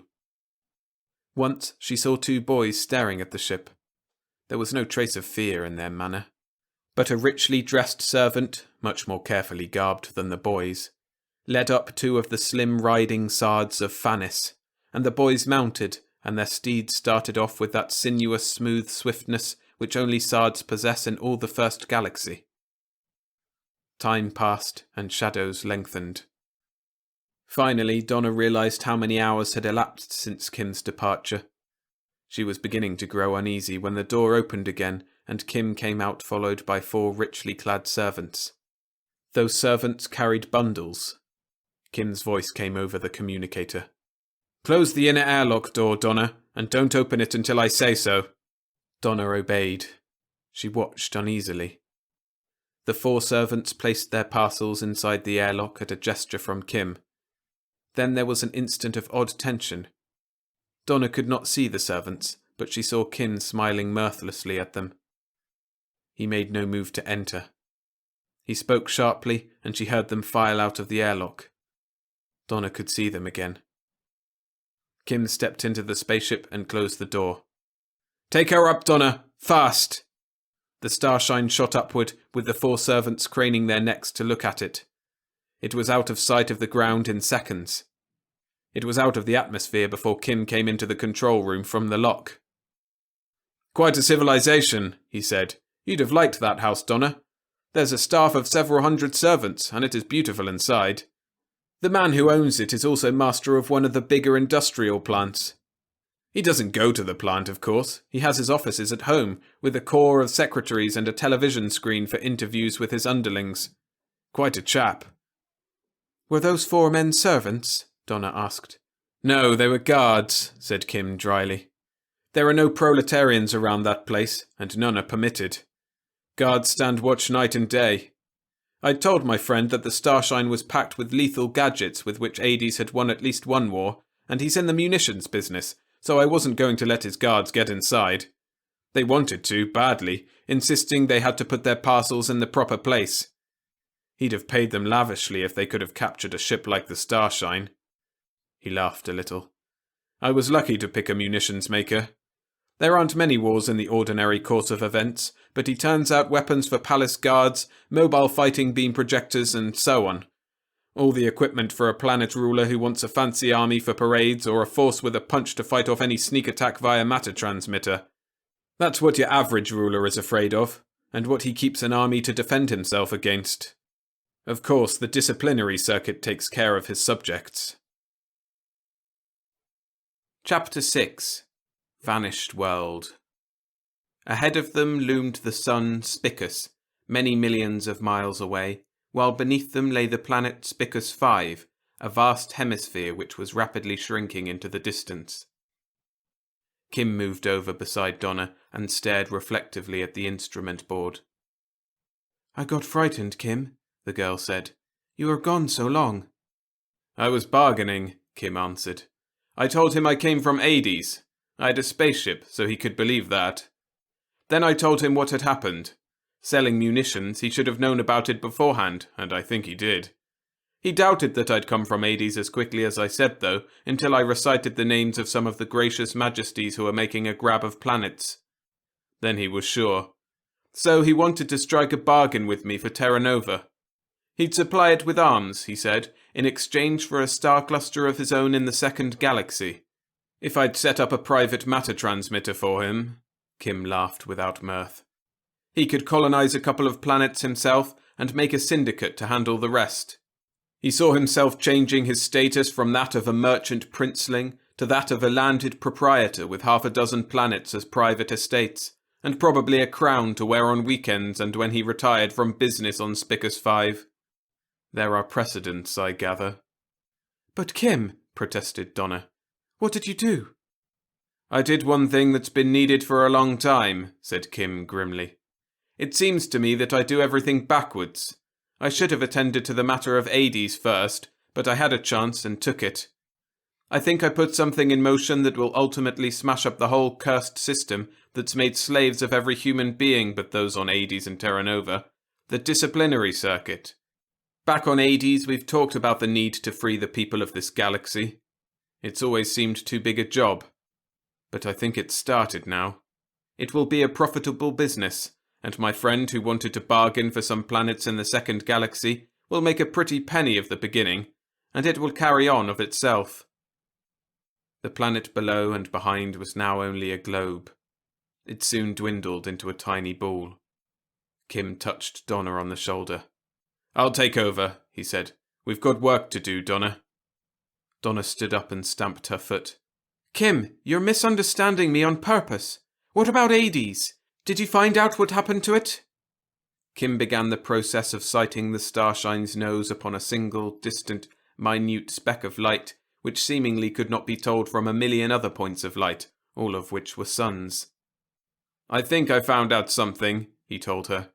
"I thought a merchant planet would be the place to hear all the gossip of the galaxy. My friend back yonder put his research organization to work finding out what I wanted to know. What they dug up looks plausible. Right now I'm going to get even for it. That's a necessity. After that, we'll see. There were 16 million people on Hades. We'll try to do something about them. They aren't likely to be all dead, yet." The sun of Hades swam in emptiness. For uncountable billions of years it had floated serenely, with its single planet circling it in the companionability of bodies separated only by millions of miles, when their next nearest neighbours are light years away. A sun with one planet is a great rarity. A sun with no satellites, save for giant pulsing Cepheids and close-coupled double suns, is almost unknown. But for billions upon billions of years that sun and Hades had kept each other company. Then men had appeared. For 1,000 years great spaceships had grimly trundled back and forth to unload their cargoes of criminals upon the chilly small world. Hades was chosen as a prison planet from the beginning. Later, matter transmitters made the journeys of spacecraft useless.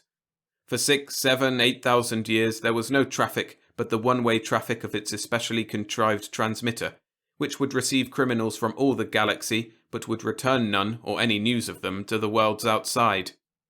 During all that time, a lonely guard ship hung drearily about, watching lest someone try to rescue a man doomed to hopeless exile and return him to happier scenes.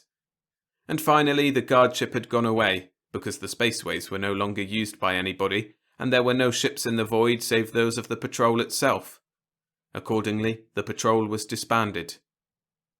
For hundreds of years, nothing happened at all. And then Kim Rendell came in the Starshine, and shortly thereafter, tiny ships began to take off from Hades, and they fought valorously on distant star systems, and at last a squadron of warcraft came to subjugate Hades for the beastly empire of Sinab. Finally, there was a battle in the bright beams of the lonely sun itself. And after that, for a time, little spaceships swam up from the planet and darted away, and darted back, and darted away, and back. But never before had there been any such situation as now.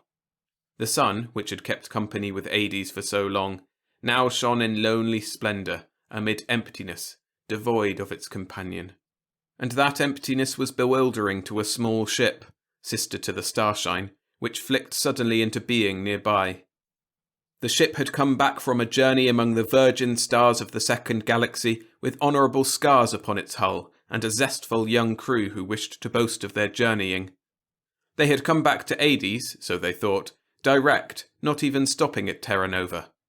And there was no Hades. The little ship flashed here and there about the bereft sun in bewilderment.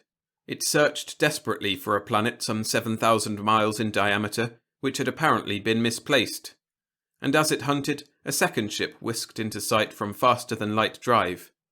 The detectors of the two ships told them of each other's presence, and they met and hung in space together. Then they searched in unison, but in vain. At long last they set out in company for one of the planets of the former Sinabian Empire, on which there must be some news of what happened to Hades. On transmitter drive they inevitably separated, and one was much closer to the chosen planet when they came out of stressed space. One drove down into atmosphere, while the other was still thousands of miles away. The leading ship went down at landing speed toward a city. The other ship watched by electron telescope and prepared to duplicate its course. But the man of the second ship saw, and there could be no doubt about it, that suddenly the landing ship vanished from its place as if it had gone into intergalactic drive and atmosphere. There was a flash of intolerable, unbearable light, and then there was an explosion of such monstrous violence that half of the planet's capital city vanished or was laid in ruins. The crew of the second ship was stunned. But the second ship went slowly and cautiously down into atmosphere, and its communicators picked up voices issuing stern warnings that troops must be welcomed by all citizens, and that absolute obedience must be given to all men wearing the uniform of His Magnificence the Despot of Lith. And then there was babbling confusion and contradictory shoutings, and a hoarse voice ordered all soldiers of His Magnificence to keep a ceaseless watch upon the sky, because a ship had come down from overhead, and when the fighting beams struck it, to kill its crew, it appeared to have fired some devastating projectile which had destroyed half a great city. All ships seen in the sky were to be shot down instantly. His Magnificence, the Despot of Lith, would avenge the outrage. The lonely surviving ship went dazedly away from the planet which had once been friendly to the men of Hades. It went back to Hades' sun and searched despairingly once again, and then fled to the second galaxy and Terra Nova to tell of what it had seen. That was an event of some importance. At least all of one planet had been rocked to its core from the detonation of a spaceship which flashed into collision with it at uncountable multiples of the speed of light, and was thereby raised to the temperature of a hot sun's very heart. And besides, there was agitation and suspicion and threats and diplomatic chaos among the planetary governments who had joined to loot the dependencies of Hades, once Hades was eliminated from the scene. But a vastly, an enormously more significant event took place on a planet very far away at almost the same instant. The planet was Donnet 3, the only habitable planet of its system. It was a monstrous sprawling world, visibly flattened by the speed of its rotation, and actually habitable only by the fact that its rotation partly balanced out its high gravity. The starshine approached over a polar region and descended to touch atmosphere. Then, while Donna looked curiously through the electron telescope at monstrous ice mountains below, Kim donned a spacesuit, went into the airlock, and dropped a small object out of the door. He closed the door, returned to the control room, and took the starshine out to space again. That was the most significant single action, in view of its ultimate meaning, that had been performed in the first galaxy in 10,000 years. And yet, in a sense, it was purely a matter of form. It was not necessary for Kim to do it. He had arranged for the same effect to be produced, in time yet to come, upon every one of the 300 million inhabited planets of the first galaxy. The thing was automatic, implicit in the very nature of the tyrannical government sustained by the disciplinary circuit. Kim had simply dropped a small metal case to the surface of Donnet 3. It was very strong, practically unbreakable. It contained an extremely simple electronic circuit. It fell through the frigid air of the flattened pole of Donnet 3, and it struck the side of a sloping ice mountain and bounced and slid down to a valley and buried itself in snow, and only instants later, the small hole left by its fall was filled in and covered up completely by snow riding on a 100-mile gale. It was undiscoverable. It was irretrievable. No device of man could detect or recover it. Kim himself could not have told where it fell. Kim then sighted the starshine on another distant target and found the planet Earth and dropped a small metal object into the depths of the humid and festering jungles along its equator. Human beings could live only in the polar regions of Earth. Then he visited a certain planet in the solar system of Tabor, and a small metal case went twisting through deep water down to the seabed of its ocean. He dropped another on the shifting desert sands which cover 1/3 of Sind, where an emperor and council rule in the name of a non-existent republic, and yet another on a planet of Megar, where an otherwise unidentified Queen Amritha held imperial power, and others. He dropped one small metal case, secured from a merchant prince on Spicus 5, on each of the planets whose troops had moved into the planets left defenseless by the vanishment of Hades. "I wanted to do that myself because what we've got to do next is dangerous, and we may get killed," he told Donna dryly. "But now we're sure that men won't stay slaves forever, and now we can try to do something about Hades. I'm afraid our chances are pretty slim." Chapter 7. One Chance in a Million. In spite of his pessimism, Kim settled down to the fine calculations required for a voyage to a blue-white dwarf star not readily distinguished from others.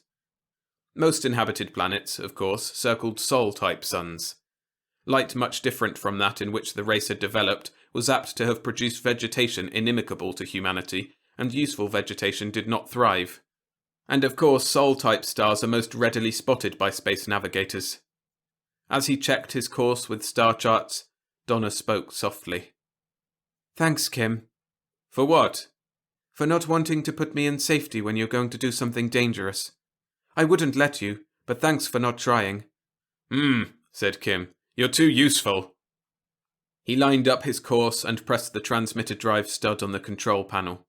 Space danced a momentary saraband, and there was a blue-white dwarf 200 million miles away, showing barely a planet-sized disk, but pouring out a pitiless white glare that hurt the eyes.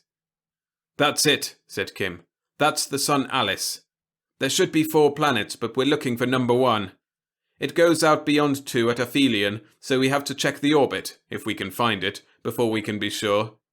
No, we should be able to tell by the rotation. Very slow."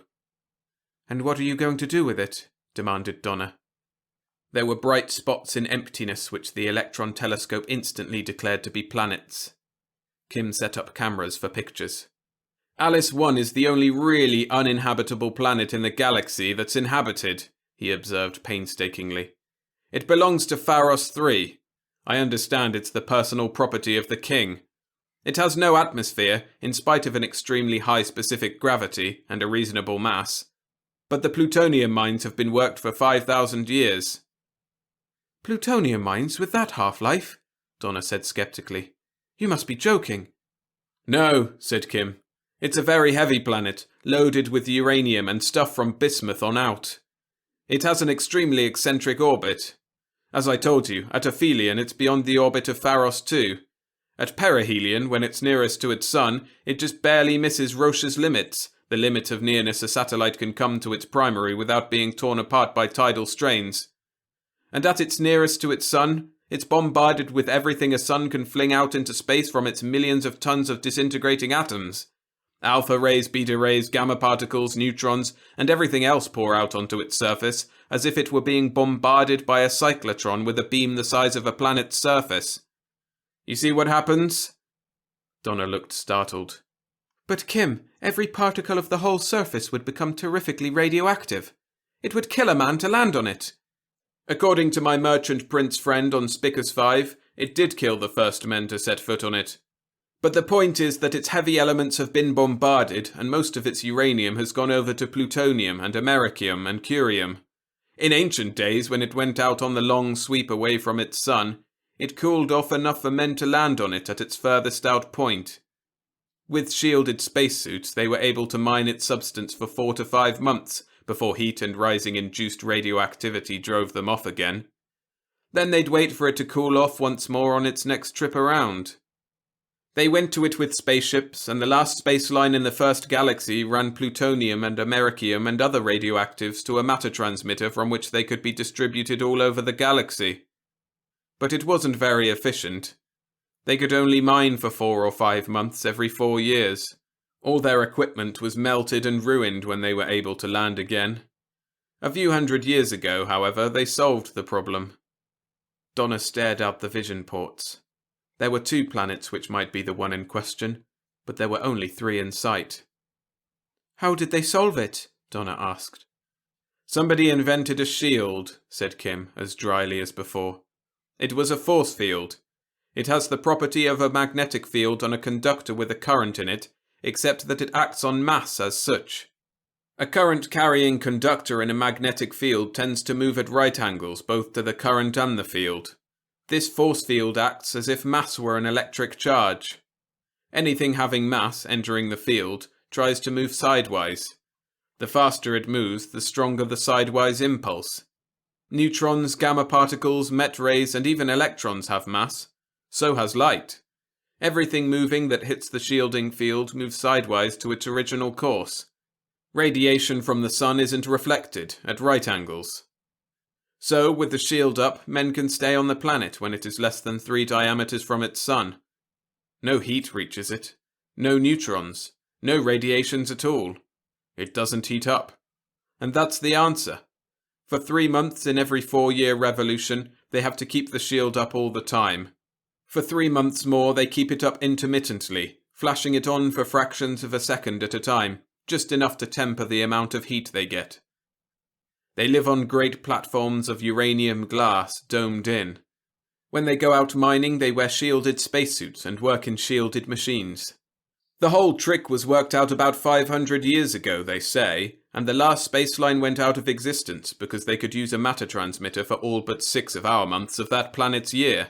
And did you find out how it's done? Asked Donna. Hardly, said Kim. The planet belongs to the King of Pharos III. Even 500 years ago, the governments of all the planets were quite tight corporations. Naturally, Pharos wouldn't let the secret get out. There are other planets so close to their primaries that they're radioactive. If the secret were to be disclosed, there'd be competition. There'd be other plutonium mines in operation. So he's managed to keep it to himself. But we've got to find out the trick. There was silence.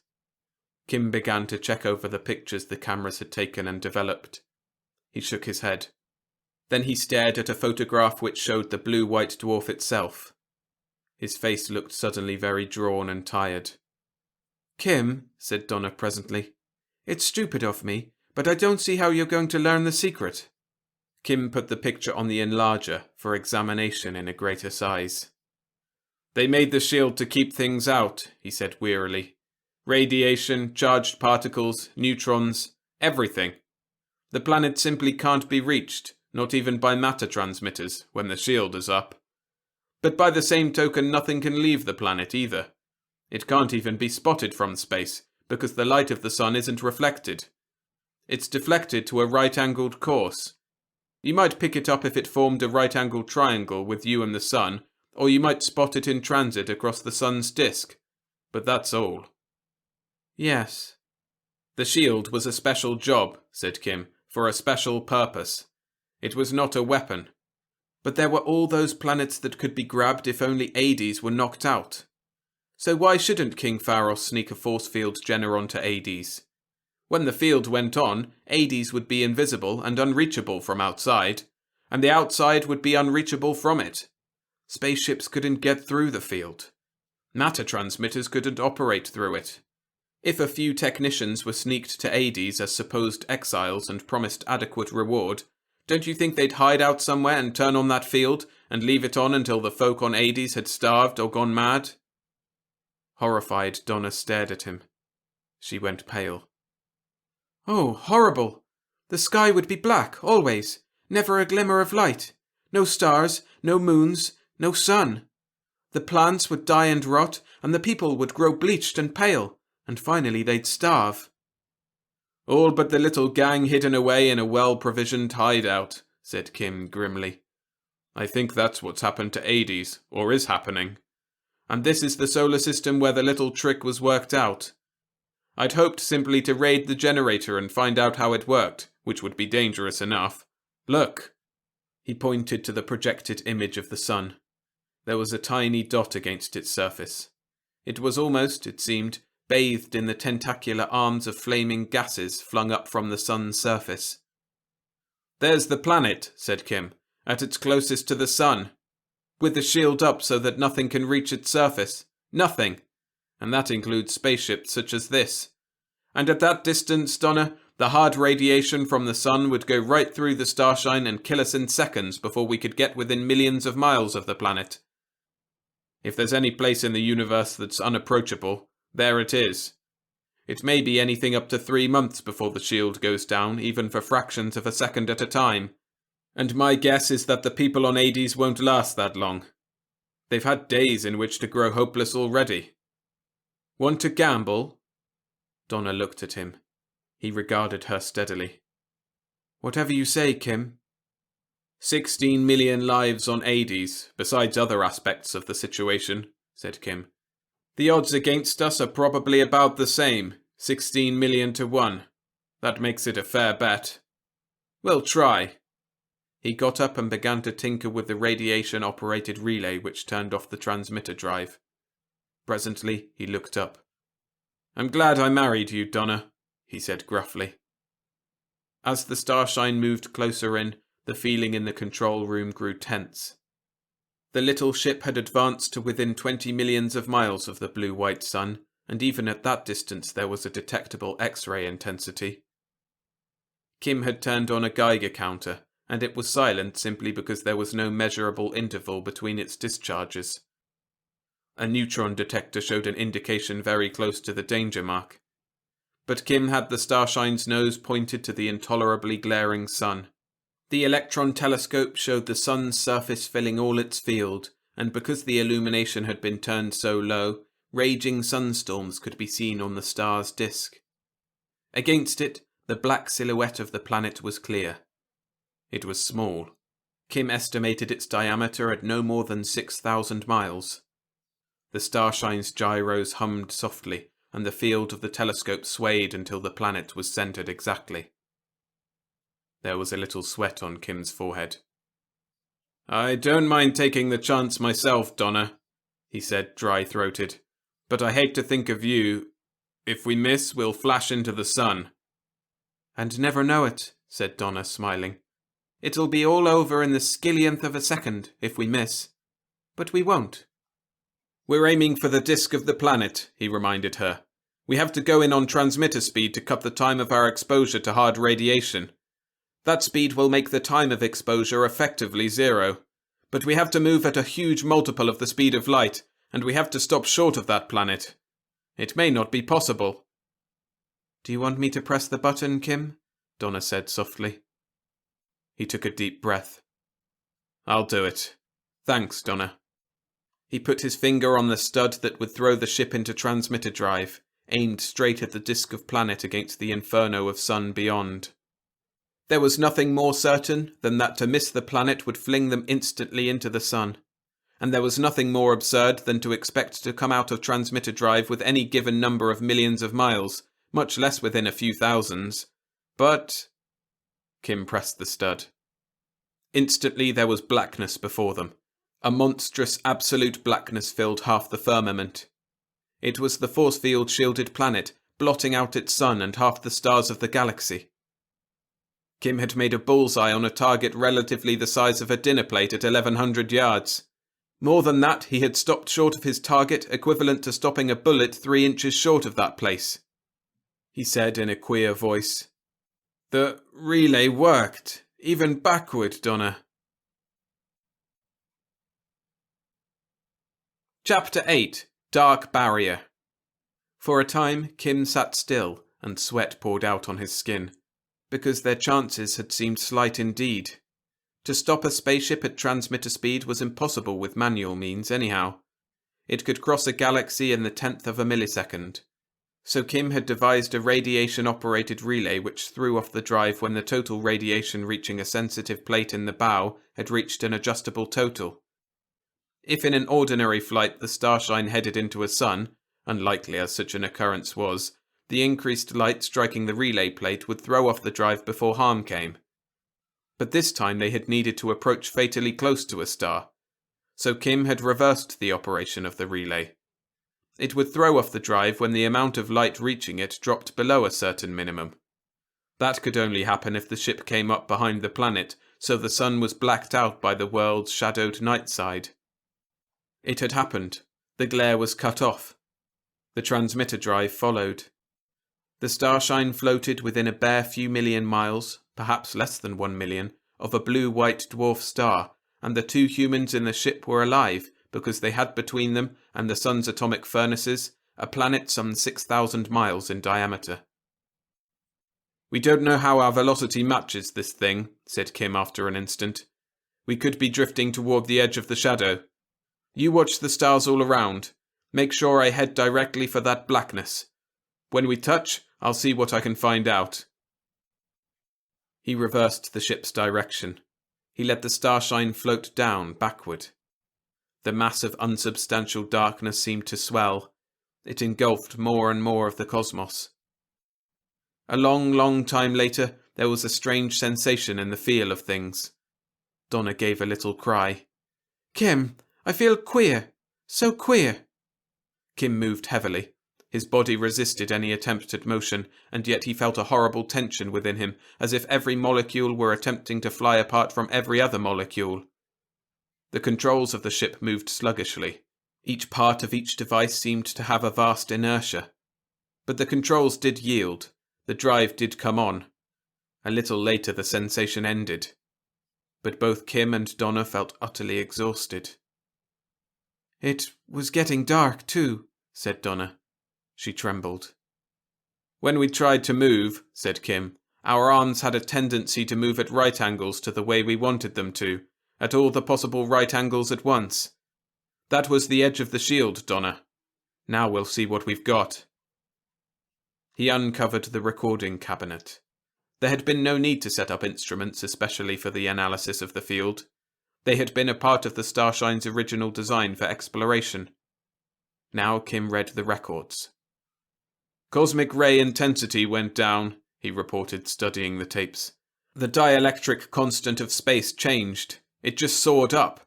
The relationship of mass to inertia. That particular gadget never recorded anything significant before, Donna. In theory, it should have detected space warps.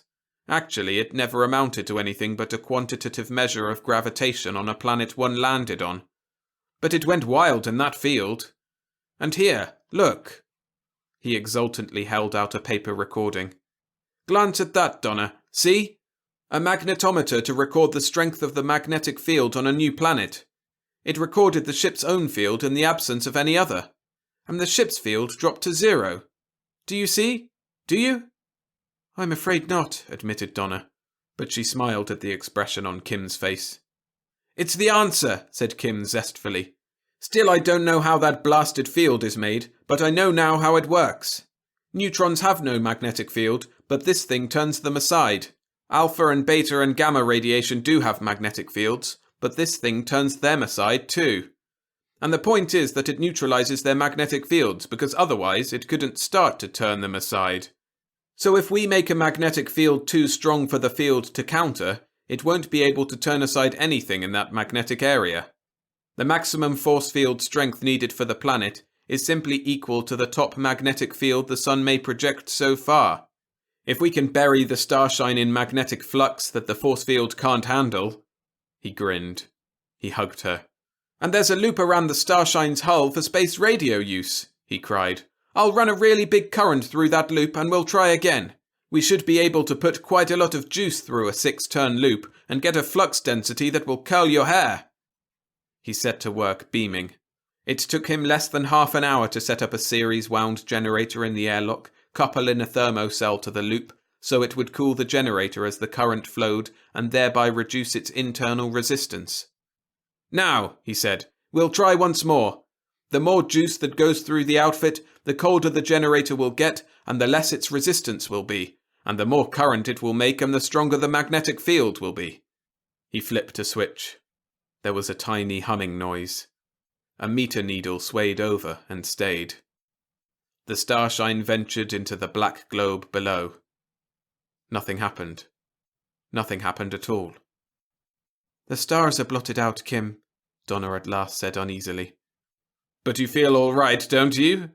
He grinned like an ape in his delight. Why, yes. I feel unusually good, said Kim happily. The vision screens were utterly blank. The ports opened upon absolute blackness, blackness so dead and absorbent that it seemed more than merely lack of light. It seemed like something horrible pressing against the ports and trying to thrust itself in. And suddenly a screen glowed faintly, and then another. Then there was a greenish glow in the ports, and Donna looked out and down. Above was that blackness, complete and absolute. But below, seen with utter clarity because of the absence of atmosphere, lay a world. Nothing grew upon it. Nothing moved. It was raw, naked rock with an unholy luminescence. Here and there the glow was brighter, where mineral deposits contained more highly active material. The surface was tortured and twisted in swirled, stained writhings of formerly melted rock. They looked. They saw no sign of human life, nor any sign that humans had ever been there. But after all, even 5,000 years of mining on a globe 6,000 miles through would not involve the disturbance of more than a fraction of its surface. We did it, said Kim.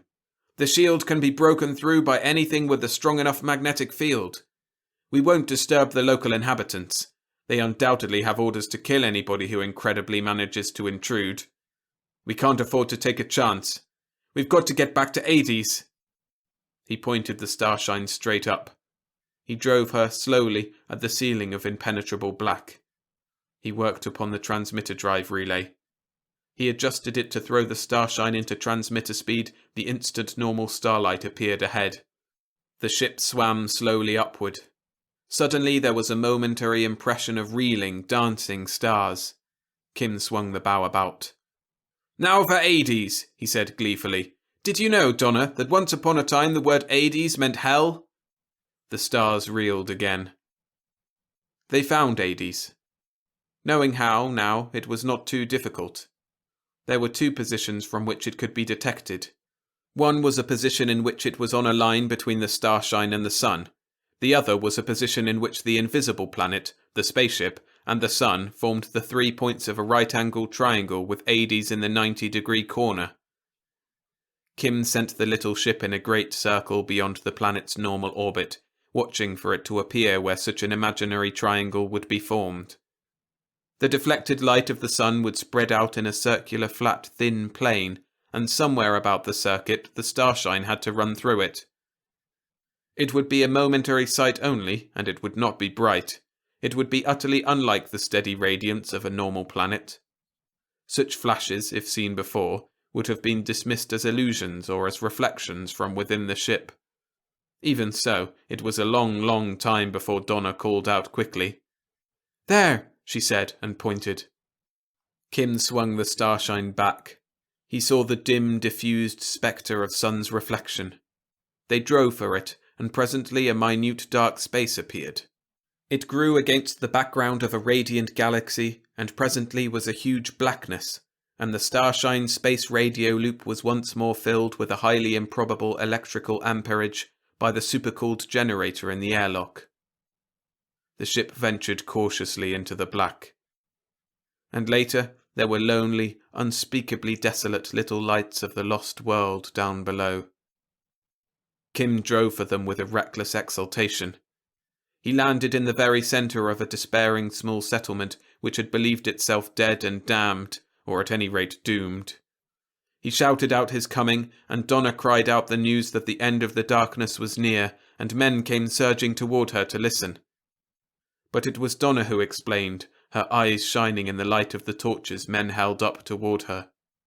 Kim had gone back into the ship, and was using the communicators to rouse out the mayors of every municipality, and to say he had just reached the planet from Terra Nova. There was no time to tell of adventures in between, and he needed atmosphere flyers to gather around him at once, with armed men in them, for urgent business connected with the restoration of a normal state of affairs. They came swiftly, flittering down out of the blackness overhead, to land in the lights of huge bonfires built by Kim's orders. And Kim, on the communicators, asked for other bonfires everywhere to help in navigation, and then he went out to be greeted by the bellowing mayor of Stedheim. "What's this?" he roared. "No sunlight, no stars, no matter transmitter, no ships. Our ships took off and never came back. What the devil happened to the universe?" Kim grinned at him. "The universe is all right. It's 80s. Somewhere on the planet there's a generator throwing out a force field. It will have plenty of power, that generator. Maybe I can pick it up with the instruments of the starshine, but we'll be sure to find it with magnetic compasses. What we want is for everyone to flick their compasses and note the time of swing. We want to find the place where the swing gets slower and slower. When we find a place where the compasses point steadily, without a flicker, not even up and down, we'll be at the generator. And everybody put on navigation lights or there'll be crashes." He lifted the starshine and by communicator kept track of the search. Toward the polar regions was the logical hiding place for the generator, because there the chilly climate of Hades became frigid and there were no inhabitants. But it was a long search. Hours went by before a signal came from a quarter way around the globe. Then the starshine drove through darkness, but cautiously, with atmosphere flyers all about. And there was an area where the planet's magnetic field grew weaker and weaker, and then a space in which there was no magnetic field. But in the darkness, they could find no sign of a depot. Chapter 9. Gadget of Hope. Grimly, Kim set the starshine on the ground, in the very centre of the dark area, and started the generator in the airlock. When it worked at its utmost and nothing happened, Kim threw in the leads of the ship's full engine power. There was a surging of all the terrific energy the ship's engines could give. Then the radio loop went white-hot and melted with a sputtering arc as the circuit broke. Abruptly the stars appeared overhead, and simultaneously came the leaping flame of a rumbling explosion. Then followed the flare of fuel burning savagely in the night. The starshine's full power had burned out the force field generator an instant before the loop melted to uselessness. Kim was with the men who ran toward the scene of the explosion, and he would have tried to stop the killing of the other men who ran out of underground burrows, but the victims would not have it. They expected to be killed, and they fought wildly. All died. Later, Kim inspected the shattered apparatus which now lay in pieces, but he thought it could be reconstructed, and perhaps in time understood. "Night's nearly over," he announced to those who prowled through the wreckage. "It shouldn't be much more than an hour until dawn. If I hadn't seen sunlight for a week or more, I think I'd go for a look at the sunrise." In seconds, the first atmosphere flyer took off. In minutes, the last of them were gone. They flew like great black birds beneath the starlight, headed for the east to greet a sun they had not expected to see again. But the mayor of Stedheim stayed behind. "Ha!" he said, growling. "It's over my head. I don't know what happened, and I never expect to understand. How are my sons in the new galaxy? Fine when last we heard, said Donna, smiling. Come into the ship. He tramped into the living space of the starshine. He eased himself into a seat.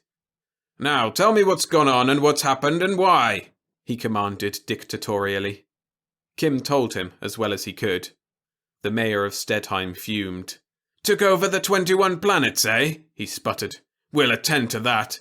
We'll take a few ships, go over there and punish them. I suspect they've pulled out, said Kim. If they haven't, they will, and soon. The gracious majesties and magnificents and the other planetary rulers who essayed some easy conquests have other need for their soldiers now. Plenty of need. Hey, what? Cried the mayor. What's the matter? Those rulers have got to have a lesson. We didn't try to free the whole galaxy because it was too big a job. But it looks like we'll have to try. I doubt the need, said Kim, amused. After all, it's the disciplinary circuit which has enslaved the human race. When the psychogram of every citizen is on file, and a disciplinarian has only to put his card in the machinery and press a button to have that man searched out by disciplinary circuit waves and tortured, wherever he may be, when that's possible, any government is absolute. Men can't revolt when the whole population, or any part of it, can be tortured at the ruler's whim. Donna's expression changed. Kim, she said accusingly.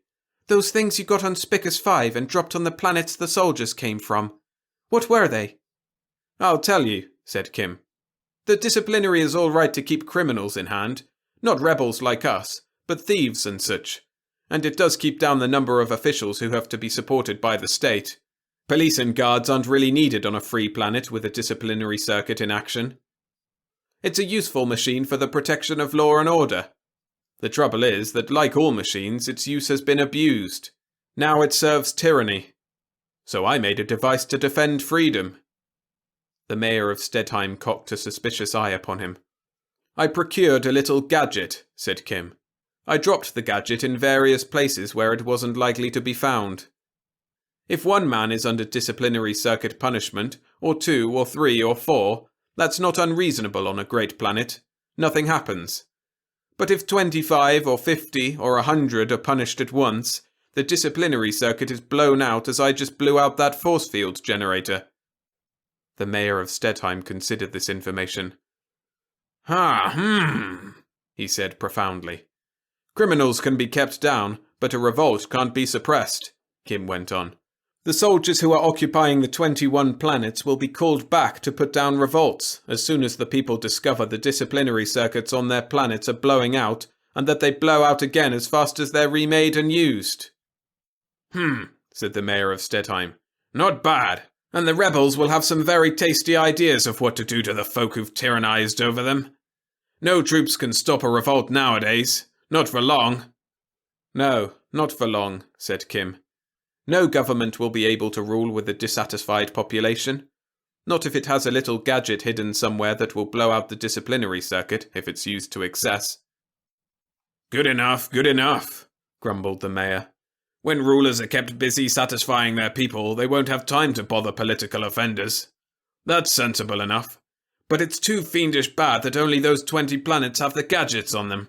I suppose we criminals will have to set up a factory and make them, and then visit all the 300 million inhabited planets one by one, and drop one little contrivance on every one. But it'll take us centuries. Space. That's a pity. It won't take centuries, said Kim dryly. I made a deal with a factory owner on Spicus 5. He turned out the ones I personally dropped in exchange for the design. He's going to manufacture them in quantity. He'll make a fortune out of them. How? Who'll buy them? Demanded the mayor. Every king will outlaw them. Space, yes, they'll be scared to death. The kings, said Kim more dryly than before, the kings and despots and emperors will be the ones to buy them. They'll want them to drop in their neighbours' dominions. Every king or ruler will buy a few to put where they will weaken his enemies, and everyone has enemies. We don't have to plant the gadgets that make the disciplinary circuit into a boomerang. We'll let the kings weaken each other and bring back freedom. And they will. The mayor of Stedheim puffed in his breath until it looked as if he would explode. Then he bellowed with laughter. Make the tyrants dethrone each other, he roared delightedly. They'll weaken each other until they find they've their own people to deal with. There'll be a fine scramble. I give it 5 years, no more, before there's not a king in the galaxy who dares order an execution without a jury trial first." "A consummation devoutly to be wished," said Kim, smiling.